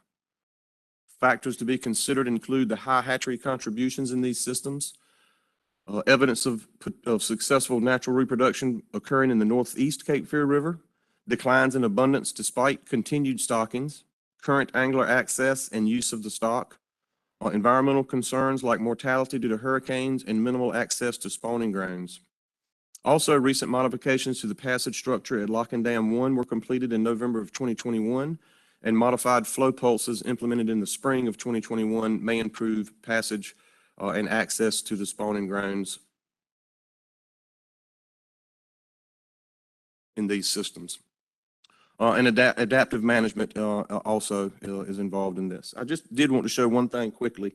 So here on the bottom, that is the rock arch in the Cape Fear River. So they just widened that this past year to hopefully allow some increased passage. Based on the first couple of years of research, it was just these turning pools and whatnot in those systems weren't big enough, so they changed that. And what they're trying to do now, if you look over here on these two little slides, you can see the above is one of the locks and dams at low flow where fish cannot get over it. If there's water available in the system, they're trying to increase the flow and hopefully overtop those dams to allow some access to those systems. So those two things are just getting started and really have not been evaluated yet.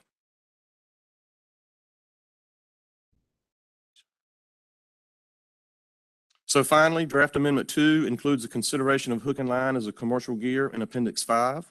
Amendment 1 to the Striped Bass FMP changed rules to allow hook and line to be used in the future as adaptive management tool, if so chosen.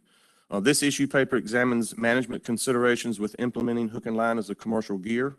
Factors under consideration include a proactive or reactive approach, the current overfishing stock status in the AR requiring a reduced TAL, and the current no harvest provisions in the CSMA. So the action item today is for the commission to vote, if you would like, to send Draft Amendment 2 for public and advisory committee review.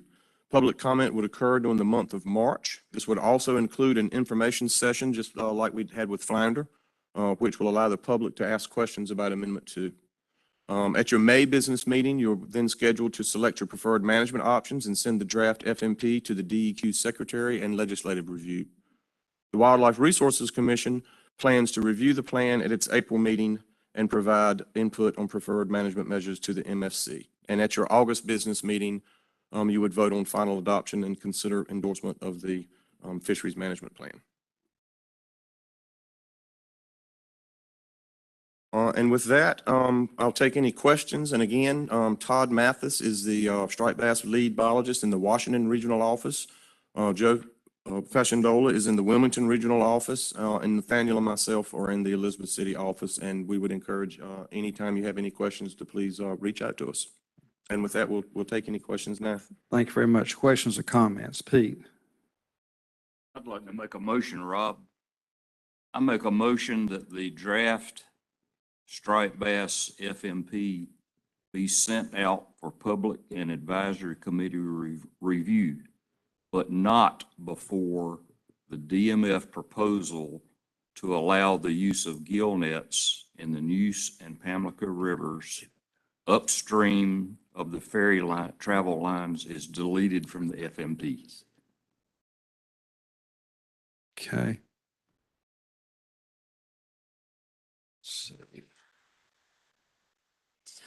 Let's get a motion out there first before having a discussion.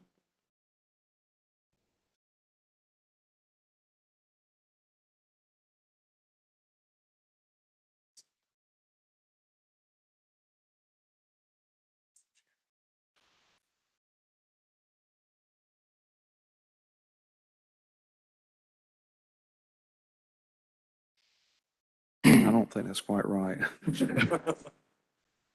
I know the Russians are coming, but yeah. I know. Pete, don't you mean the proposed FMP? Because it's not really a, Yeah. Or we could say draft FMP. oh, draft FMP, that'd be Yeah. maybe better.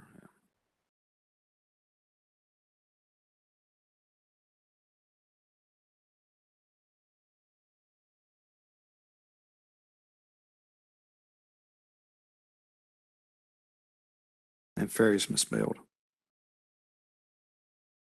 There you go. Pete, is that your motion? That as is you my have made? motion. Okay, is there a second? Second. Second by Commissioner Roller. Discussion. Commissioner Roller. I don't know who to field this question for, if it's for the director, for you, Charlton. So when this document became public, my phone was exploding. I thought it was because of the Flounder large mesh, but it was because so many people were upset by your decision to recommend putting shad nets in above the ferry lines. So I have a series of questions to ask you. So in that plan, the setbacks and the tie downs, would that apply to the bridges, the train trestles, and the artificial reefs in the Neuse River? So the current proposal, or one of the potential proposals in the plan to allow the nets during the shad season, is that what you're Yes. referring? So, yeah, well, and first, let me just back up and I'll tell you, let me just give you a little bit of information about where that came from to begin with. So during the advisory committee workshops, some of the advisory committee members requested to look at some data, a deeper dive into the data in the terrapin and Neuse about the striped bass catches in the deeper water versus the shallower water close to shore. So I think we're aware of all of the work that was done after the first FMP. Jason Rock and the folks in the Washington office, they did the independent studies of inshore, offshore tie downs, and that's where we came up with those. We looked additionally at the request of our, advisory committee, FMP advisory committee, at some observer data. We broke, and that's in page, I want to say that's if you look on 95 of the document, figure 3.5. But what we were looking at was the occurrence of striped bass in the shad nets that were further offshore. So we got the observer data, looked at the observer data that happened inshore and the further offshore. And so we looked at that data and based on the determination that, very few striped bass are seen in the shad nets during that time of year in the observer data, that's where the initial recommendation came from. And again, this is just an initial recommendation, certainly public comment that we receive through the rest of this process will inform the final decision. But yes, it would include, if depending on which option is chosen, it would include setbacks from shore and during that time of year. There's not a lot of data points in that observed fishery, but that's neither here nor there. I listened to the advisory committee workshop for much of it, and there was plenty of opposition to putting the gill nets above the ferry lines for shad fishing back in. there were a couple advisors, one in particular, Greg Judy, who was very, very vocal about it. And I'm just amazed that we have one advisor, like one stakeholder can raise a really big stink. And not only is it a option, it's your preferred option to be put in the FMP. I have fishermen calling me and saying, why is the division so biased towards this net fishery? I can't defend you guys. I'm really astounded that we're even having this discussion. I also requested the ex-vessel value from that shad fishery, which I thought would be available. I mean, and it wasn't. It's a $10,000 fishery most years. I mean, it's not worth anything. And that's a lot. I mean, that's not a lot of, I'm sorry, I have a big problem with y'all putting that option in there. And there's a lot of people really upset about it, obviously. We heard a lot in public comment. The reason we prohibited those gill nets to start with is that the division told us that's where the highest incidence of striped bass interactions with shad nets and so forth were. I was astounded when I saw that, as Tom said, not only as a recommendation, but as a division recommendation. Mr. Chairman? Yes. Thank you. Yes. I did want to just comment on the division initial recommendation. And the division through the years has been consistently inconsistent about when and if we give recommendations, that we have recommendations formulated. From my perspective, as the director, I have instructed staff that we want to look at recommendations soon in the process and often. I mean, to me, that's our job to make recommendations. We took this issue, to Charlton's point, from the advisory committee, and we have looked at the data, and the data indicates to us that we could potentially allow gill nets in that shad fishery with minimal striped bass bycatch in those 200 yards from shore area. With that said, we have heard loud and clear, excuse me, Let's let her Commissioner, finish, Pete, please. we have heard loud and clear from the public that they do not like this option, but I really don't see, and it's perfectly within the commission's purview if the commission wants to take this out of the plan. It is just another option in the plan, and to Charlton's point, we will reevaluate each one of these initial recommendations before we come back to the commission at our next go around and bring you our final preferred management options, and then you will obviously select yours. Okay, Pete, follow up on that. the second strike against this proposal is the fact that American shad are classified as depleted coastwide. So that begs the question of why are you even allowing an American shad commercial fishery to go on to start with?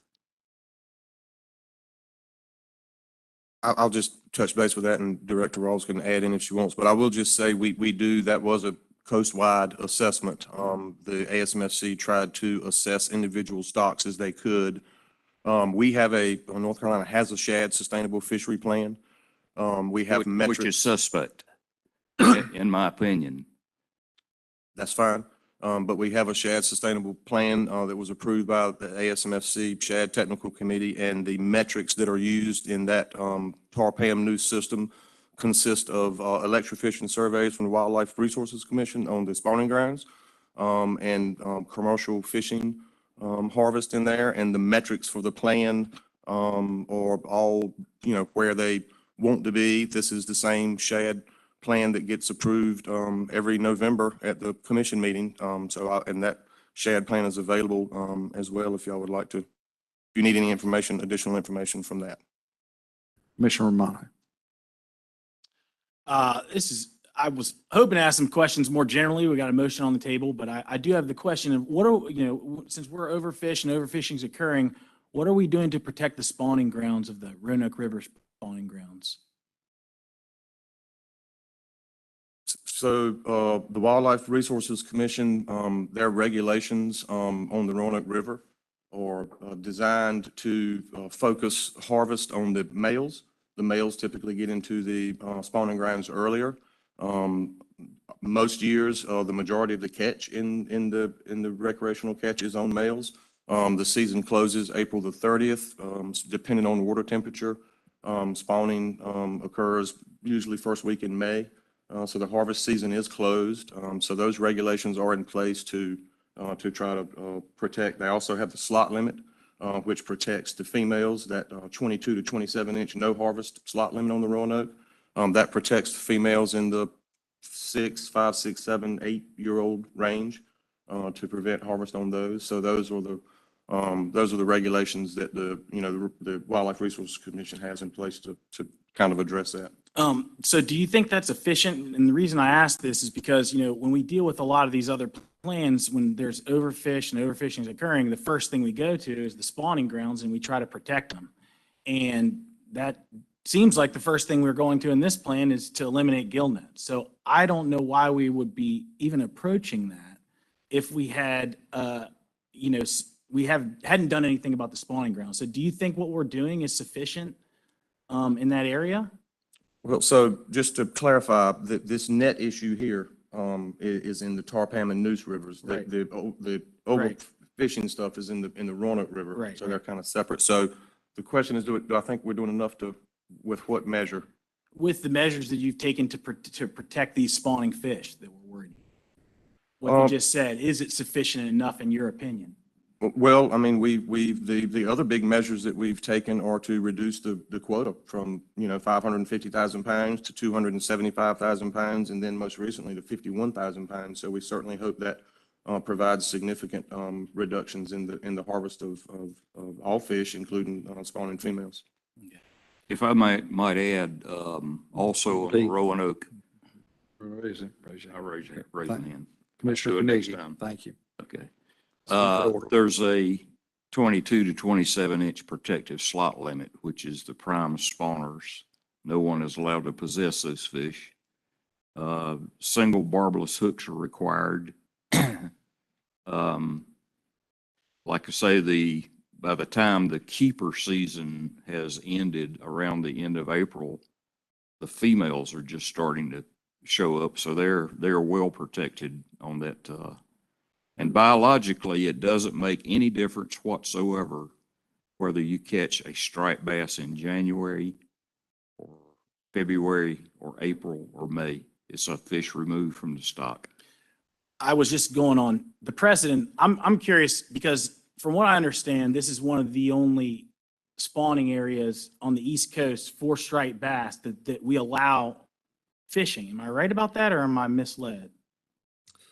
In the ASMFC managed species, for the most part, that is correct. Of course, they do allow harvest, in their systems recreationally and commercially, depending on the state, on the way to the spawning grounds. But yes, I believe this may be the only spawning system to where harvest is allowed on the spawning grounds, but yeah, that's right. And that's just concerning to me. If we're going to make a kind of a, this decision for that, I just can't stand behind it, especially how much this commission has been very thought strongly about spawning grounds for so many other species.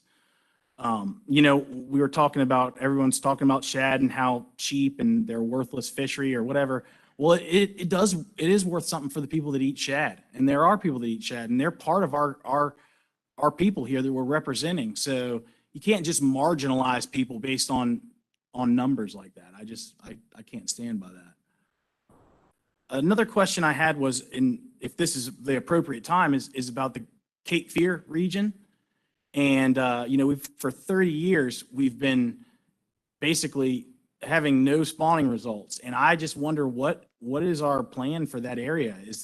Are we just going to keep on doing this? Is there any, I know we've done some things with taking away the lock and dams, but are we, as users, are we ever going to get any benefit from that fisheries?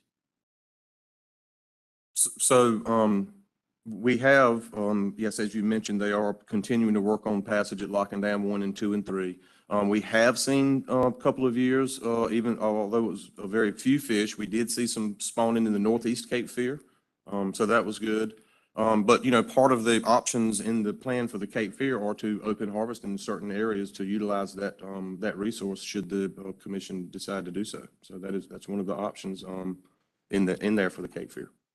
And then one final thing I'd like to say is, so what I looked and it seemed like in 1994 we had some success, and we've had a lot of regulations put in place, and I'm wondering, do we look back and see where have we been successful with the regulations we've put in place? It seems to me that this fishery has more to do with environmental conditions in excess. It's one of I'd say, of all the fisheries we deal with, seems like one that's very controlled. It's being the high for environmental conditions. So why do we keep on going towards harvest as something that's going to dictate the level of these populations? I just can't follow that. I can't understand it.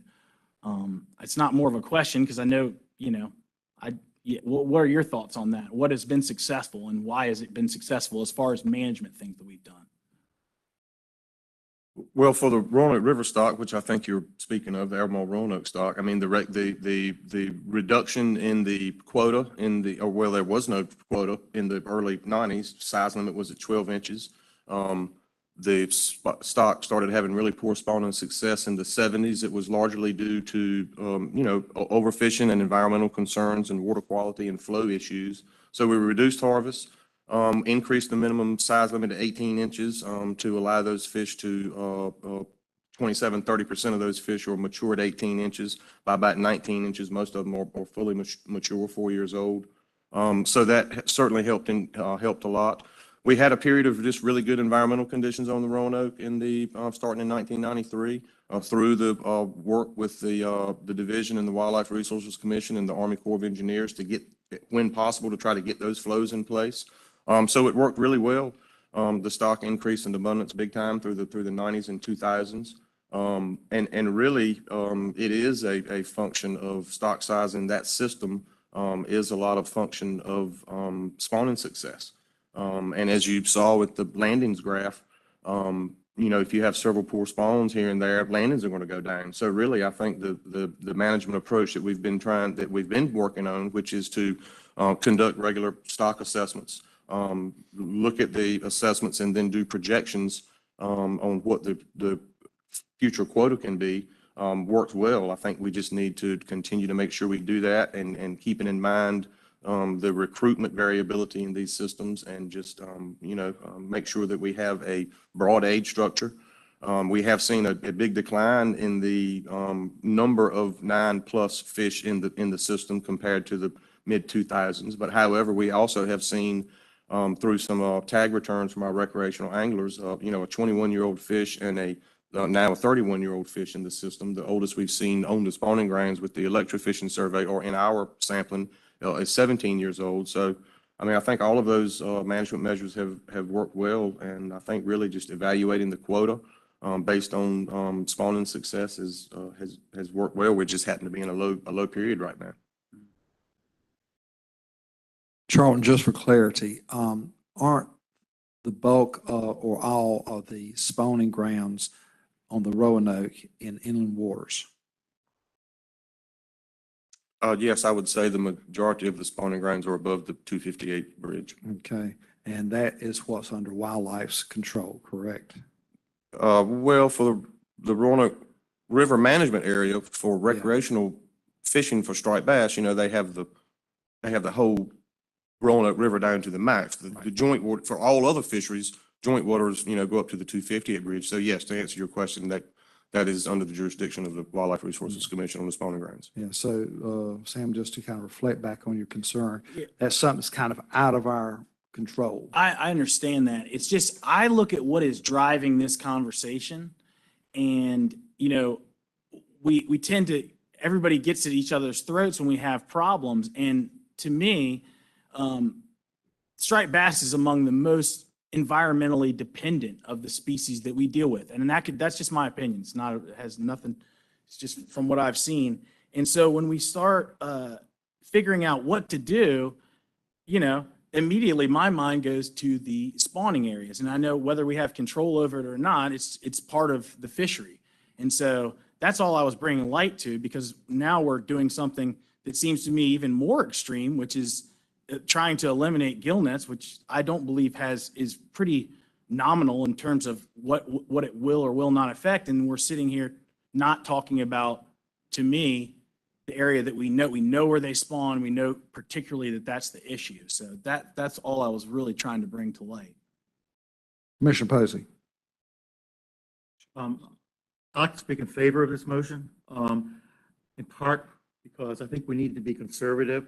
The motion, as talked about, is not to take out gill nets. We're basically saying we want to not put them back in. Is that correct? It's not add. And in this case, in Deuce Pamlico, there is some dam alterations that are undergoing that may have some effects that we don't know, that may actually potentially increase some of the spawning in a system that currently doesn't have self-sustaining spawn. As I understand, you're trying to increase the larger size classes of this particular stock or substock. Stocks and Okay. tarpam and news, yes, sir. So it's just, and I understand there's some debate about whether or not they may have an effect, but it would just seem to be the conservative approach to not add them back in at this time. Commissioner Cross. Now, correct me if I'm wrong, but this is a split quota between the commercials and the recreational now. Is that correct? On basically across the regions? No, sir. For the Albemarle Sound, Roanoke River management areas, that is the only area where the striped bass quota is split. You know, prior to the closures in the central southern management areas, the recreational sector did not have a quota. They were constrained by a season and daily harvest limits once that was put in place. The commercial fishery in the CSMA has had a 25,000 pound quota since the early 90s. But for the Albemarle Roanoke management area, yes, sir, the quota split 50-50 between the commercial and the recreational sectors. But the commercial's under a quota system in all three regions, is that correct? When the fishery was open, they had a 25,000 pound. Well, what I'm getting at is a take is a take. It doesn't matter if it's a gill net or a hook and line or whatever. If you're under a system and you can't take it, that's one thing. If you're allowed to take it, whether it be by gill net, hook and line or whatever, and it goes towards the quota, what difference does it make what gear takes it? But the biggest problem I got with taking the gill net or looking at this gill net, not putting it back in, and I don't know about the shad fishery. I'm not going to argue on that because I think you probably got a valid point on that. But I think more about the small mesh gill nets in some of these areas, you know, not being able to get set, because the bait business is going to be a very big business this year and the next 2 or 3 years to come, because it's just getting harder and harder to get bait abroad. And if some of these guys can fish, they can make a living off of fishing bait in a time where they can't get other stuff that will surpass the shad fishery numbers just massively. So I think there should be a provision or something looked at to allow a usage of a different gear, maybe not just targeted towards the shad or that we catch the striped bass, but something would be allowed in a bait fishery in these areas if it's, you know, allowable, or if it's actually used for bait. That's all I'm getting at. Thank you. Okay, any other discussions or comments? Commissioner Rowland, I'll get back to you. You know, some of the discussion here regarding the performance of the stock long-term, the idea that striped bass are dependent upon environmental conditions is a well-known fact up and down the East Coast. And our stock is not that different than any of the other river systems, whether you're in New York or Maine or wherever, correct? And one of the things you'll see is if we have a big spawn, you'll likely see bigger spawns up and down the seaboard. And I just know that from following the ASMSC process. But when you look at on the amendment document, page 5, and you look at the fish and mortality graph and the population abundance, my big concern here is that this fishery is not performing as it was. It's been on a downward trajectory since it started to rebuild in the 90s, right? And I want to kind of go back to one of our public commenters today, Dr. Chris Elkins, who was a former commissioner, raised this point for years while he sat on the commission, was that this stock was underperforming. The quotas for everybody were too high. And I think that as we look forward in managing this fishery, we have to probably be more conservative when we look at these things because of this great variability in our spawning success. I mean, you know, this could be a climate issue. This could be a greater development on these water systems. I mean, we don't really know, right? I mean, we've had some huge rain events the last few years. So I think we're just going to have to be a lot more conservative, look back at what we did in the early 2000s and say, you know, that was not a good trajectory. I mean, we had, when that abundance was high, there was an awesome fishery around the Mans Harbor Bridge up there, Dare County. That fishery's been gone for a long time, right? So, you know, when that fishery was of great abundance, it was of great value too. So I think we're just going to have to philosophically look at this. One of the other things is why, when we look at the hook and line commercial option, why did you not include that as a recommended alternative? Or why was that not one of the division's recommended options? To like replace gill nets with? Well, I mean, that's not, I'm not talking about just replacing. I'm just saying like, we have it as an option for commercial gear, right? And I remember that process. There wasn't any support for it then either, but we still did it. And now, but we're not recommending it. Does that make sense? So, I mean, it could be an option for replacing, but. Well, I mean, right now it is an option. If y'all choose to, for us to pursue that, we could pursue looking into allowing hook and line. So in the last FMP, you're right, we simply took the rule that was in rule out of place. And if we wanted to, through adaptive management, by proclamation, now the director currently keeps hook and line as not a legal gear for commercial sale. So, I mean, through this FMP process, if the commission decides to want to move forward with trying hook and line gear out, I mean, I certainly think that's an option. Was there any concerns by advisors or anything about that? Was there anything brought up? Does the division have any concerns about using hook and line as a commercial gear? Well, certainly at this time with the quota so small, would be one of the bigger concerns. And there are a few other issues relative to the potential, as in some other fisheries, to use a commercial license simply to harvest commercial numbers, but not, not sell them. And then those data would be, we wouldn't have those data either through the trip ticket program or our creel survey. So yes, sir, those are all outlined in that hook and line issue. Absolutely. Thank you. And that's one of my concerns as well. So I appreciate you bringing that up. Commissioner Blanton. Mr. Chairman, as I read this, it says it's a draft plan that we want to send out for public and advisory committee review. To take one option out, that doesn't let the public or advisory committees speak on the option at all. There's nothing set in stone here. I think everybody's gotten hung up on the orange text more than they have that it's just a draft plan, and there's still a lot more discussion to have about this. Every option should be on the table, closing spawning grounds, whatever you want to put in here, and it should be drafted and sent out and properly reviewed by the public and advisory committees without dismantling it before they even have a chance to do so. I'm appalled by the public comment last night it was so invasive to the commercial industry. It was almost obvious, and they almost read from a script. They all said the same thing over and over again. It's like somebody sent them an email and said, hey, sit up there and read this. Don't form your own opinions. Just read off of this little piece of paper and so it can get on public comment. That's fine. Whatever it takes. But the bashing of the commercial industry over and over, one man even went to the extent of saying, I don't care about the 714 people, blah, blah, blah. And I can't repeat it verbatim, but he said he don't care what happens to these people. Look, we are one of the smallest industries in this state. We had a briefing this morning on licenses, and the trend over the past 20 years is our active licenses have been cut in half. People are giving up licenses. There is no participation that is increasing in the commercial industry, just decreasing. So to, dismantle a draft FMP before it even gets allowed to have true public comment and advisory committee input, I don't feel like that's the right thing. And, this is a process. It's a public process. It's not a personal process. It's public. And so to have a personal vendetta against the gill net, which is very obvious quite often by some commissioners and quite a bit of the public that actually shows up and makes a comment. You know, if the true public were to show up, which I saw a lot of that with the shrimp comment, you had a very diverse group of people that showed up here. I was actually pretty happy about that.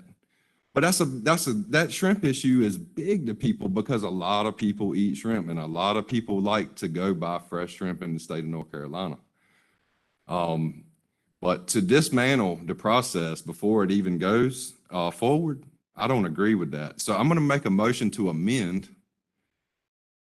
And I'd like to strike after committees from but to FMP.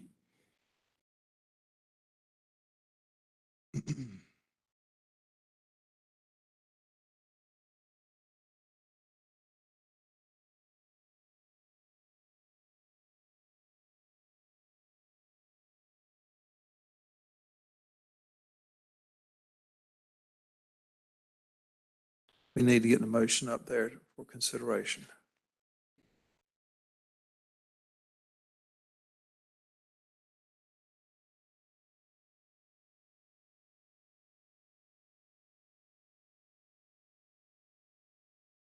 Is that your motion as you have made it?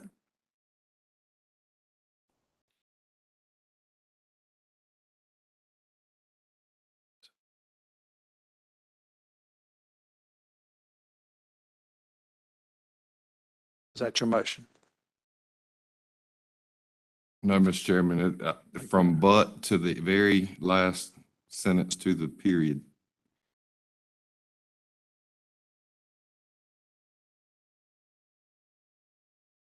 Okay, I'm sorry. Yes.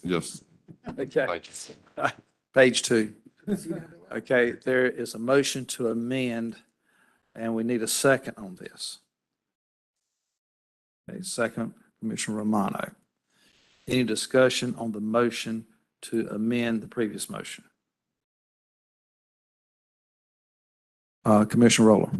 Obviously, given my second on the previous motion, I'm going to disagree with this.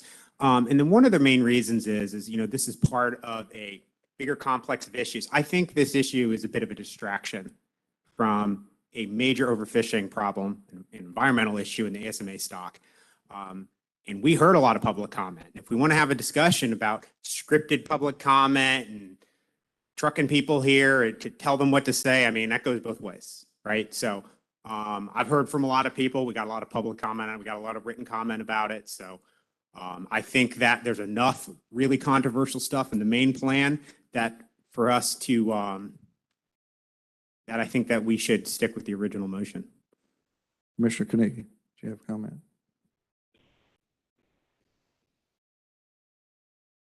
The FMP has been through the FMP committee, advisory committee review.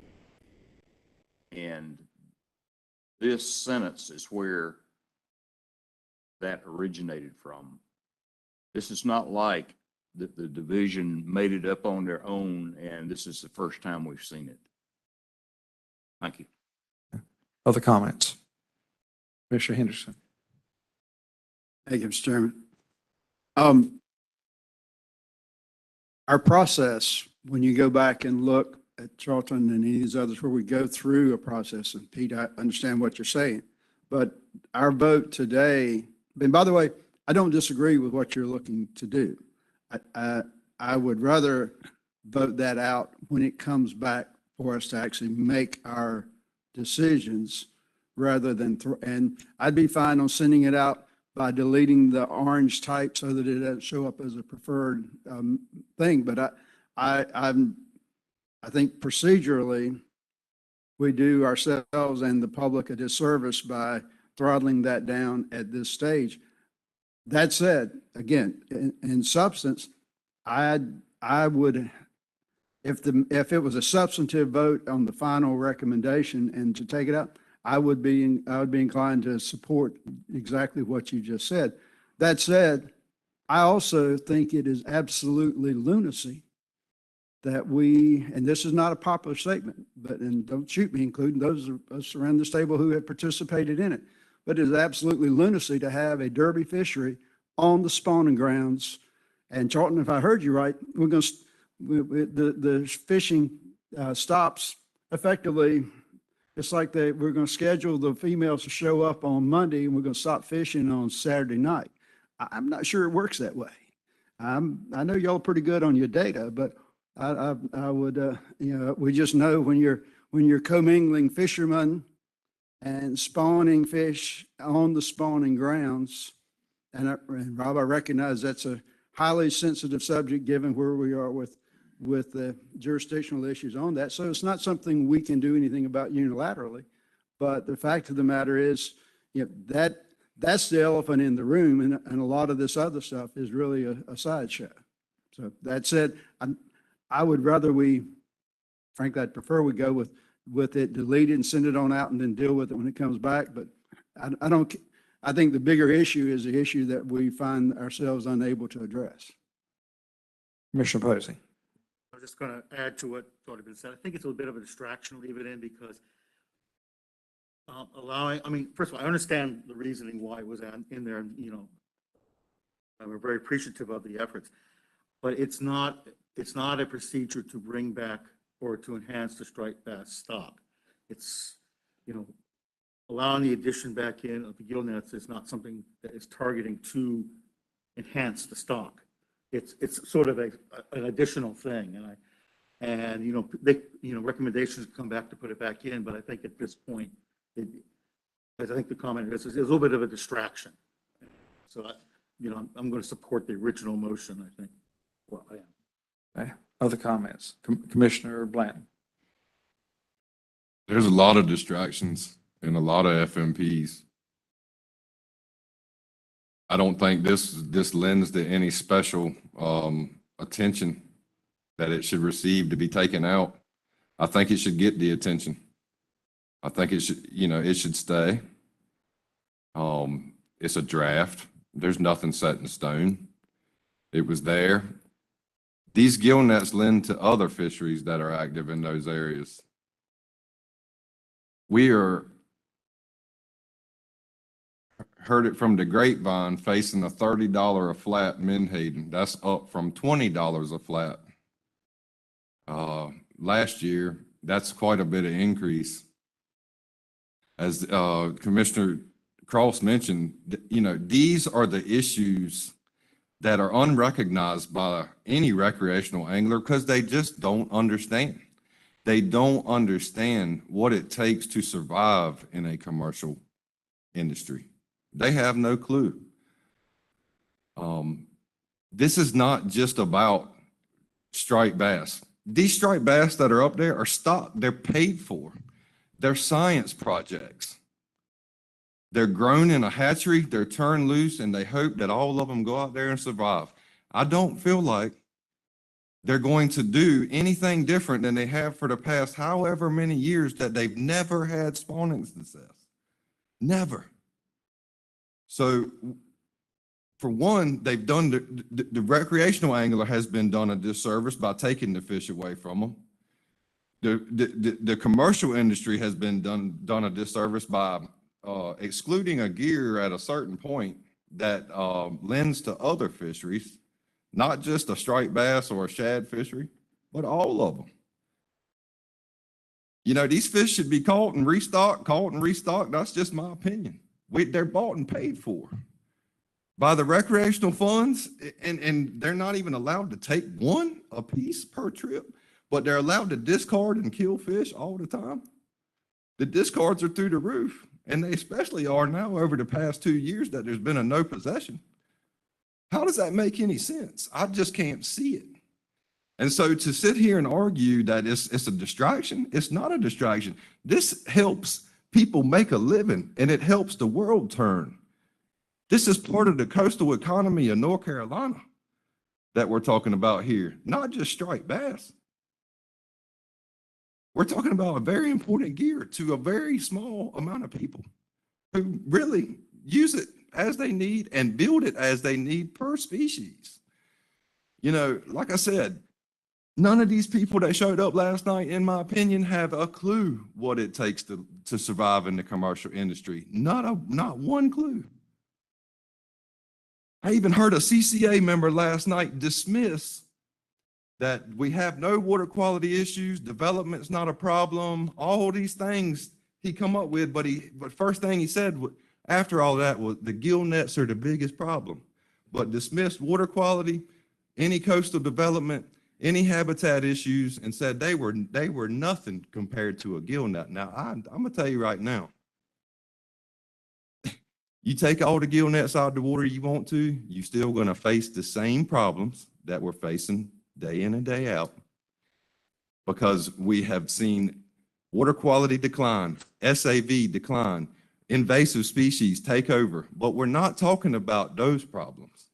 We're not talking about the blue catfish that is probably the most abundant fish in the entire Albemarle Sound system right now, and have done so in the past 10 years, took over.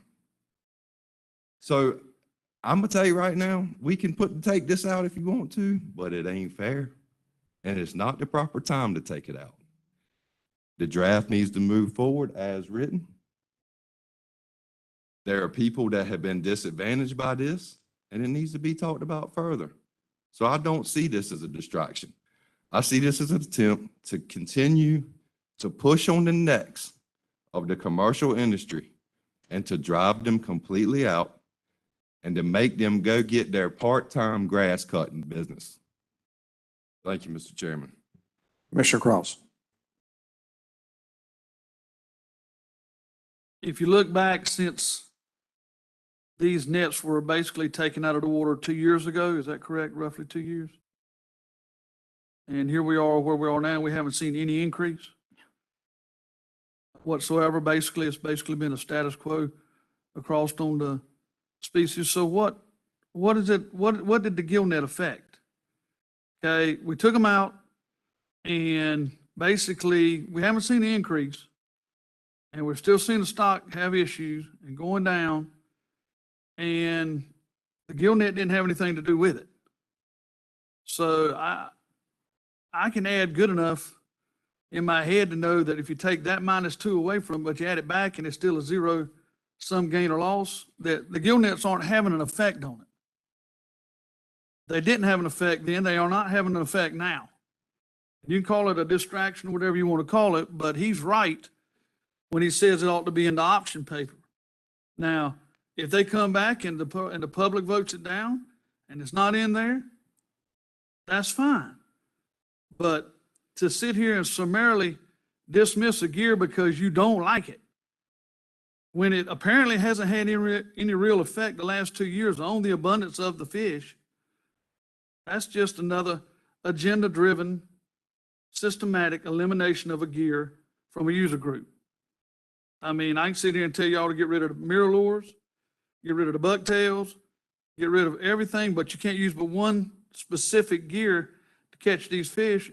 And the recreational committee, side of the equation is going to jump up and down on their head. So I'm telling you, if we haven't seen any abundance increase, I haven't seen any decrease, it isn't the gill nets causing it. I don't know what is. I don't know the exact right answer, but it should be in the option paper regardless, just from the right thing to do. Now, y'all can sit there and say you shouldn't if you want to, that's fine, I understand, but it's not right to keep it out. Anybody else? Okay, if not, excuse me, Commissioner Romano. Yeah, I'm just going to reiterate Doug's point a little bit. 2 years ago, this was hotly contested. We debated this, and then and it went through the way it went through, and now we're 2 years later, and to say that we're not going to debate it again, it's ridiculous. I mean, this is something that not only us, and it shouldn't be just us. That's what we're arguing for, is that the fact that this needs to go to a larger group of people and get more heads talking about this than just us, and that simply seems like a great part of the process. And if it's too much of a distraction, like everyone said before, we deal with distracting topics all the time, and they're just necessary. This is fisheries, so thank you. Anybody else? Commissioner Roller. or for me anyway. So, I've always been one to defend the process, and I appreciate y'all's comments regarding that. However, I do have some issues with how this was added to the FMP, right? I have raised objections to the new division FMP process where we got now the FMPs are more of a workshop based. There's no chair, there's no consensus voting. And I understand why the division did that. I'm not going to sit here and debate that and criticize that. But this was an option basically from one advisor, two advisors, who made a big stink about it. And there's a lot of other issues raised by advisors who people make big stinks about them and they don't get included. And to me, that is not doing the division it's doing the division a disservice, I think, in my opinion, particularly looking back to how this issue was debated at the commission level and had to have a special meeting to go back and put this in place.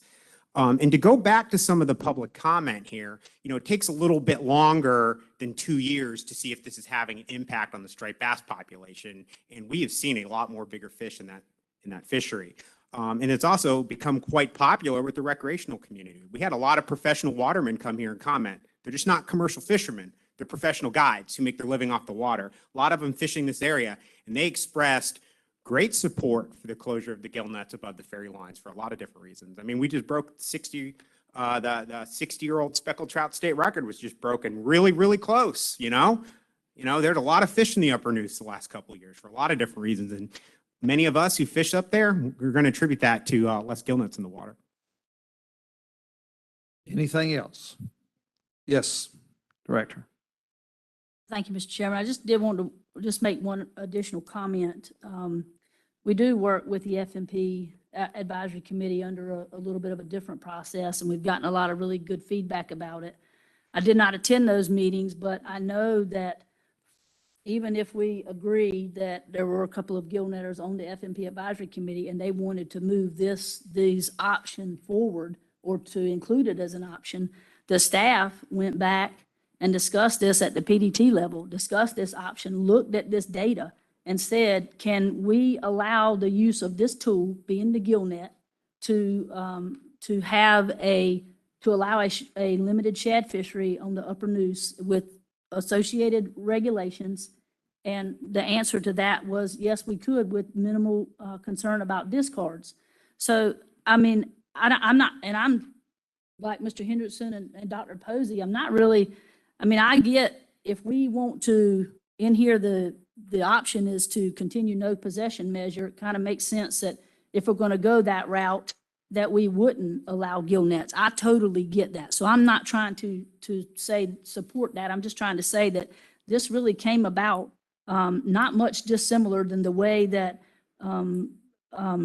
phasing out large mesh gill nets and the flounder issue came out. From two commissioners on this commission wanted us to look at that issue, and that's exactly what we did.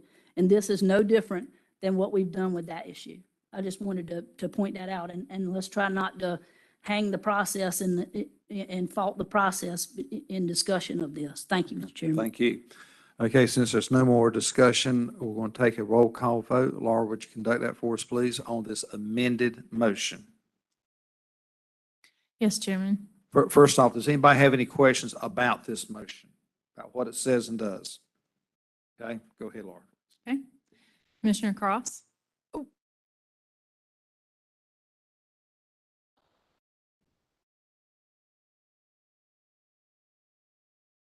We're voting to accept the amendment. Yep.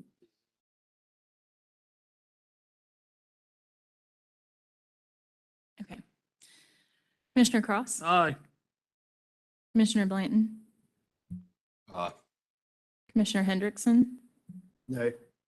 Commissioner Cornegie? No. Commissioner McNeil? No. Commissioner Posey? No. Commissioner Roller? No. Commissioner Romano? Aye. And Chairman Bizzle? No. Motion fails, is it 6-3, I believe? Fails 3-6, yes. So motion fails, so let's go on to the original motion. Like the way Bob gets 2 votes. What? I'm only going to count one of them. Okay. Madam Director. Thank you, Mr. Chairman. We do want to clarify, so under this option, under number 2, if you'll look at your decision documents on page 8, we want to make sure that we clarify what you're asking us to remove. Would that be B and C? So really the only option that you would like is to maintain the gill net closure? Because currently the motion reads to remove the DMF's proposal. But there's also option C in there, which would also remove gill net closure at the ferry lines. Okay, Pete, is So your we motion? just wanted to clarify that. Right. What page is that? Page, Kathy? page 8, Pete.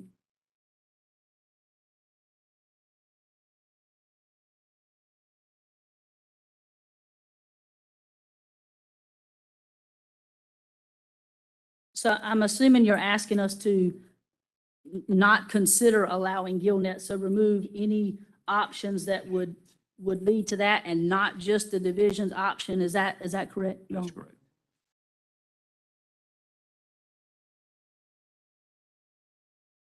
Is that?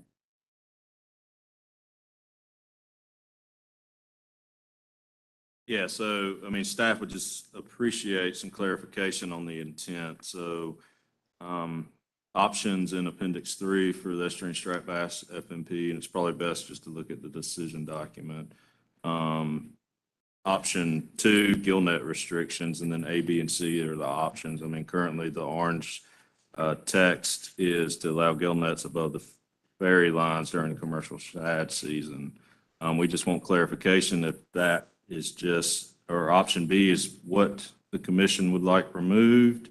If the entirety of management option 2, gill net restrictions removed, or option B and C, and just have maintain gill net closures above the ferry line. Because we feel if the commission wants to continue to allow that closure above the ferry lines, it needs to be contained somewhere in the FMP.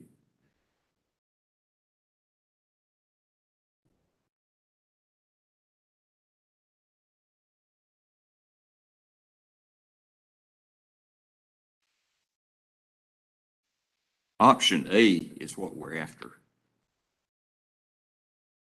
So the intent is to remove B and C from the document, and B just and C. maintain option A.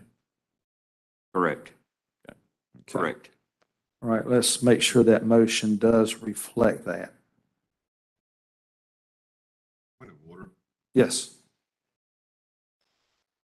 We could debate a motion after the motion had been made and just pick and choose what we want the verbiage to be.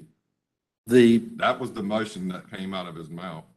Okay, but also, So, I mean, if he wanted to clarify his intent, the motion maker should have clarified exactly what he wanted, and he clarified that. He wanted what he said, the DMF proposal to allow the use of gill nets, and that's exactly what came out of his mouth. I didn't know we could go back if and the, change the motion at willy-nilly. the person who made the motion, the person who could second it, could withdraw their motion and make another motion to take its place. What would be the most clear, Steve? The proper way, we need to ask Sean that. Yeah, Sean. Yeah. That's a suggestion. Yeah, Commissioner Cornegie, if you would like to just withdraw your motion, if that's acceptable to Commissioner Roller, and then you can make a new motion. Yeah, I'll withdraw my motion. Yes, I'm okay with that. Okay, now do you want to make a new motion to clarify better what your intentions are? Yes, Commissioner Posey.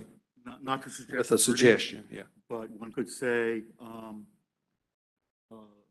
see, motion with the striped bass management plan for review public advisory committee with the change of appendix 3, item 2 to only include option A. That Yes, is the intent. that's specific enough, I think, isn't it, Sean? As long as that works for staff. That was not meant to be a comment on content. right. I was just trying to see if that would help in process. Right. I think you know what the intention is, staff, and let's just get y'all the clarity that you need. Yeah, that's all we would appreciate is Okay. just to understand the commission's intent with this. Gotcha. And Okay. I will just, offer, and this might be helpful for this and, future motions, we number the options, and then have them in lists with, option 2, A, B, and C. So, I mean, you can always refer to those options like that Yes, in a motion. that'd be good. Okay. I think they're working on getting the right motion up.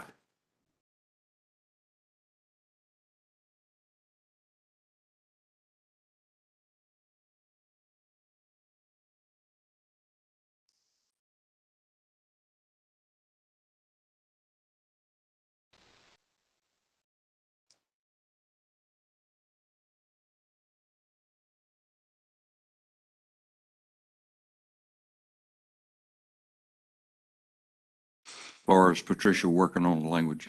I think it's it. It's up Okay, there. okay, Yeah. good. Make sure that is the, Okay. let me know if that is the Okay. language that you're intended for your motion.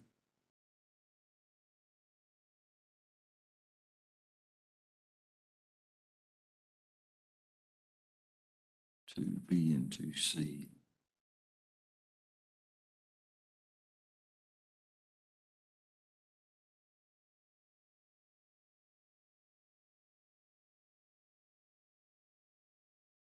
That is my motion. Okay, is there a second? Yes, I second. Tom Roller. Second from Commissioner Roller. Okay, since this is basically a new motion, any discussion on it? There being none, let's do a roll call vote, Laura. Yes, Chairman. Commissioner, oh, sorry.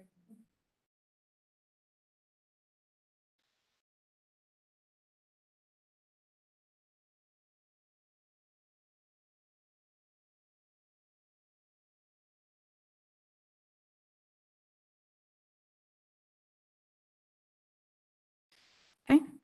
Commissioner Cross, Nay. Commissioner Blanton, No. Commissioner Hendrickson, Commissioner Cornegie, Aye. Commissioner McNeil, Aye. Commissioner Posey, Commissioner Roller, Aye. Commissioner Romano, and Chairman Bizzle. Aye. Motion passes 6-3. Okay, I think now we are done right now for striped bass, I believe. Okay, great. Thank y'all for your work on this. Really appreciate it. Okay,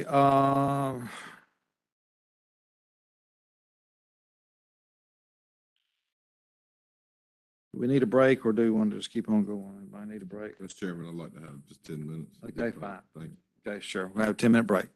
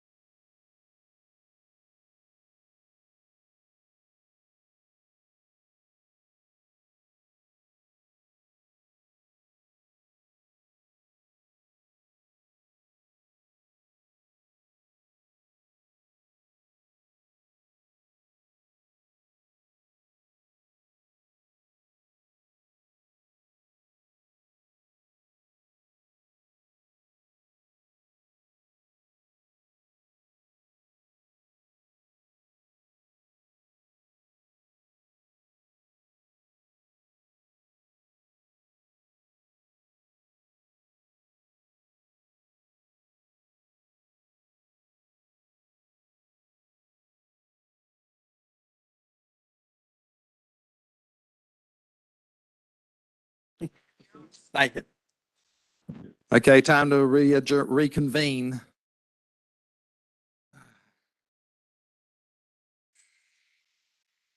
Commissioners?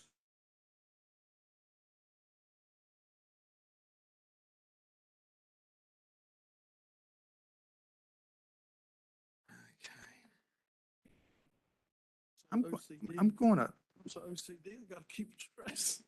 I'll keep it straight. Hold on. I tell you what. Yeah, that'll work. I'll put it over here. I'd like to see it, dude. Yeah. I have to take it on a long line. Number 72.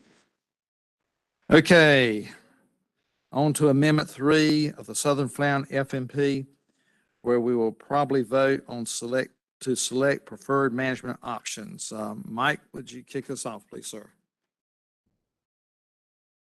Actually, Mr. Chairman, I'm going to start today. I'd rather look at you than Mike. I can appreciate that. No. Anyway, good afternoon, Mr. Chairman and Commissioners. As many of you know, I am Ann Marquith, co-lead for Amendment 3 to the Southern Flounder FMP. With me is Mike Leffler, the lead for the FMP. Today, we are here to present information collected through public comment and provide recommendations from the Northern and Southern Regional Advisory Committees and the Finfish Standing Advisory Committee. We will also provide the division's recommendations on each of the management strategies and measures included in Draft Amendment 3. As a reminder, the AC and division recommendations, as well as the options you will be voting on, can be found in the decision document located in your briefing book. So first, we would like to remind everyone where we are in the development process of Draft Amendment 3. We are at the step where we provide the Commission with the results from public and AC review and ask the Commission to select their preferred management options, as well as to vote on sending the draft plan for secretarial and legislative review. After this meeting, we will forward the plan with the Commission's preferred management options for secretarial and legislative review. And then following this review period, the Commission will receive a final presentation where they will be asked to vote on final adoption of the FMP. This final vote is scheduled to occur in May of this year. So Draft Amendment 3 contains 7 issue papers, 6 of which contain options for the MFC to consider today. These issue papers include sustainable harvests, which was based on commercial and recreational allocations determined by the MFC in March 2021 and includes quota management, increased recreational access, which investigates the possibility of creating a recreational fishery for ocellated flounder, inlet corridors, which evaluate inlet corridors as a management tool for conservation of southern flounder, and adaptive management, which develops the infrastructure that outlines direct changes to management in the southern flounder fishery. The sector allocation issue paper was presented, and the MFC voted to approve sector allocations of 70-30 commercial to recreational in 2021 and 2022, adjusting to 60-40 in 2023, and then again to 50-50 parity beginning in 2024. The slot limit issue paper investigates the utility of slot limits in the recreational southern flounder fishery. And finally, the phasing out of large mesh gill nets issue paper provides information on eliminating large mesh gill nets from harvesting southern flounder by the end of the current sea turtle ITP, which is August 2023. Public comment and regional and standing advisory committee comment and review was based on the options contained within these issue papers. Next, I'll review the information collected through the online and U.S. mail comment period. 677 online questionnaires were completed and 7 written comments were received. Respondents from 9 states completed the questionnaire with 652 responses coming from North Carolina. There were several options respondents could select for which user group they identified with in the fishery, including commercial, recreational, seafood consumer, for hire, non-governmental organization, and academic. They could select multiple user groups if applicable. Looking at the primary option respondents selected, 628 identified as recreational, 30 as commercial, 10 as charter or for hire, and 5 as seafood consumers. While the figure on the right only shows the primary options chosen by respondents, many of the respondents identified multiple user groups For example, recreational and commercial, or recreational and seafood consumer, or recreational, academic, NGO, and pretty much any combination you could choose, it was there. The online questionnaire asked specific questions concerning each of the management strategies or management measures contained within the issue paper. Looking across user groups, there were several topics that respondents were in agreement on, either in support or rejection of an option. The options highlighted in gray are those with user agreement that supported the division's initial recommendation, and these were support of implementing a commercial quota and recreational quota through a season, a change to the recreational bag limit, and adopting adaptive management. The respondents also did not support a slot limit. The options with user group agreement that did not support the division's initial recommendations were commercial suballocation, where the public supported dividing the gill net landings between the other mobile gears and pound net categories, while the division's initial recommendation was to maintain the current suballocation for the pound net fishery. Commercial trip limits, the public supported trip limits for all commercial gears, while the division's initial recommendation was for the pound nets and gigs upon reopening after reaching the closure threshold. Even though the majority of the public indicated that they would support a change to bag limits, the public supported 4 fish per person per day when asked about specific limits. It should be noted, though, that the 2 fish per person per day had the second most support for those management options. The division's initial recommendation is 1 fish per person per day. Finally, the public did not support increasing recreational access through an oscillated season, while the division recommends an early season of March 1 through April 15th in the ocean for oscillated flounder. In addition, respondents indicated that they would not likely target oscillated flounder if available, though this may be dependent on where the individual responding to the questionnaire lived. Respondents also indicated that they would prefer a lower bag limit if it meant a longer season. And finally, though the majority of respondents did not support slot limits, they supported a 15 to 19-inch slot if one were to be implemented. So, there were several topics that respondents were not in agreement on, either in support of or rejection of an option. For the commercial mobile gear and pound net area options, the recreational sector indicated support for a single statewide area for mobile gears and a single statewide area for pound nets, while the commercial sector supported 3 areas for both the mobile gears and pound nets. The recreational respondents supported trip limits for the commercial sector, whereas the commercial respondents narrowly supported no trip limits. Recreational respondents did not indicate support for recreational commercial gear license holders to harvest southern flounder, while the commercial respondents indicated support for harvest by Ruckle gear if the rec and commercial seasons overlapped. Additionally, questions were asked in the sustainable harvest portion of the questionnaire about how concerned an individual was about either sector exceeding their harvest. The recreational respondents indicated a concern for the commercial sector exceeding their quota, but not the rec sector. And the commercial respondents viewed this differently, indicating that the recreational sector could potentially exceed their quota, but the commercial sector would not. There were 2 additional issue papers where there was not agreement among user groups. For the inlet corridors issue paper, recreational respondents indicated support for inlet corridors for all gears, while the commercial respondents indicated no for inlet corridors. However, if inlet corridors were to be implemented, then the commercial respondents supported them for specific gears only. And finally, recreational respondents indicated support to phase out anchored large mesh gill nets, where the commercial respondents indicated to not phase out anchored large mesh gill nets. So in addition to the questions, there was an opportunity for the public to provide additional comment at the end of this questionnaire in an open forum. The topics entered were varied, and many were general comments not directly about the management ideas. However, there were many comments that were about the management ideas. We summarized these comments and grouped them by broad categories for the purposes of this presentation. The number of times each category was mentioned is in parentheses. The main category mentioned included comments concerning some type of gear ban, whether it was an outright ban on all gill nets, banning inshore gill nets, inshore nets, pound nets, gigs, etc.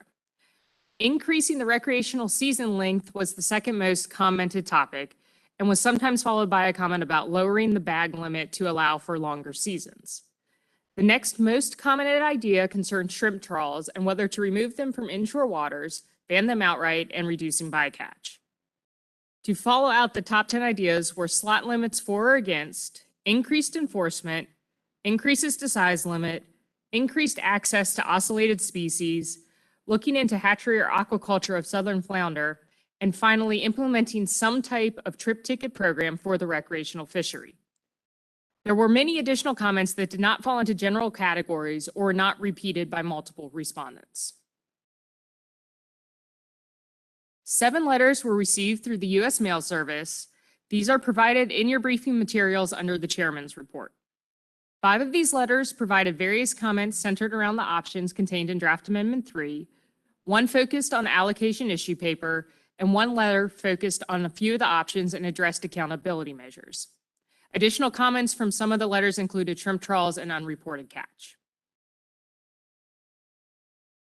So in addition to public comment, the division presented Draft Amendment 3 to the Northern and Southern Regional Advisory Committees, as well as the Finfish Standing Advisory Committee in January 2022 through a series of virtual meetings. Each of these committees allowed public comment, reviewed the draft FMP, and provided recommendations to be included in Amendment 3 and forwarded to the Marine Fisheries Commission. As a reminder, the minutes from these meetings are in your briefing materials under the committee reports. The next several slides contain tables with the AC recommendations. These tables are also included at the end of the decision document as well as in the FMP in case it's easier to follow along the way using those. The tables are set up by issue paper and management measure with the Northern, Southern, and Finfish AC recommendations listed for each issue. Starting with the Sustainable Harvest issue paper, the Northern, Southern, and Finfish ACs either supported or accepted the division's recommendations on the commercial quota. The Northern and Southern ACs supported or accepted the division's recommendation on commercial sub-allocation, which again was to maintain the commercial allocation for the pail nets, whereas the Finfish AC supported option 2.1, which bases the sub-allocations on the 2017 landings. All 3 of the ACs supported or accepted the division's recommendation on the recreational quota being managed through a single recreational season for hook and line and gigs. Continuing with the sustainable harvest options, the Northern and Southern AC supported the division's initial recommendation option of 4A for the commercial trip limits to be used only for the gigs and pail nets upon reaching the closure threshold to reopen the fishery. The Finfish AC supported option 4C, or no trip limits for the commercial fishery. For the recreational bag limit option, the Northern and Finfish ACs supported the division's initial recommendation of a 1 fish bag limit, and the Southern AC supported a 1 fish bag limit, but only if there was a considerably longer open season, particularly that extended into the fall and then into the summer as well. For the recreational commercial gear license option, the Northern and Southern ACs supported the division's initial recommendation to not allow Ruckle to harvest southern flounder, while the Finfish AC supported option 6A, which is to allow Ruckle gears to harvest southern flounder when the commercial and recreational fisheries are both open. Moving on to the other issue papers. For the increased recreational access issue paper, the Southern AC supported the division's initial recommendation of a 1 fish oscillated bag limit from March 1 through April 15th, and a 1 fish any species bag limit during the southern flounder season. The Northern AC supported option 1 status quo, or managing the flounder fishery as an aggregate. And finally, the Finfish AC recommended that the Marine Fisheries Commission design an ocean-caught recreational oscillated flounder fishery that will not hinder the present southern flounder fishery established in Amendment 3. For the inlet quarters paper, both the Northern and Finfish ACs supported the division's initial recommendation to not establish inlet corridors during spawning season. The Southern AC recommended maintaining the ability to implement inlet corridors as adaptive management if research indicates it is appropriate. The Northern and Southern ACs supported the division's initial recommendations to adopt adaptive management, while no motion was passed by the Finfish AC. Moving on to the slot limit options. The Southern and Finfish AC supported the division's initial recommendation of no slot limits at this time. The Northern AC supported the consideration of slot limits as soon as the division had sufficient data on discard size to inform the discard size distribution to inform an appropriate slot limit. And finally, the Northern and Finfish ACs supported status quo, or to allow anchored large mesh gill nets to harvest southern flounder during the commercial season. No motion was passed by the Southern AC. At the time of these AC meetings, the division did not provide an initial recommendation on this issue, as the division wanted to review public and AC comment prior to selecting a recommendation. So this is the end of the information for the public comment and AC review. We will pause to take any questions that you may have about public comment and the AC recommendations before Mike starts walking you through the division's recommendations for Amendment 3. Questions or comments at this point? Yes, sir. Pete. Why has the division since that time taken a position on large mesh gill nets and flounder fishery?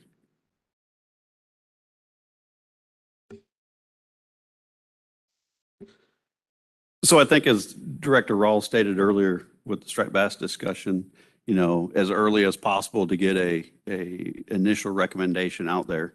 For this particular issue, much like the discussion on striped bass that y'all just had on your recommendation, was to allow the public to offer their concerns or support or ideas relative to this topic.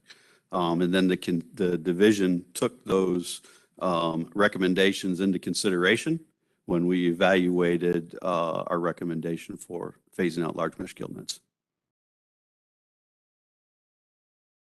Any other questions or discussions at this point? Okay, if not, thank you for your presentation, Mike.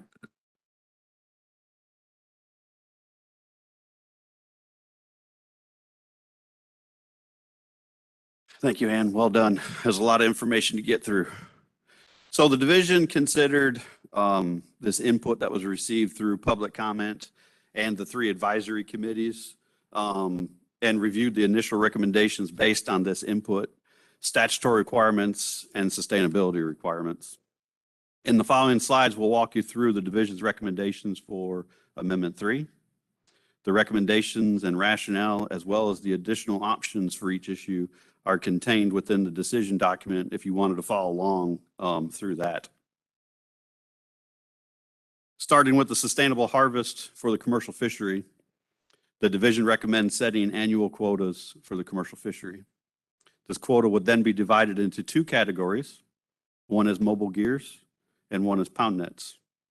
The mobile gear category will operate over 2 areas using the BD boundary line from the turtle and sturgeon incidental take permits. This will create a northern area and a southern area.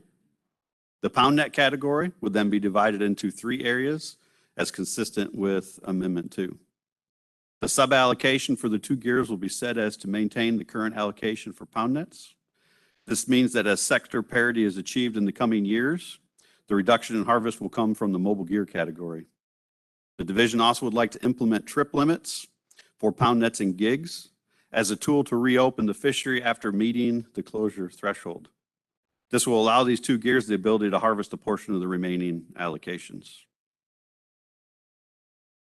The recommendations for the commercial fishery allow flexibility and to accommodate opening dates across gears and areas that accounts for the migratory behavior of the fishery and also potentially allowing a spring or summer gig fishery.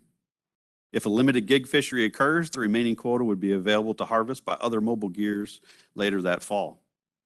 The areas selected include boundary lines that are well known and selected based on historical landings by area, as well as ITP considerations for mobile gears, as that category includes anchored large mesh gill nets. Additional considerations were made for the pound net fishery as the allocations changed to sector parity. Trip limits were evaluated and determined to not be ideal for the anchored large mesh gill net fishery due to the potential for discards at a higher mortality rate, but can be considered for the gig fishery and pound nets to maximize the allocation. These trip limits would likely not be static, but may change from year to year based on harvest rates and the number of participants in the fishery. For the recreational fishery, the division recommends setting an annual quota for the recreational fishery, including implementing a single hook and line and gig season to constrain the quota. This season should occur during the August 15th through September 30th timeframe. In addition, reducing the recreational bag limit to a 1 fish per person per day and not allowing the recreational commercial gear license holders to harvest southern flounder. The recommendations for the recreational fishery allow the greatest potential to achieve reductions through a single season within the August 15th to September 30th window to minimize behavior changes. The following seasons will be based on previous years, accounting for overages that occur. Data from 2020 and 2021 were indicative of behavior shifts as well as increased angler success. The increase in angler success is troublesome during rebuilding and may be minimized through reductions in bag limits to allow only 1 flounder per person per day. Reductions in daily bag limits may also help buffer the recreational fishery from excessive overages during the limited seasons. Moving to the increased recreational access issue paper, the division's recommendation is to allow a single oscillated flounder per day from March 1 through April 15th in the ocean only using hook and line gear. This may coincide with the 1 fish, any flounder bag limit during the fall flounder fishery. This option, if approved, would need to be evaluated for conservation equivalencies through the ASMFC and Mid-Atlantic Fishery Management Councils to ensure summer flounder harvest would not be excessive. This option would allow for access to summer and Gulf flounder with minimal impact to the southern flounder stock as it rebuilds. While the early spring season is not ideal, it would allow access for the division to evaluate the merits of breaking out flounder species into separate management groups and determine the impacts of species identification. This early season would allow time for the division to evaluate harvest and discards of southern flounder prior to the opening of the fall fishery, which may be truncated if the southern flounder are intercepted during the spring fishery. This option is certainly a risk-reward option and that the stock of southern flounder is overfished, but access to other species of flounder has been raised by the public. This risk is why the division recommends a short early season during a time of year where the fishery is not robust.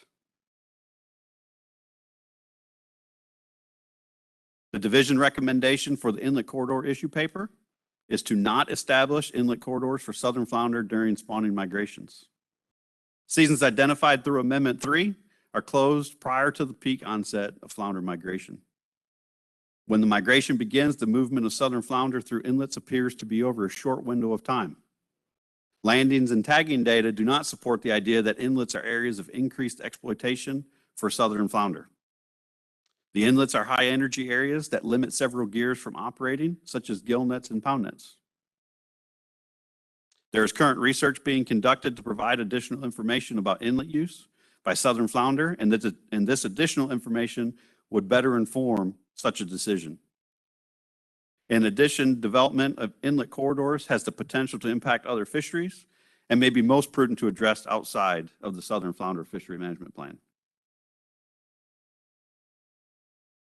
For the adaptive management issue paper, the division's recommendation is to adopt an adaptive management strategy for the southern flounder fishery.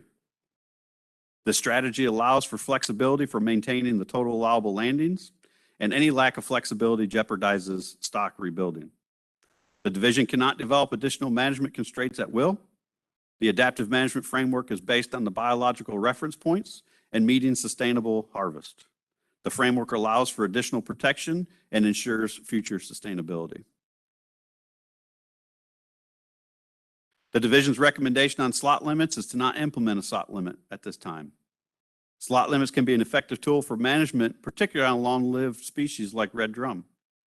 The current southern flounder stock is overfished, and the size and age structure is likely truncated. The division supports consideration of this management strategy when data are available and the size and the age structure of the stock expands and rebuilds. The Coastal Angling Program is currently collecting information on angler discards links and weights to help inform this option in the future. The division's recommendation on gill nets is to allow anchored large mesh gill nets to harvest southern flounder. Sustainable harvest can be achieved with or without gill nets as a harvest gear. Large mesh gill nets have been severely curtailed under Amendment 2, including an additional 25% reduction in allowed yardage. And with the seasons, large mesh gill nets are only allowed during the fall fishery with the exception of shad and blue catfish in limited areas. In addition to previous division recommendations, there are some management measures that will carry over from Amendment 2 to main reductions. These include items such as minimum distance between gears, commercial minimum size limit of 15 inches, 6-inch minimum mesh size for the sale of southern flounder from gill nets, 5 3/4 inch escape panels, soak times for the commercial fishery, so on and so forth. Removal of commercial gears once the season is closed would be required as well. On the recreational side, we would maintain the no greater than a 4-fish bag limit and a recreational minimum size limit of 15 inches. And it must be noted that there is the potential that some of these could change based on the final preferred management strategy selected by the Marine Fisheries Commission today. There's a more comprehensive list of these measures than what I discussed, and that can be found in the Sustainable Harvest issue paper that's in your materials. Thank you for your time. We look forward to completion of this amendment that includes recommendations for comprehensive long-term strategies to rebuild the southern flounder stock. At this time, Ann and I will be happy to answer any questions you have before moving to your action item, which is selecting your preferred management options.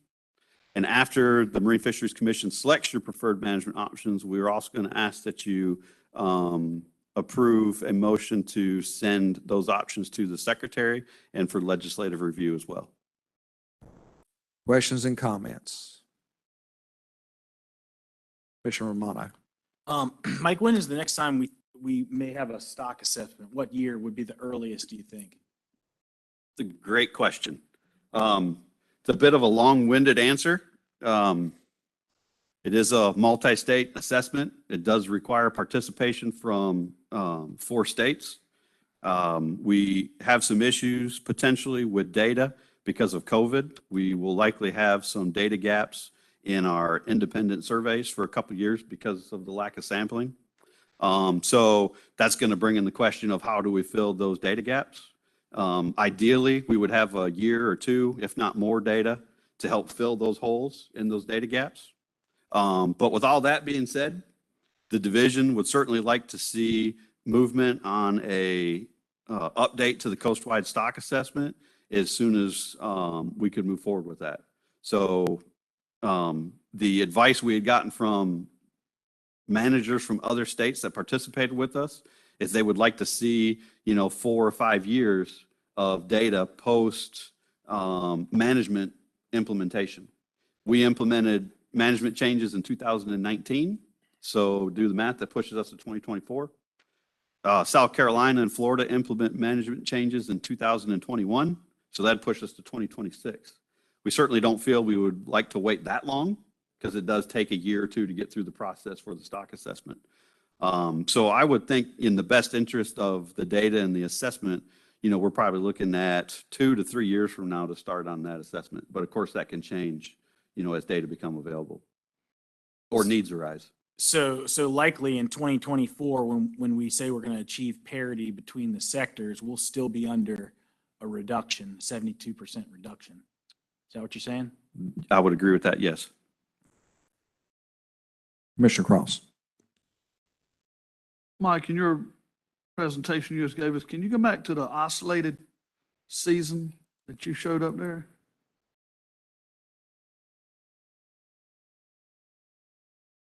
That is for recreational access only, right? That is correct. So you're basically looking at a 45-day season in the spring is what you're looking at. 45-day season in the spring for the recreational fishery in the ocean using hook and line gear only. Other questions or comments? All right, there being none, Pete, I see your hands up.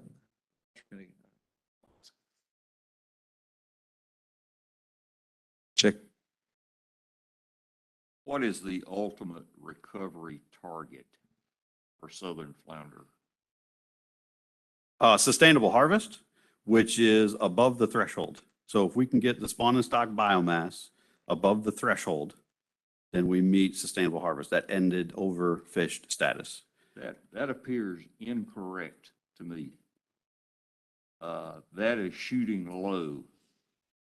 You need to be shooting for the target and not the threshold.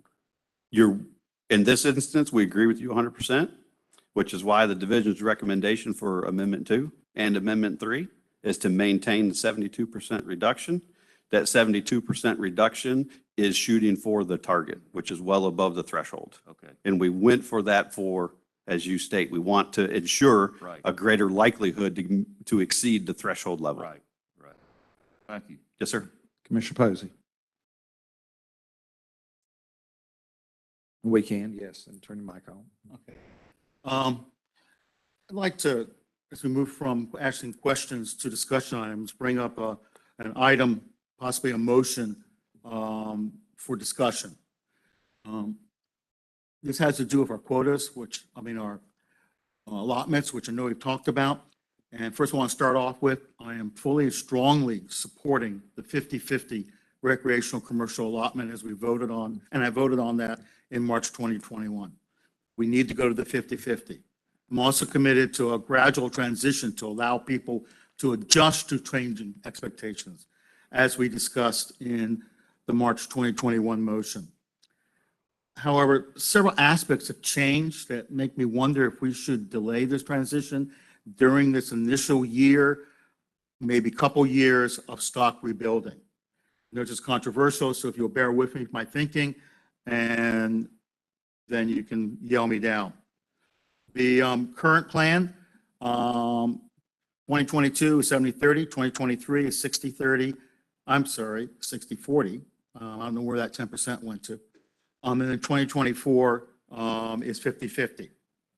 Like I said, I strongly endorse the 50-50, and when I endorsed the schedule, I was expecting significant catch reductions in both 2021 and 2022, so that there may be some ability and flexibility to reduce cuts to some of the sectors, such as, for example, pound netting, that have less bycatch but may have a threshold catch for viability. There's also been some delay for very understandable reasons in the implementation of Amendment 3 from what we expected in fall 2020 on into January, February 2021, a year ago. Additionally, I was expecting reductions to occur proportionally across recreational commercial allocations. And in reality, they've not, for very understandable reasons, having to do with good weather in 2021 during the fishing season, MRIP, a few other things, that was not really realized. The recreational catch exceeded the total allowable limit for 2021 of the combined fisheries and was 84% of the total allowable catch for both fisheries in 2000. That's not meant in any way to be negative, it's the numbers that we have. There was still a decline overall from 2017 because of the 66 reduction, 65 to 66% reduction of the commercial during this time period. And that just has to do math. You have a very large increase on a smaller number, but you have a larger number which is going to dominate when they follow that percentage decrease. And once again, I perfectly understand the reasons why. Then also in spring 2021, we were fairly hopeful that we would have a period of economic recovery. My memory of spring 2021, we had vaccines coming out. We hadn't had Delta. We haven't had Omicron. We were looking to a period of economic recovery, which means the fisheries themselves, on both recreational and its components and commercial, would probably have a little more resiliency since they would have a little bit more of an economic growth. So based on this, I think that during this time of very sensitive rebuilding, it may be most prudent to delay the transition and allocation until the stock has had a reproductive cycle, possibly 2 years, although I can definitely understand where people would only be comfortable, if at all, with 1 year, to begin recovery, as long as it does not affect the movement towards the 50-50 ratio we've talked about already. During this may also give some time for technology such as the electronic reporting to maybe be a little further along, which might give us a little bit better assessment in some of the aspects of the recreational fishery. It sounded like that's sort of a 2024 timetable, if I understood the presentation correctly. So it may also allow us to know a little bit more about some of the life history, given some of the research that's coming along right now, which is giving us a lot more information on what's very important. In saying this, I have a big concern, and I'm sure people generally do. This is not a kick the can down the road thing. This is based on a particular set of circumstances that I see surrounding this initial movement as we go into Amendment 3. We're not even starting Amendment 3 yet. We're sort of moving into it. There have been a few hiccups, I think, in terms of our reductions and how far they might go. And so this is something that I'm proposing just as an initial. And in fact, I think any motion needs to be very careful to indicate that this is only an initial aspect. It's simply a concern that there may be some evidence that at the start of this rebuilding effort that for a depleted stock, that this may not be the time to immediately begin the reallocation, because reallocation will start next year, which is in essence the first year we'll sort of fully have the effects of Amendment 3. Once again, keeping in mind the 50-50 target should not be affected.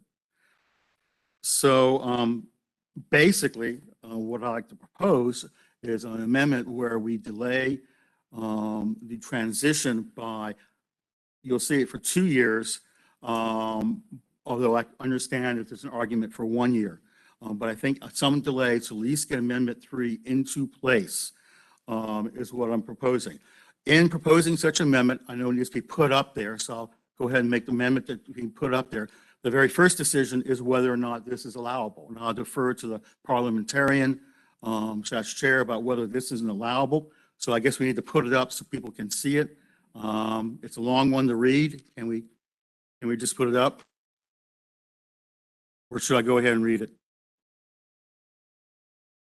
If you are making a motion, you do need to read it. Okay, then I will read it.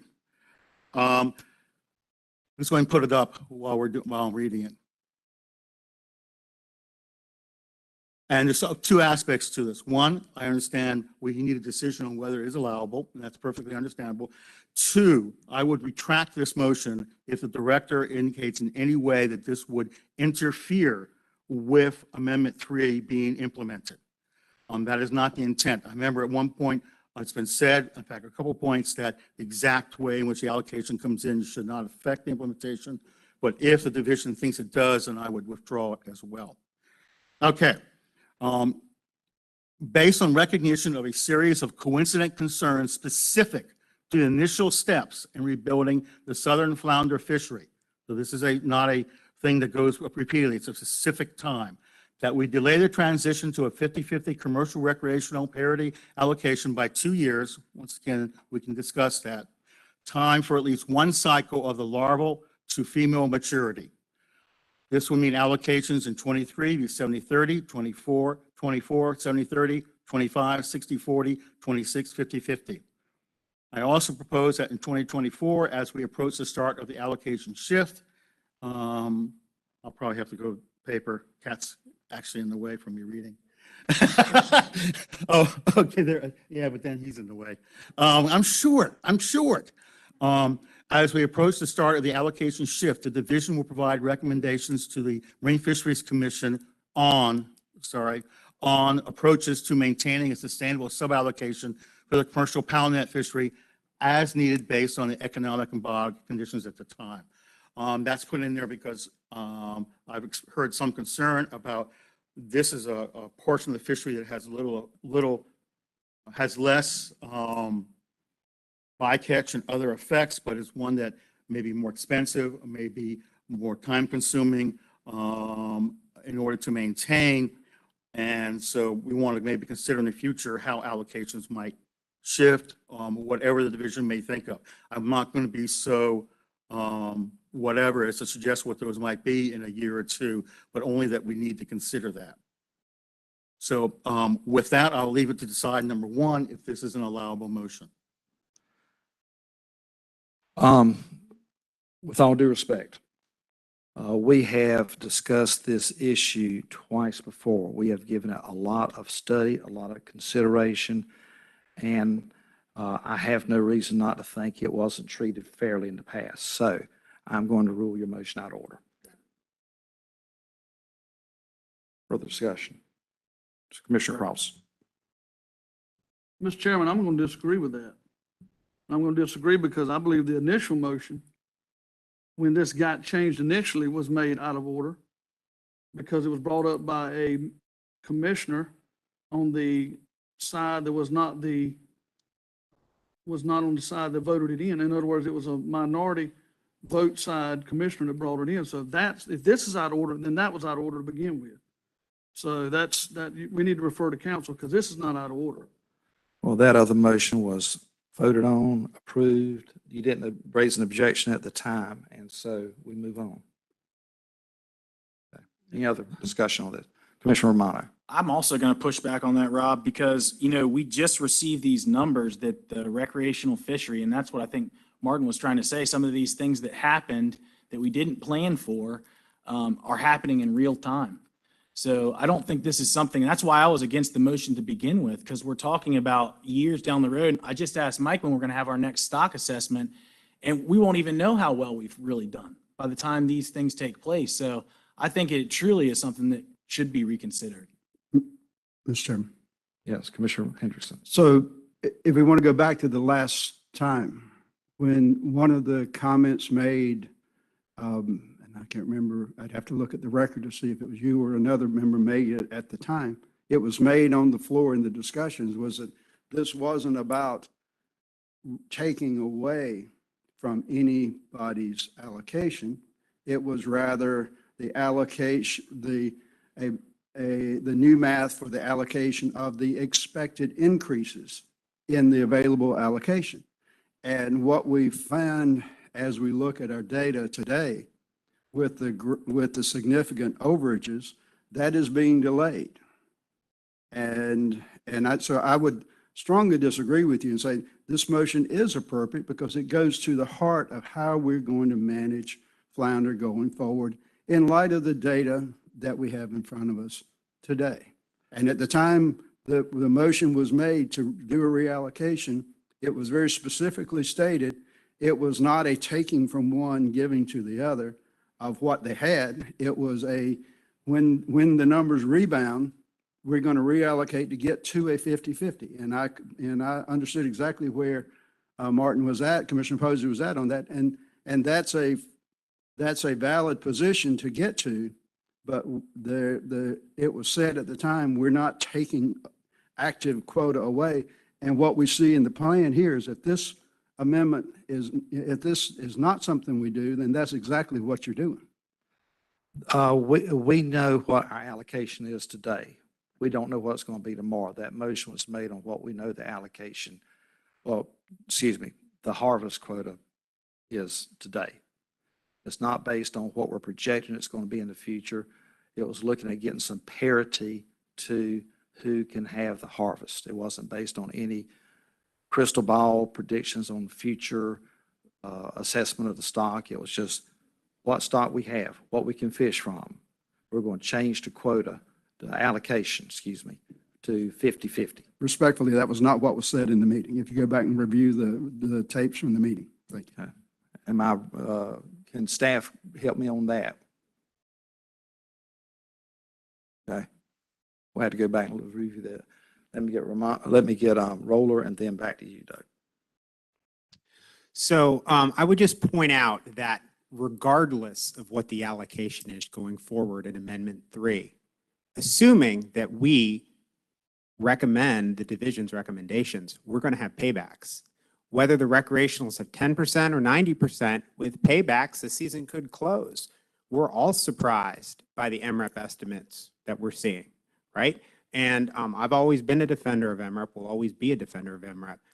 But whether it's 60-40 or 50-50, with paybacks, the fishery is going to close. And if we're saying we're going to delay the implementation of that allocation change, we're probably going to see even longer recreational closure. Commissioner Ross. Mr. Chairman, I'd like to refer to our legal counsel on Robert's Rules of Order. Cannot the initial motion be revisited by a commissioner that voted on it? And that is exactly what Dr. Posey is doing.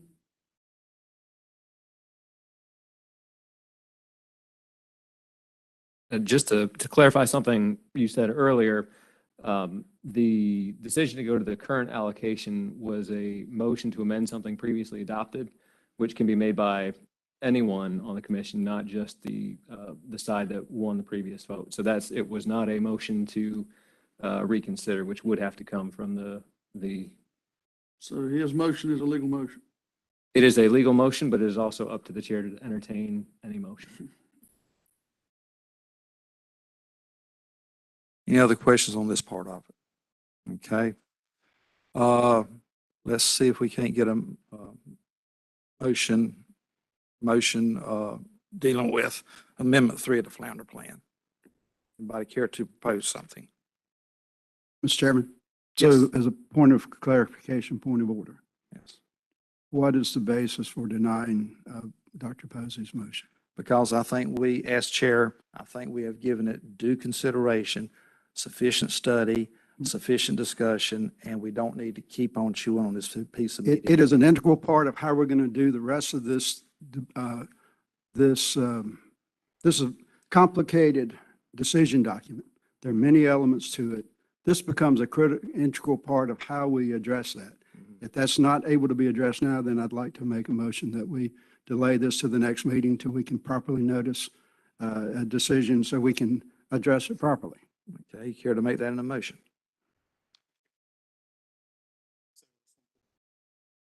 Yeah, that's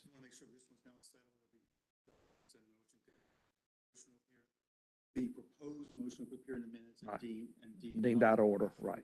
Okay, it'll be in the minutes, yes. Do you care to make a motion? I mean, Commissioner Henderson. Chairman, I don't know any, unless there's an alternative way to, and I don't know if there's a democratic way to override the chair, what should be a democratic process, who's making an arbitrary decision, but, and we don't usually try to get that direct on this, but this makes no sense. Make a motion. I would move that we defer the further deliberation of Amendment 3 of the Southern Flounder Plan until the next called meeting, until we can address matters with legal counsel for both the division, for both the commission and the department. Okay. Let's make sure your motion's up there as you have made it.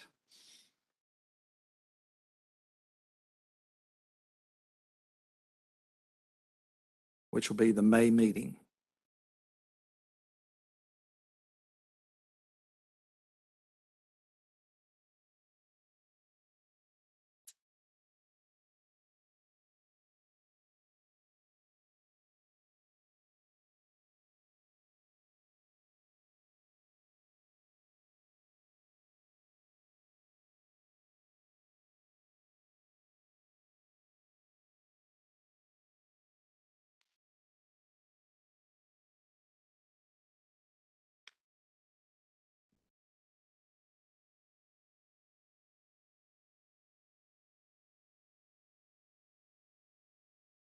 Is that your motion as you've made it?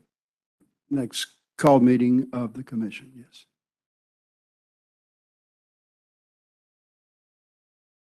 So after meeting, put of the commission.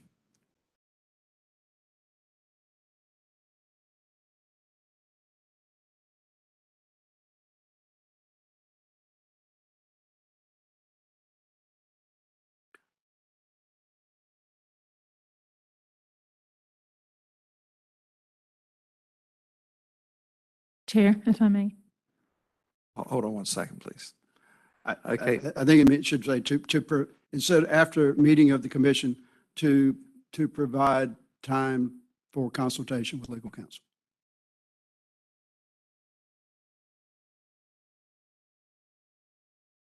Mr. Chair. Okay. Yes, sir. They're here. Yeah, in reading the proposed motion to provide time for consultation, for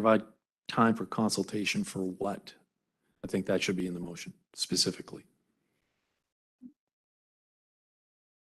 So, so the first question, without benefit of a handy version of Robert's Rules of Order, is, that when the chair is making a motion, when the chair is making a ruling that seems inconsistent with the body, and where it has a significant impact on the ability to vote on a complicated matter that has, I don't know, what, 30 different decision items within the motion to approve the Amendment 3 document, and this becomes an integral part of it, then we're not able to make that, we're not able to fully consider the rest of the pieces until we can understand how the best way to factor that in, and that was not something that was anticipated.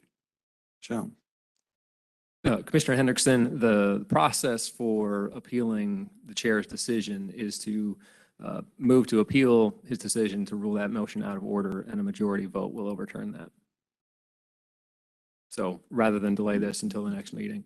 Could have spoke up sooner. We would save I some was, time. you were making a motion. I didn't want to I interrupt. was stalling here trying to figure out who'd get there.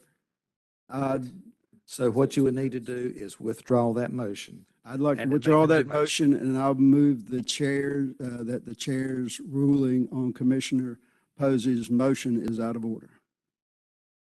Is that the correct terminology, Sean? Okay, let's get that language up here.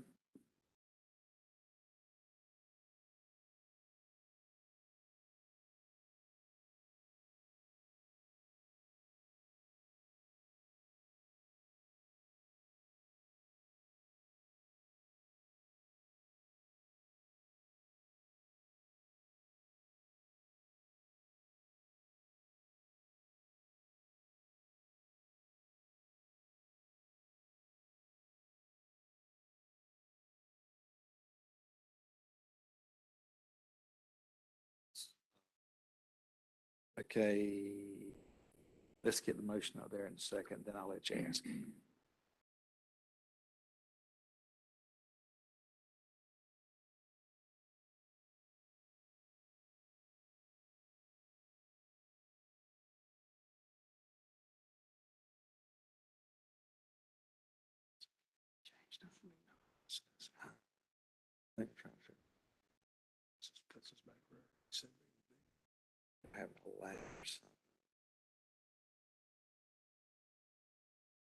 Okay, that motion was withdrawn. So we're withdrawing, you can just delete everything following Tom Hendrickson. You can delete Tom Hendrickson too if you How want about to. including that? Can we include that in it?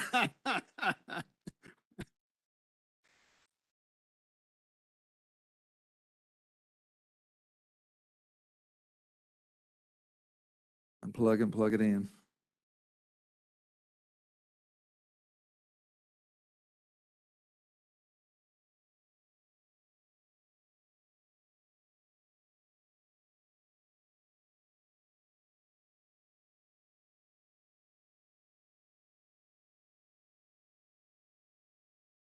Yes. I believe the Is that what correct it needs? language would be to motion by Tom Hendrickson to declare the commission chair's ruling out of order. Let me suggest that you let Sean do Yeah, it. Sean, help us out here. The motion will be to appeal Commission Chair's ruling on Commissioner Posney's motion. Okay. Thank you.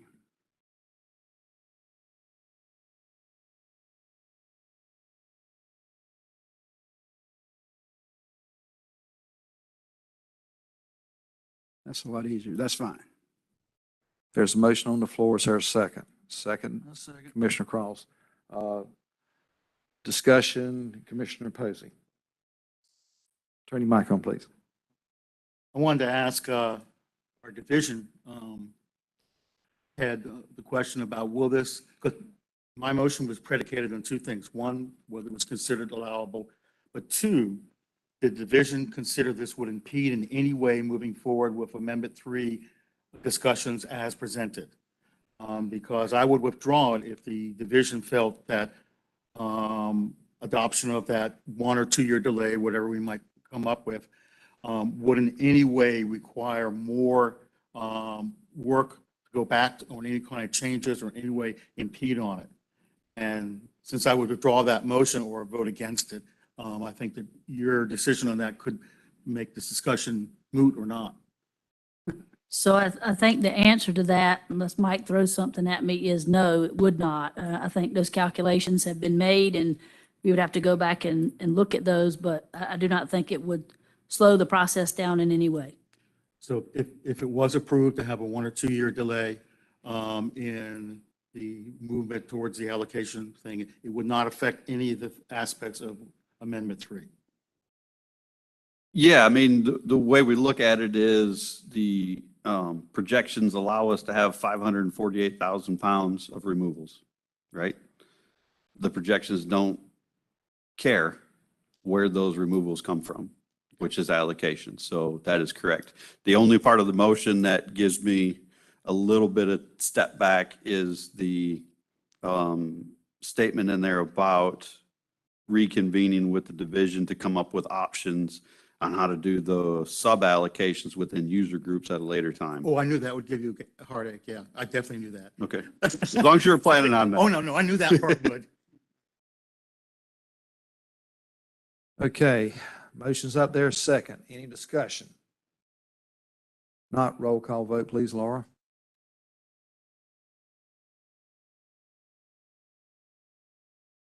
Too many computers. All right. Commissioner Cross? Aye. Commissioner Blanton? Ah. Commissioner Hendrickson? Aye. Commissioner Cornegie? No. Commissioner McNeil? No. Commissioner Posey? Aye. Commissioner Roller? No. Commissioner Romano? Aye. And Chairman Bizzle? Abstain. Motion passes 5-3-1. Okay. So we have a motion by Commissioner Posey on the floor, and it has been seconded. So I think it we has need- been seconded. No, it hasn't been seconded yet. It was ruled out of order. Okay, that's right. I'm right. So is there a motion to, and now Commissioner Cross says he has seconded that motion. Second. And this is to be included in on with the Amendment 3 consideration, right, council? Okay, all right. So we're voting on this to make it part of the Amendment 3 considerations. Is there any discussion? Commissioner Romano. I'm in favor of this motion because it's better than what we did before, but my concern is what will we know in 2 years? What are we going to be looking at? It seemed to me like when we have a stock assessment, we could reconsider, we would look at allocation again. In 2 years, I don't know, other than just looking at what everyone's, how close we had to our estimating these catches correctly. I don't know what will be there. So that's a little concerning to me. And I know we don't want to kick the whole point of this. Nobody wants to kick the can down the road if this is something we want to go towards parity. And I would say 50-50 would be great in a robust fishery, but that's what I would be waiting for as a cue. And that's, to me, when we would want that 50-50 parity. So when we put this schedule down, it just seems very unbiological because we don't know what's going to happen. We didn't know it was going to happen last year. So I stand in support of this, but I would like to hear from perhaps Dr. Posey on why those years in particular, or what do we think we're going to know in 2 years? Commissioner Posey, care to answer? And my suggestion is was not because of any future decision-making. We're heading towards 50-50. My purpose in this motion was to allow some stability. We've had a period where I think for a variety of reasons, perhaps related to COVID, having more people out, some other aspects, really good weather conditions. We had a period, I think, where we had rather unusually high overages. I think we need a year or two of stability before we begin changing our allocations. And so it's not a decision-making, it is to provide a period of a little stability before we begin to alter allocations. It gets at the idea that you want to allow some of your initial efforts to take place. Yes, you won't know how far successful they've been in 1 or 2 years. That's why I'm saying 1 or 2. Just a period of some stability, a little bit more, so we can implement what's going in. It has a little chance to work. We have a little bit of time to kind of make sure that there aren't any of these unusual overages that have happened. It is a period to allow some stabilization as we move forward. So it's not a decision-making time frame. It is, reset's not a good word, but a leveling time period as we begin to implement the change.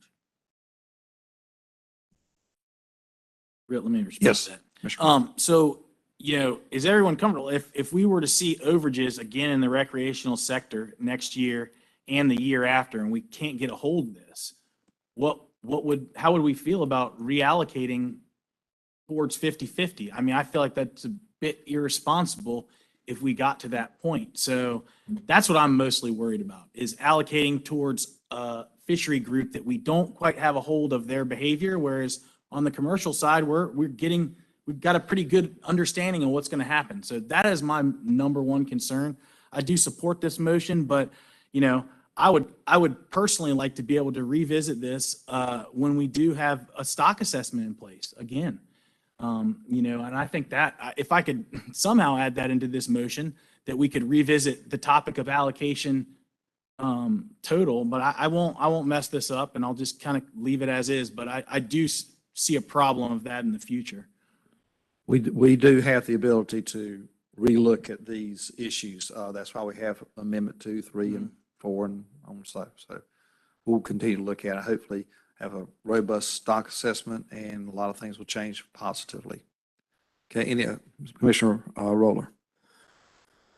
I guess I just don't understand the rationale for stabilization, because this fishery really hasn't been stable. It hasn't been stable ever. It's seen nothing but overfishing.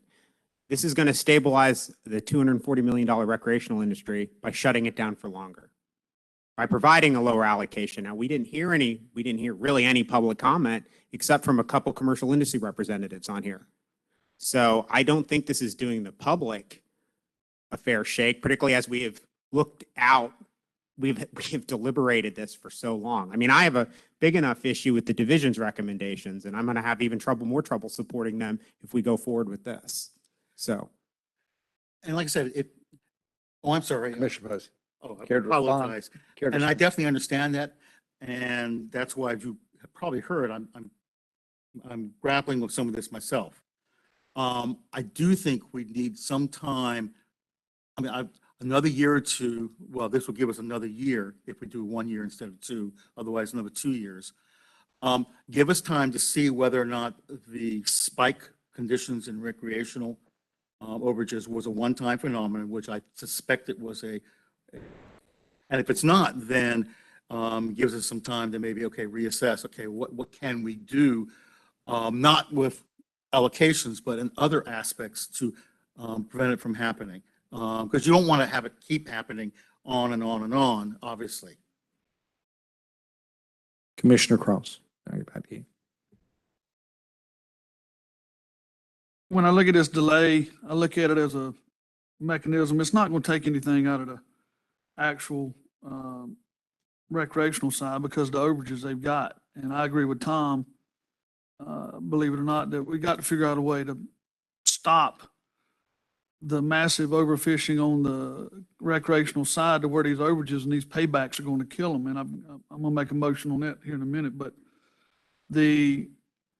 by delaying this, and keeping it where it's at for the next 2 years, it may allow the pound netters to be able to at least harvest some southern flounder during that time and then these other, because I mean, we're going to operate by the quota system and we're still going to have to shut down earlier, even with the reductions we've got. But, you know, you got to understand that this is just not, it's not just a commercial recreational issue so far as the fishermen.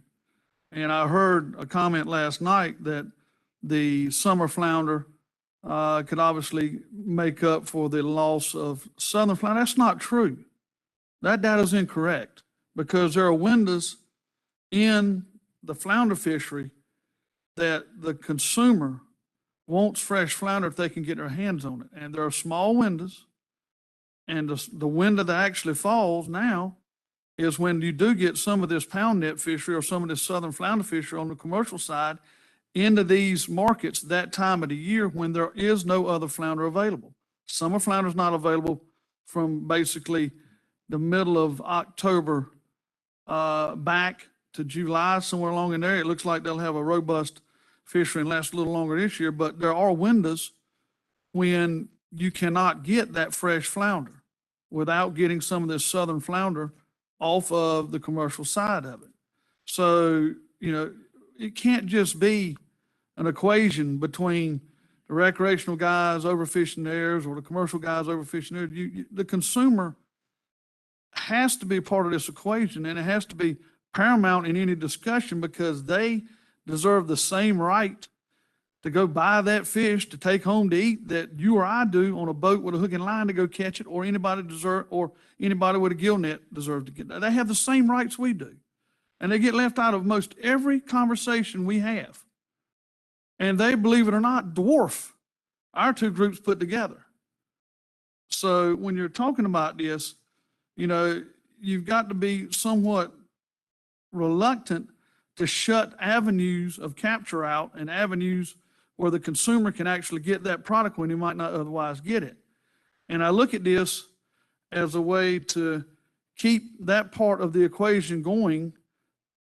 And I agree that, you know, I don't want to see the recreational side shut down. I don't want to see the recreational side even cut back. But the simple fact that the overfishing numbers last year were so dramatic because it created a derby fishery and it was frenzied, and it's like it polarized the entire community of fishermen into, I've got to go get these fish now. I got to do it before my buddy gets them. And I mean, that's not the way to approach fishing in general when it comes down to these quota laden issues, and especially on these distressed stocks. And I mean, and the simple numbers, I mean, you know, you can look at all you want to look at. We know they overfished. I'm not going to blame them for that. They were out there fishing, and that was the time they could go, and they went. But we're going to have to cut that back somehow, or we've got to redirect the energy going towards that fishery from the recreational side, somehow divert it, reflect it, deflect it, whatever, to where we don't have as many people just gung-ho going after it. And would now be a time for a motion, or we need to? Still have this motion. Well, we still have this motion. Okay, I got a motion, I think. Okay. But anyway, that's where I'm at right now. Okay, Commissioner Roller. It's my understanding that the summer flounder fishery, the trawl fishery, is open most of the year now. No, I mean, I've seen it in the landings data. I mean, it's available now. Well, I can tell you a couple of things. Give me a second here. Gather my thoughts. Like I said, I don't agree with the fact that this is stability. I think like I said, I think the reason why we saw a recreational overage is because there's more fish in the water the first time in decades. It's the first time we had access to them before the commercial fishery was open. If you're concerned about the pound net fishery not being economically viable, we have other means at which to look at that in these document decisions. This is simply going to shut down recreational fishery for longer, and this is going to be interpreted in one way by the public. That is just kowtowing to commercial industry. That's how it's going to be interpreted. And we're going to see a bunch of outrage about it. I can promise you that. And there was just We're- a delay moving towards the same endpoint. We're going to be shut down no matter what. If we have paybacks, we have paybacks. And we're going to see overages. I'm worried we're going to see overages no matter if it's 90-10 or 10-90. And I mean, I was as surprised as anyone about it, but I'm not surprised with how popular it is, particularly in today's social media. Now, as someone who's really involved in fisheries management in state and federal, the other thing we have to remember is, I heard you mention that we may have more electronic reporting. If you think we're going to have more of that by 2024, you're sadly mistaken. I mean, we are begging for that at the federal level. We are nowhere near it. Whether it's blue line tilefish or southern flounder, we'll get there someday, but we're not getting there by 2024. I just think that you're going to see a bunch of public outrage about this. So. I want to remind my fellow commissioners that it is 4:30. Please be brief and economical with your comments while making sure you make your comments and make your feelings known. We also have one other issue to take up today after this, so just reminding everybody. Commissioner Cross. I just want to respond to that comment about outrage kicking it down the road. What do you think the general public is that doesn't fish, looking at these numbers of the overage? If that doesn't outrage them, that kind of overage from any sector, whether it be commercial or recreational, if they're not outraged by that, then they're blind. So the outrage is equal on both sides. You can't sit here and say that the recreational fish community is going to be outraged because they basically, think this is kicking it down the road. It's not. It's not going to affect you either way so far as what you're doing if your overages continue. We've got to figure out a way to stop that. So the outrage from the general public should be, well, look at the overage, look at the percentages, look at the overages on the recreational side. I didn't even want to beat that point because I understand why it happened. But if we're going to talk about outrage, look at it both ways. Commissioner Blanton. Thank you, Mr. Chairman. So much to say, but so much has already been said.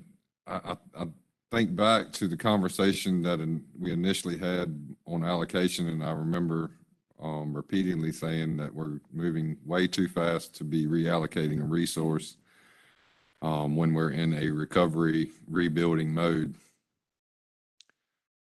The commercial sector had taken quite a bit of cut from what was just a few years ago, could fish 11 months of the year. Now we're down to 2 weeks. Same with the rec side. However, what we saw when we enacted Amendment 2 was a severe cut to the commercial side and quite an increase in the recreational catch, which is not surprising whatsoever when you polarize an issue as such to the point where people feel like they're missing out on something. To the point of how much a fishery is worth, I'm gonna tell you right now, I think the recreational crowd are pricing themselves right out of fishing. If I know I don't want to spend, tens of thousands and hundreds of thousands of dollars to go catch a handful of fish, and the recreational industry needs to realize that they're spending a whole lot of money to catch just a handful of fish, and that's crazy to me. So I don't think this is a bad idea. I think we should wait until we get a stock assessment to have a reallocation discussion, and I said that back in last spring. The recreational crowd is going to continue to overfish. They're going to continue to recruit fish that possibly the commercial industry in past years had caught previous to their chance to catch fish. However, they had just as much time and just as much open season as we did. So I think that's a moot argument as well. The polarization of the issue, I think, is what got the catch way up. This issue was polarized to the point to where it made people feel like they were missing out on something. And maybe they were. But I can support this, and I can even support putting allocation off until we get a real, true, another stock assessment. So anyway, thank you, Mr. Chairman. One last, Commissioner Posey. Okay. Was your hand up, Tom, too? All right, I'll do too.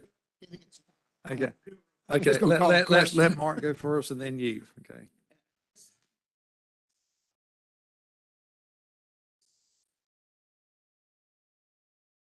guess I'm not even.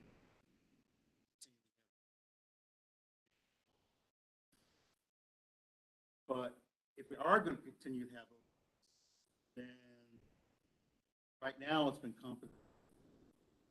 Large recreational park being cut. Cut that, and then you have proportionally even greater overages in the recreational.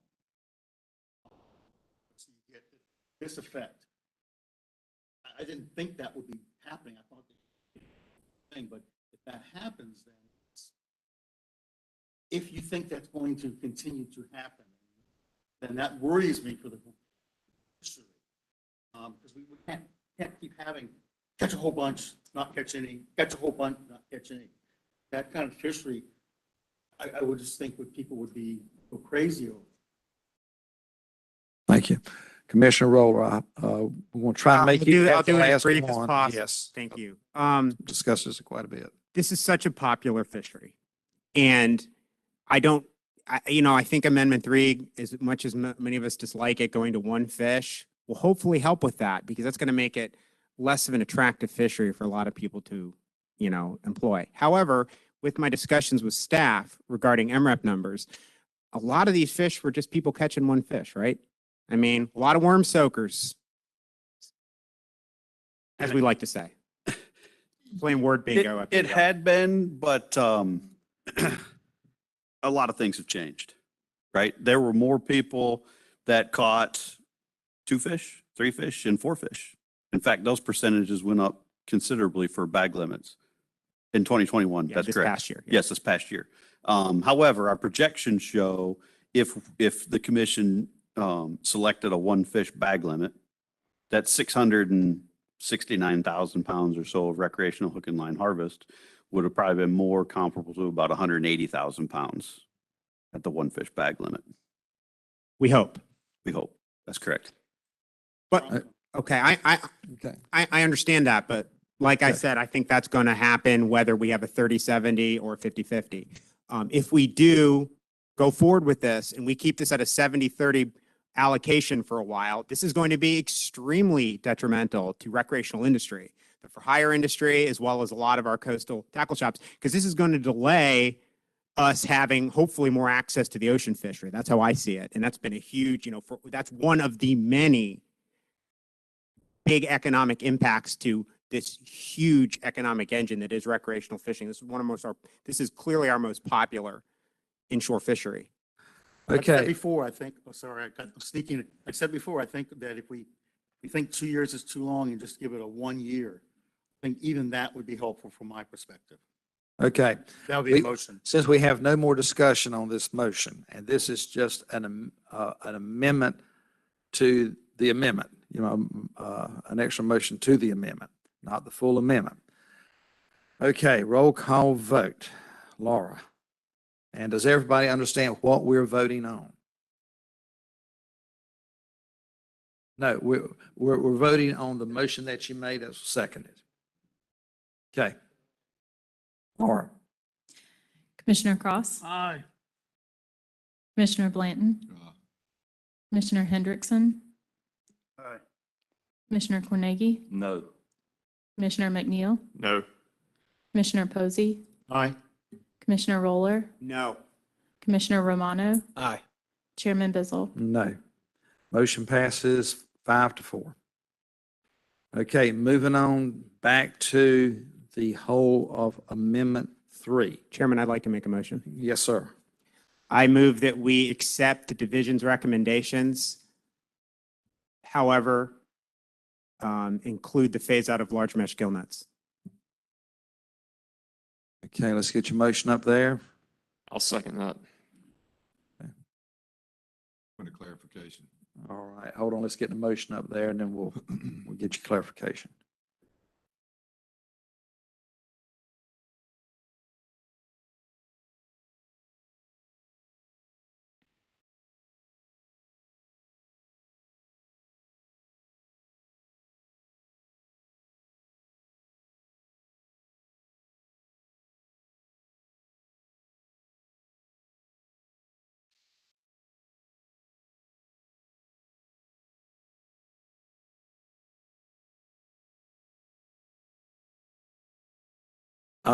Yes, sir, by Robert McNeil.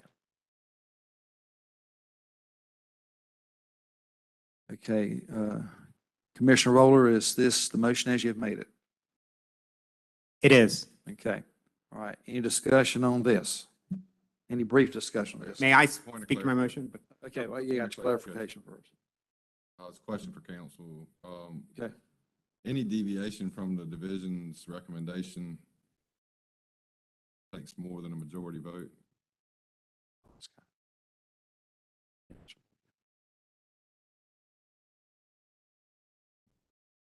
Supermajority is required anytime you're overriding recommendations necessary to end overfishing or rebuild overfished stock. So answer would be what?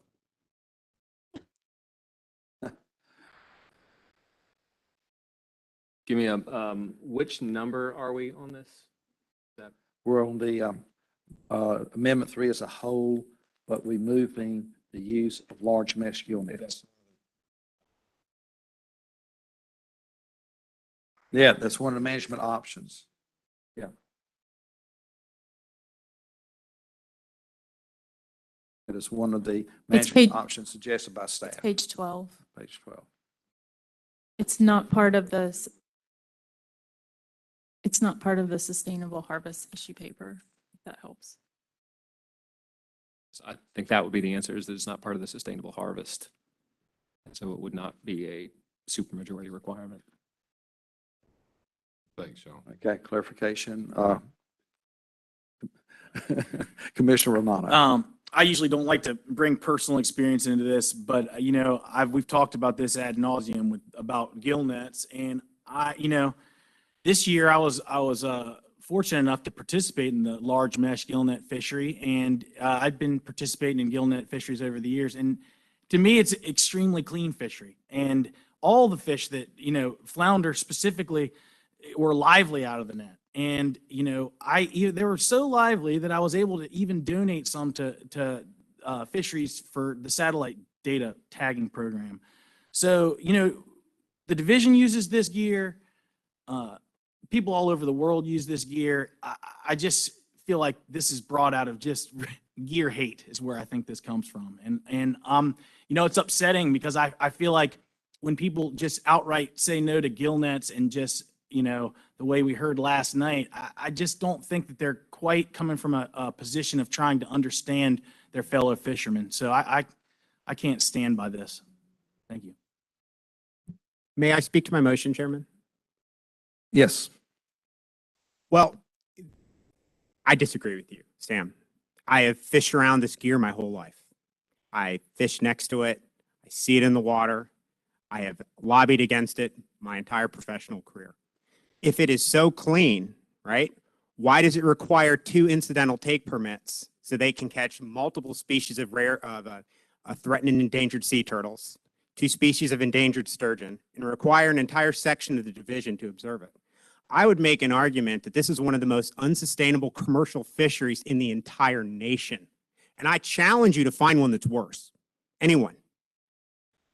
You're targeting this is the main culprit of overfishing for the last 30 years in our southern flounder fishery, a fishery which has been overfished the entire time, mostly due to this gear, and has multitudes of other finfish catches in the process of targeting that main fish.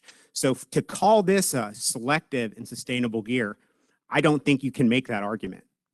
Now, we saw some concern regarding allocations to different gears, like the more capital-heavy pound net fishery. This allows us to go to that to give more fish to that sustainable fishery, right? Which under this plan fishes entirely at the same time. In addition, doing this, as stated in the document, would allow us to have a gig fishery at a different time of the year when they get more money for those fish, and would allow that fishery to expand. So in particularly, if we had the 50-50 allocation, it would be a little bit more palatable to those gears. So when we listened to the recreational comment, we had a lot of professional watermen come here last night. And it's important that we point out that a fishing guide is also a professional waterman because they make a living on the water. And their comments, many of the comments regarding this gear are not just about flounder. They're about its huge impact to a lot of our estuarine and sound areas. And anybody who's fished around this gear understands how one fisherman has a massive impact with it. Commissioner Cross. When you look at gear, you basically got to look at numbers so far as what it's doing and whatnot. So let's look at the 2021 discard numbers, dead discard numbers on gear on the southern flounder side of the equation. The giggers, according to division data, was roughly 2,130 pounds. The gill nets, for all their mighty capturability and all that, they were 4,400 pounds. The recreational hook and line dead discards were 37,394 pounds. So you're worried about 4,400 pounds from a part of a fishery on the dead discards and a little bit of capture they're doing, where they probably didn't catch how many dead discards that the hook and line side went back, according to DMF statistics. So again, it's a gear. It's used against the commercial quota side, and it's up to the commercial quota side to figure out how they want to disperse that gear, not the recreational side all the time. It's just a gear. And if it's used properly within the rules, it's a selective gear, just like Sam said. Now, I don't doubt that if you leave it too long soaking and whatnot, you're going to get dead fish and more dead discards. But if it's used properly, it's just another gear that catches part of the equation on the commercial side. And it doesn't have anywhere near the dead discards that the hook and line fishery had last year in the state. Okay, yes, then I'll come back. Let me get these calls. They haven't spoken Real yet. quick, just Real quick. So I think it's point, we always have these recreational discards thrown in our face. Why? Because I'm going to tell you something. Our discards are worth money.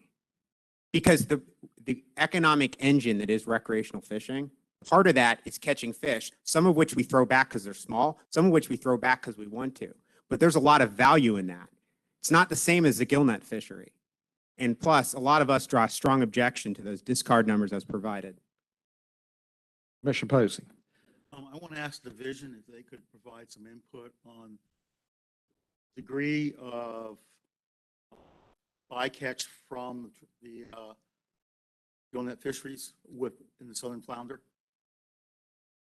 I saw some figures here that talked about, bycatch in other fisheries of flounder, but I didn't quite, I missed the figure that showed what about gillnet, southern flounder gillnet, what is their bycatch? As far as relative to southern flounder or other species? Other species. It's a great question. You're going to make me think about this one.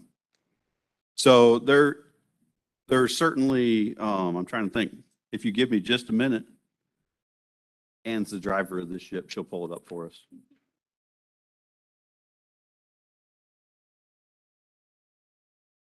So if we look at the top species harvested from these largemouth gillnets, when we're targeting southern flounder, 76% of the fish typically harvested are southern flounder.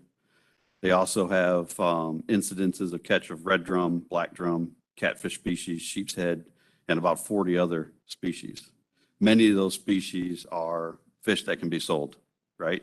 Obviously, there are species like red drum that have a daily limit, striped bass that have a daily limit. I don't have the data in front of me to quantify what those impacts are to those two particular stocks in the southern flounder fishery. Through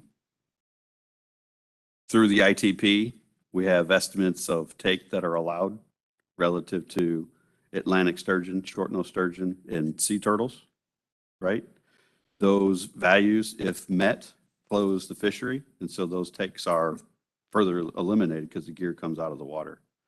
I think one of the big take-homes on bycatch in the southern flounder largemouth gillnet fishery is we are in a much different fishery today than we've been in previous years, right?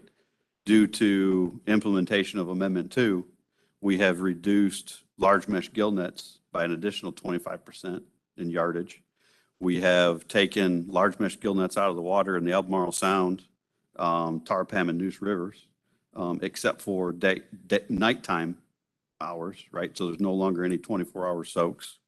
In addition to that, when the southern flounder season is closed, those nets come out of the water. And so in 2021, if you sum up the number of days large mesh gill nets were able to be fished that interact with southern flounder, I believe it was 36 days out of 365. Now, prior to 2019, the large mesh southern flounder fishery operated January through November, essentially, in many places of the state, with the exception of Core Sound and Pamlico Sound because of sea turtle ITP restrictions.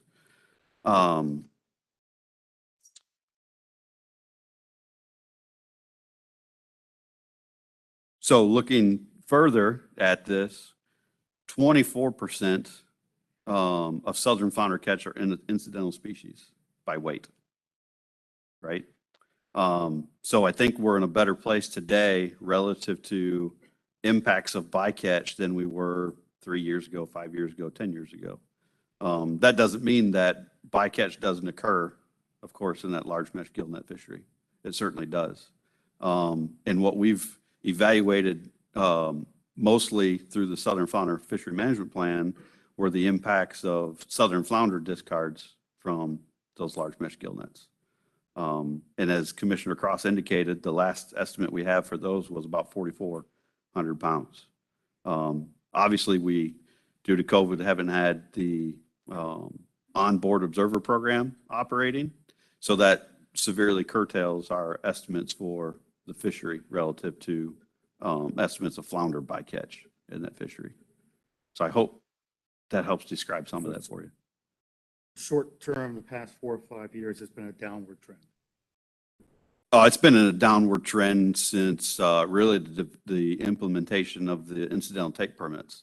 With those management restrictions, you know, nighttime soaks in a lot of state ITP closures, area closures, summertime closures because of turtle interactions. Yes, it's been a precipitous decline in bycatch in that fishery.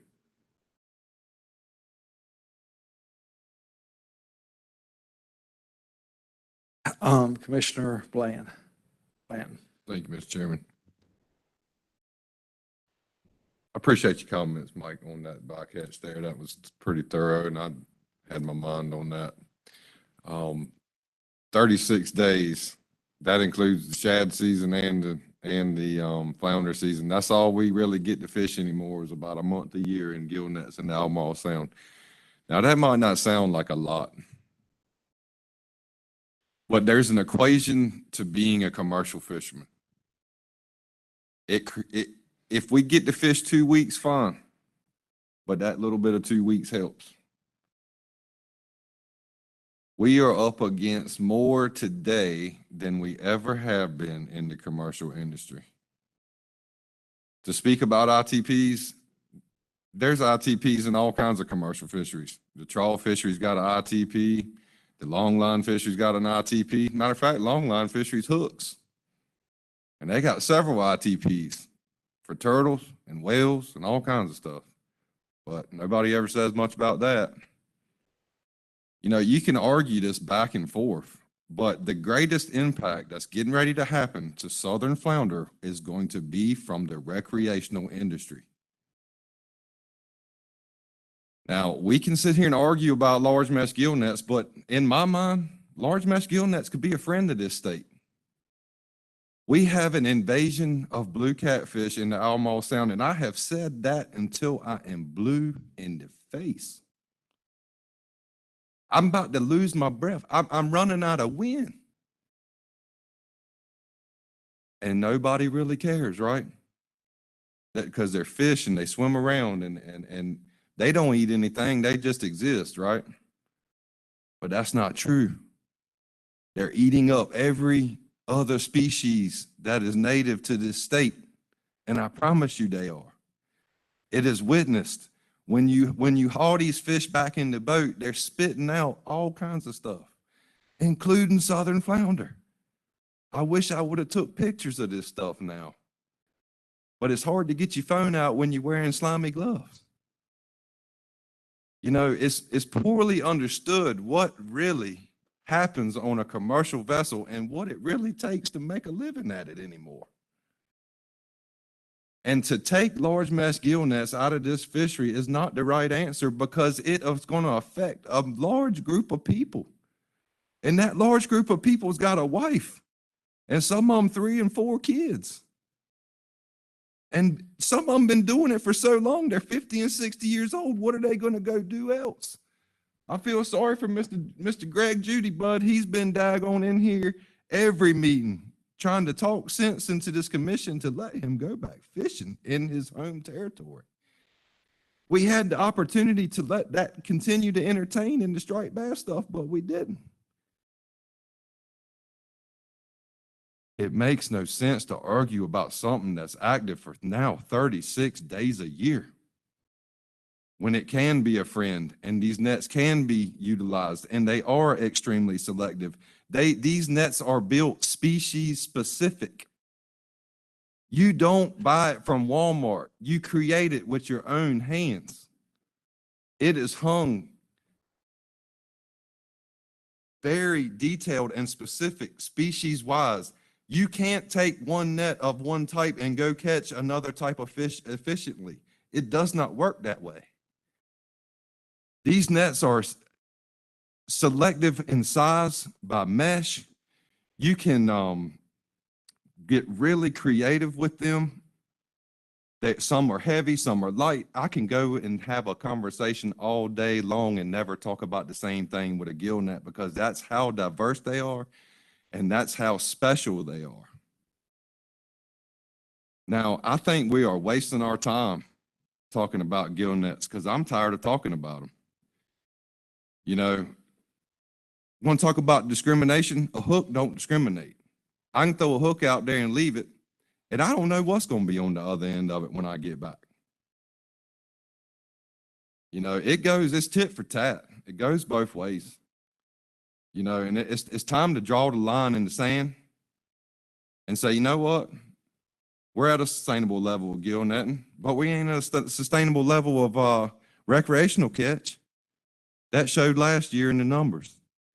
And God knows what the coastwide numbers are because southern flounder just ain't caught in this state. I believe Georgia had some high numbers this past year too, but we ain't heard about that. So in all of this, I'm gonna make an amendment to that motion. I want to make a motion to amend to strike everything after Amendment 3.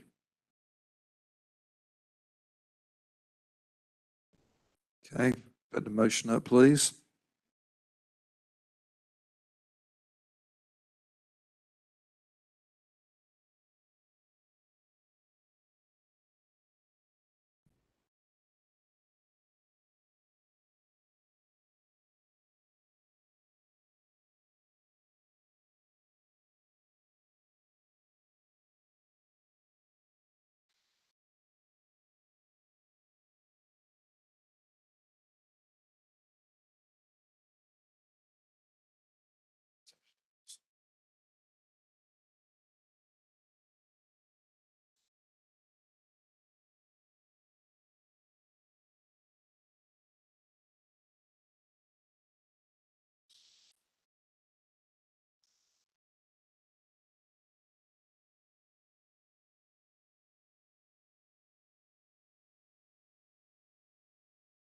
Just clarification. I'm kind of confused under Robert's Rules of Order about the motion to amend. Yeah.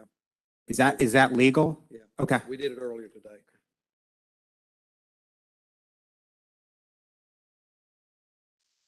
I'll second that. Motion to amend the previous motion with a second. Is this, first off, is this the motion as you have made it? Yes, Mr. Chairman, thank you. Okay. Okay, is there any discussion on this? Can I offer a substitute motion to this amendment? Hold on.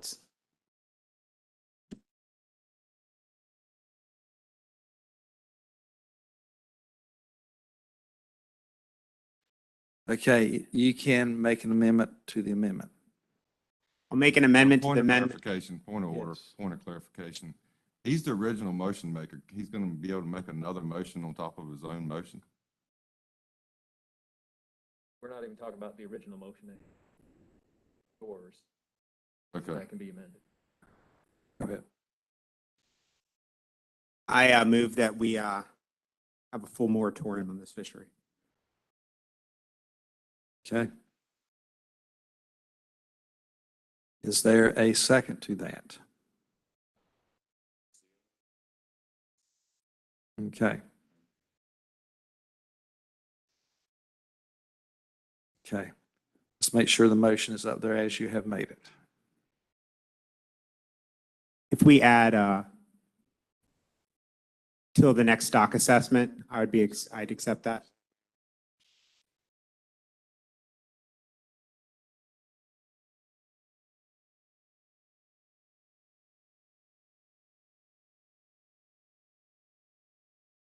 Let's do some clarity on that, on this fishery, on the southern flounder fishery. Let's have some clarity. Correct, on the southern flounder fishery. Okay.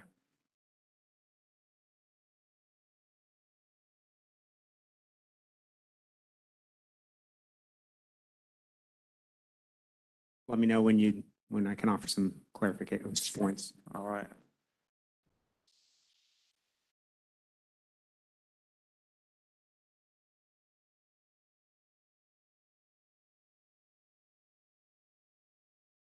In front of fishery, it needs to say on the southern flounder fishery. Where? Yeah, right there. Yeah. Wherever it was. Yeah. Our tax dollars at work.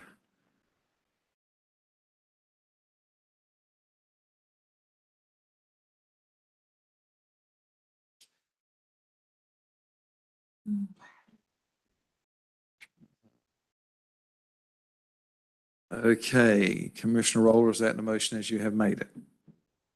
Yes. Okay, Point of clarification. yes. We have a motion to amend and then a motion to amend my amendment. Yes. So that would put me saying that I want a full moratorium because that would be that just don't make any sense. So If you voted for this, an amendment is supposed to be, a strike or something that doesn't sit in or in addition to the original motion should pertain to that. So this doesn't even pertain to the original motion. let's see what our suit says. A motion to substitute is still technically a motion to amend, so it is amending your motion with full moratorium. That's a substitute motion. That's what the book says. It sounds convoluted, but if that's what Robert says, that's what Robert says. Since I've been accused of not following Robert's rules, I want to make sure we follow it. I'm going to keep just calling a clarification if that's okay, Mr. Chairman, because I'm just trying to figure this out as we go. And you know, Robert's rules is a pretty thick book, so. Yeah, when you figure it out, let me know. Okay. We have a amendment to the motion, and we're voting on the last amendment. Any discussion on this last amendment as presented by Commissioner Roller? Commissioner Roller. We're very concerned about the health of the stock, as has been expressed by Commissioner Posey and many other people here. We also hear about how dare you change the gillnet fishery because that impacts my job. What about my job? What about the jobs of the other people in recreational industry? What about the other fishing guides? You took away our oscillated notion flounder fishery because we can't manage the southern flounder fishery. And now we want to reduce the allocation to even shorten our season further and subject us probably to the same sort of closures we would see whether it was 50-50 or 70-30. So if we are truly concerned about the health of the fishery and we can't change what this fishery looks like because we're too concerned, I think that we need to go a little bit stronger.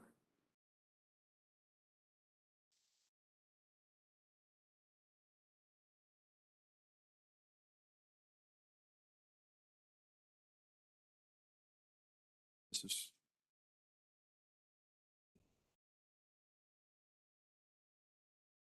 The notice. You can't do this without notice.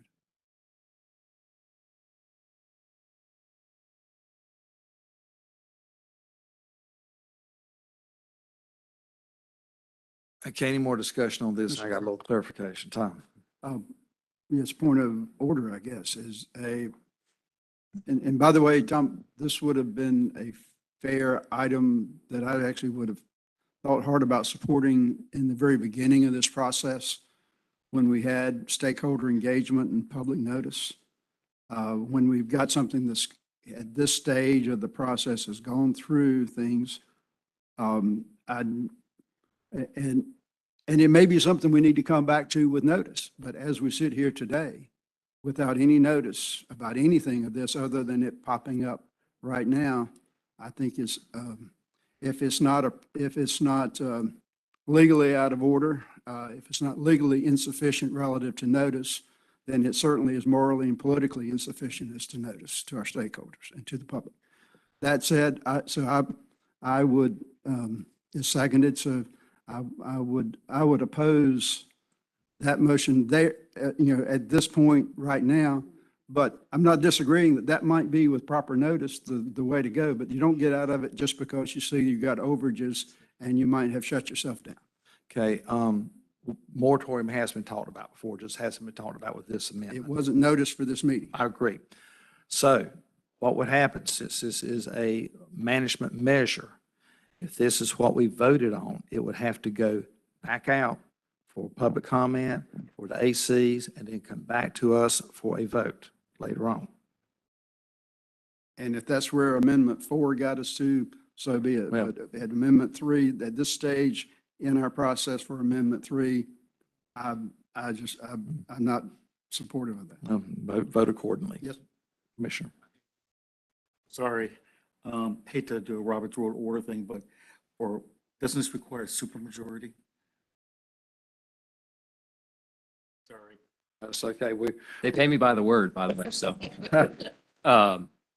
Yeah, since this would get to the sustainable harvest measures that are in the division's recommendation, this would be a supermajority. Yeah. So it takes 6 people to vote for this motion. Call for question. Okay, roll call. This is on his motion. Commissioner Cross? Nay. Commissioner Blanton? No. Commissioner Hendrickson? No. Commissioner Cornegie? Yes. Commissioner McNeil? Yes. Commissioner Posey? Abstain. Commissioner Roller? Yes. Commissioner Romano? No. And Chairman Bizzle? Yes. So we have, what was it? 4 to 1. Supermajority was not achieved, so the motion dies for that reason. Okay, back to the amended motion, Commissioner Blanton's motion. Call the question. All right. I will ask for any other discussion, but I know there's not going to be any because it's 5 o'clock somewhere and it's 5 o'clock here. So roll call vote. Yes, Chairman. Commissioner Cross? Yes. Commissioner Blanton? Yes. Commissioner Hendrickson? Yes. Commissioner Cornegie? No.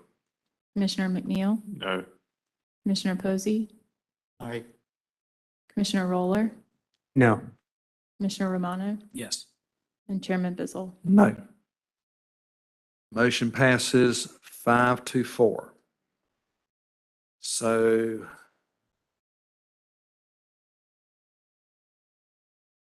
Yes. you voted for it.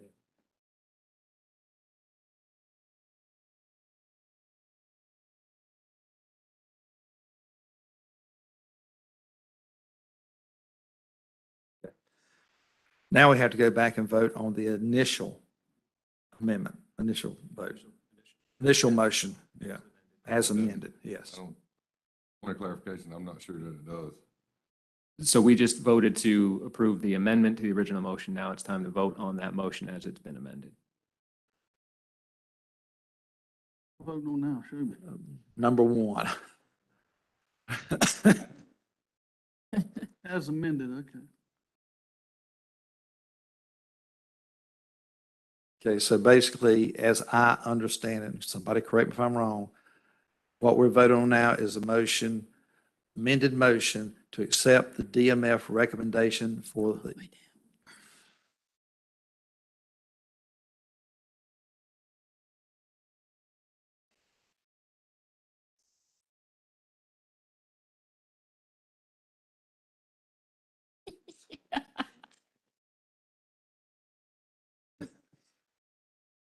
No, no.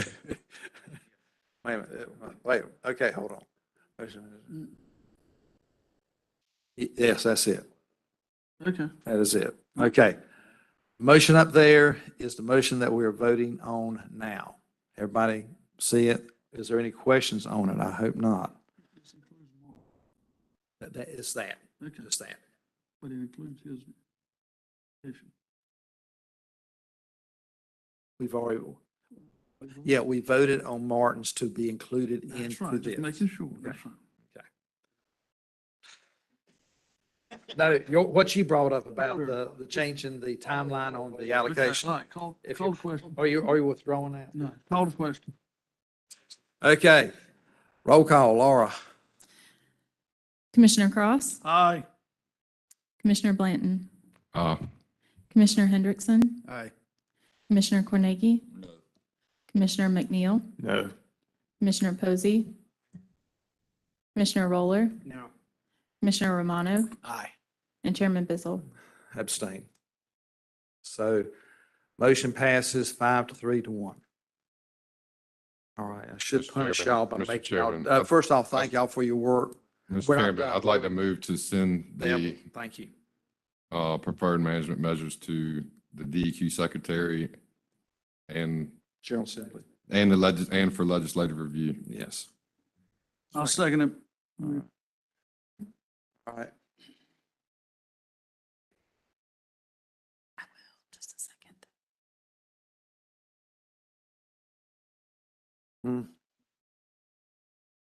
Like a gnat in my ear.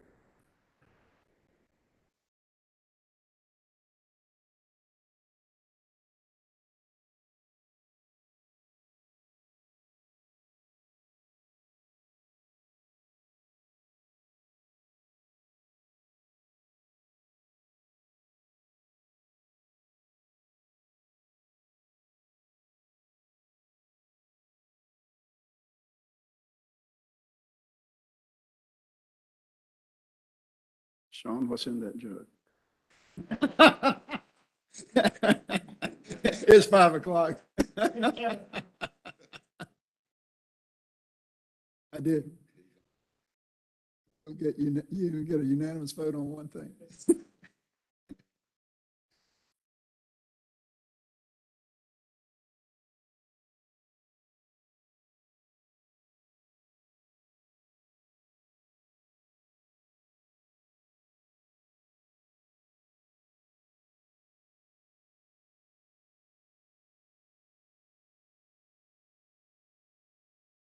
Okay.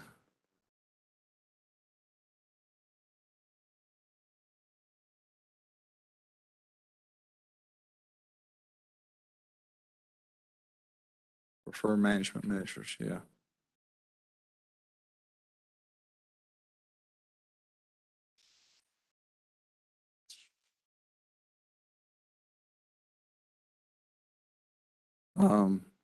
Doe Cross.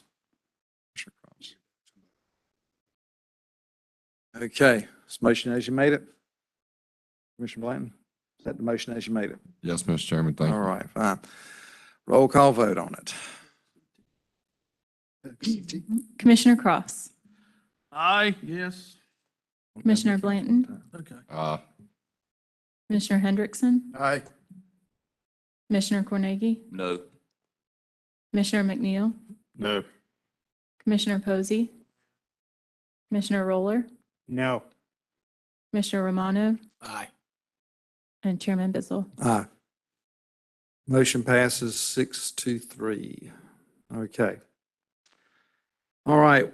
I should punish y'all and make you stay here and do the shrimp FMP, but I'm a nice guy.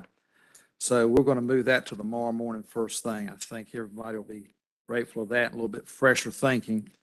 Have a good evening, get some good rest. We worked hard today. See you in the morning at 9 o'clock.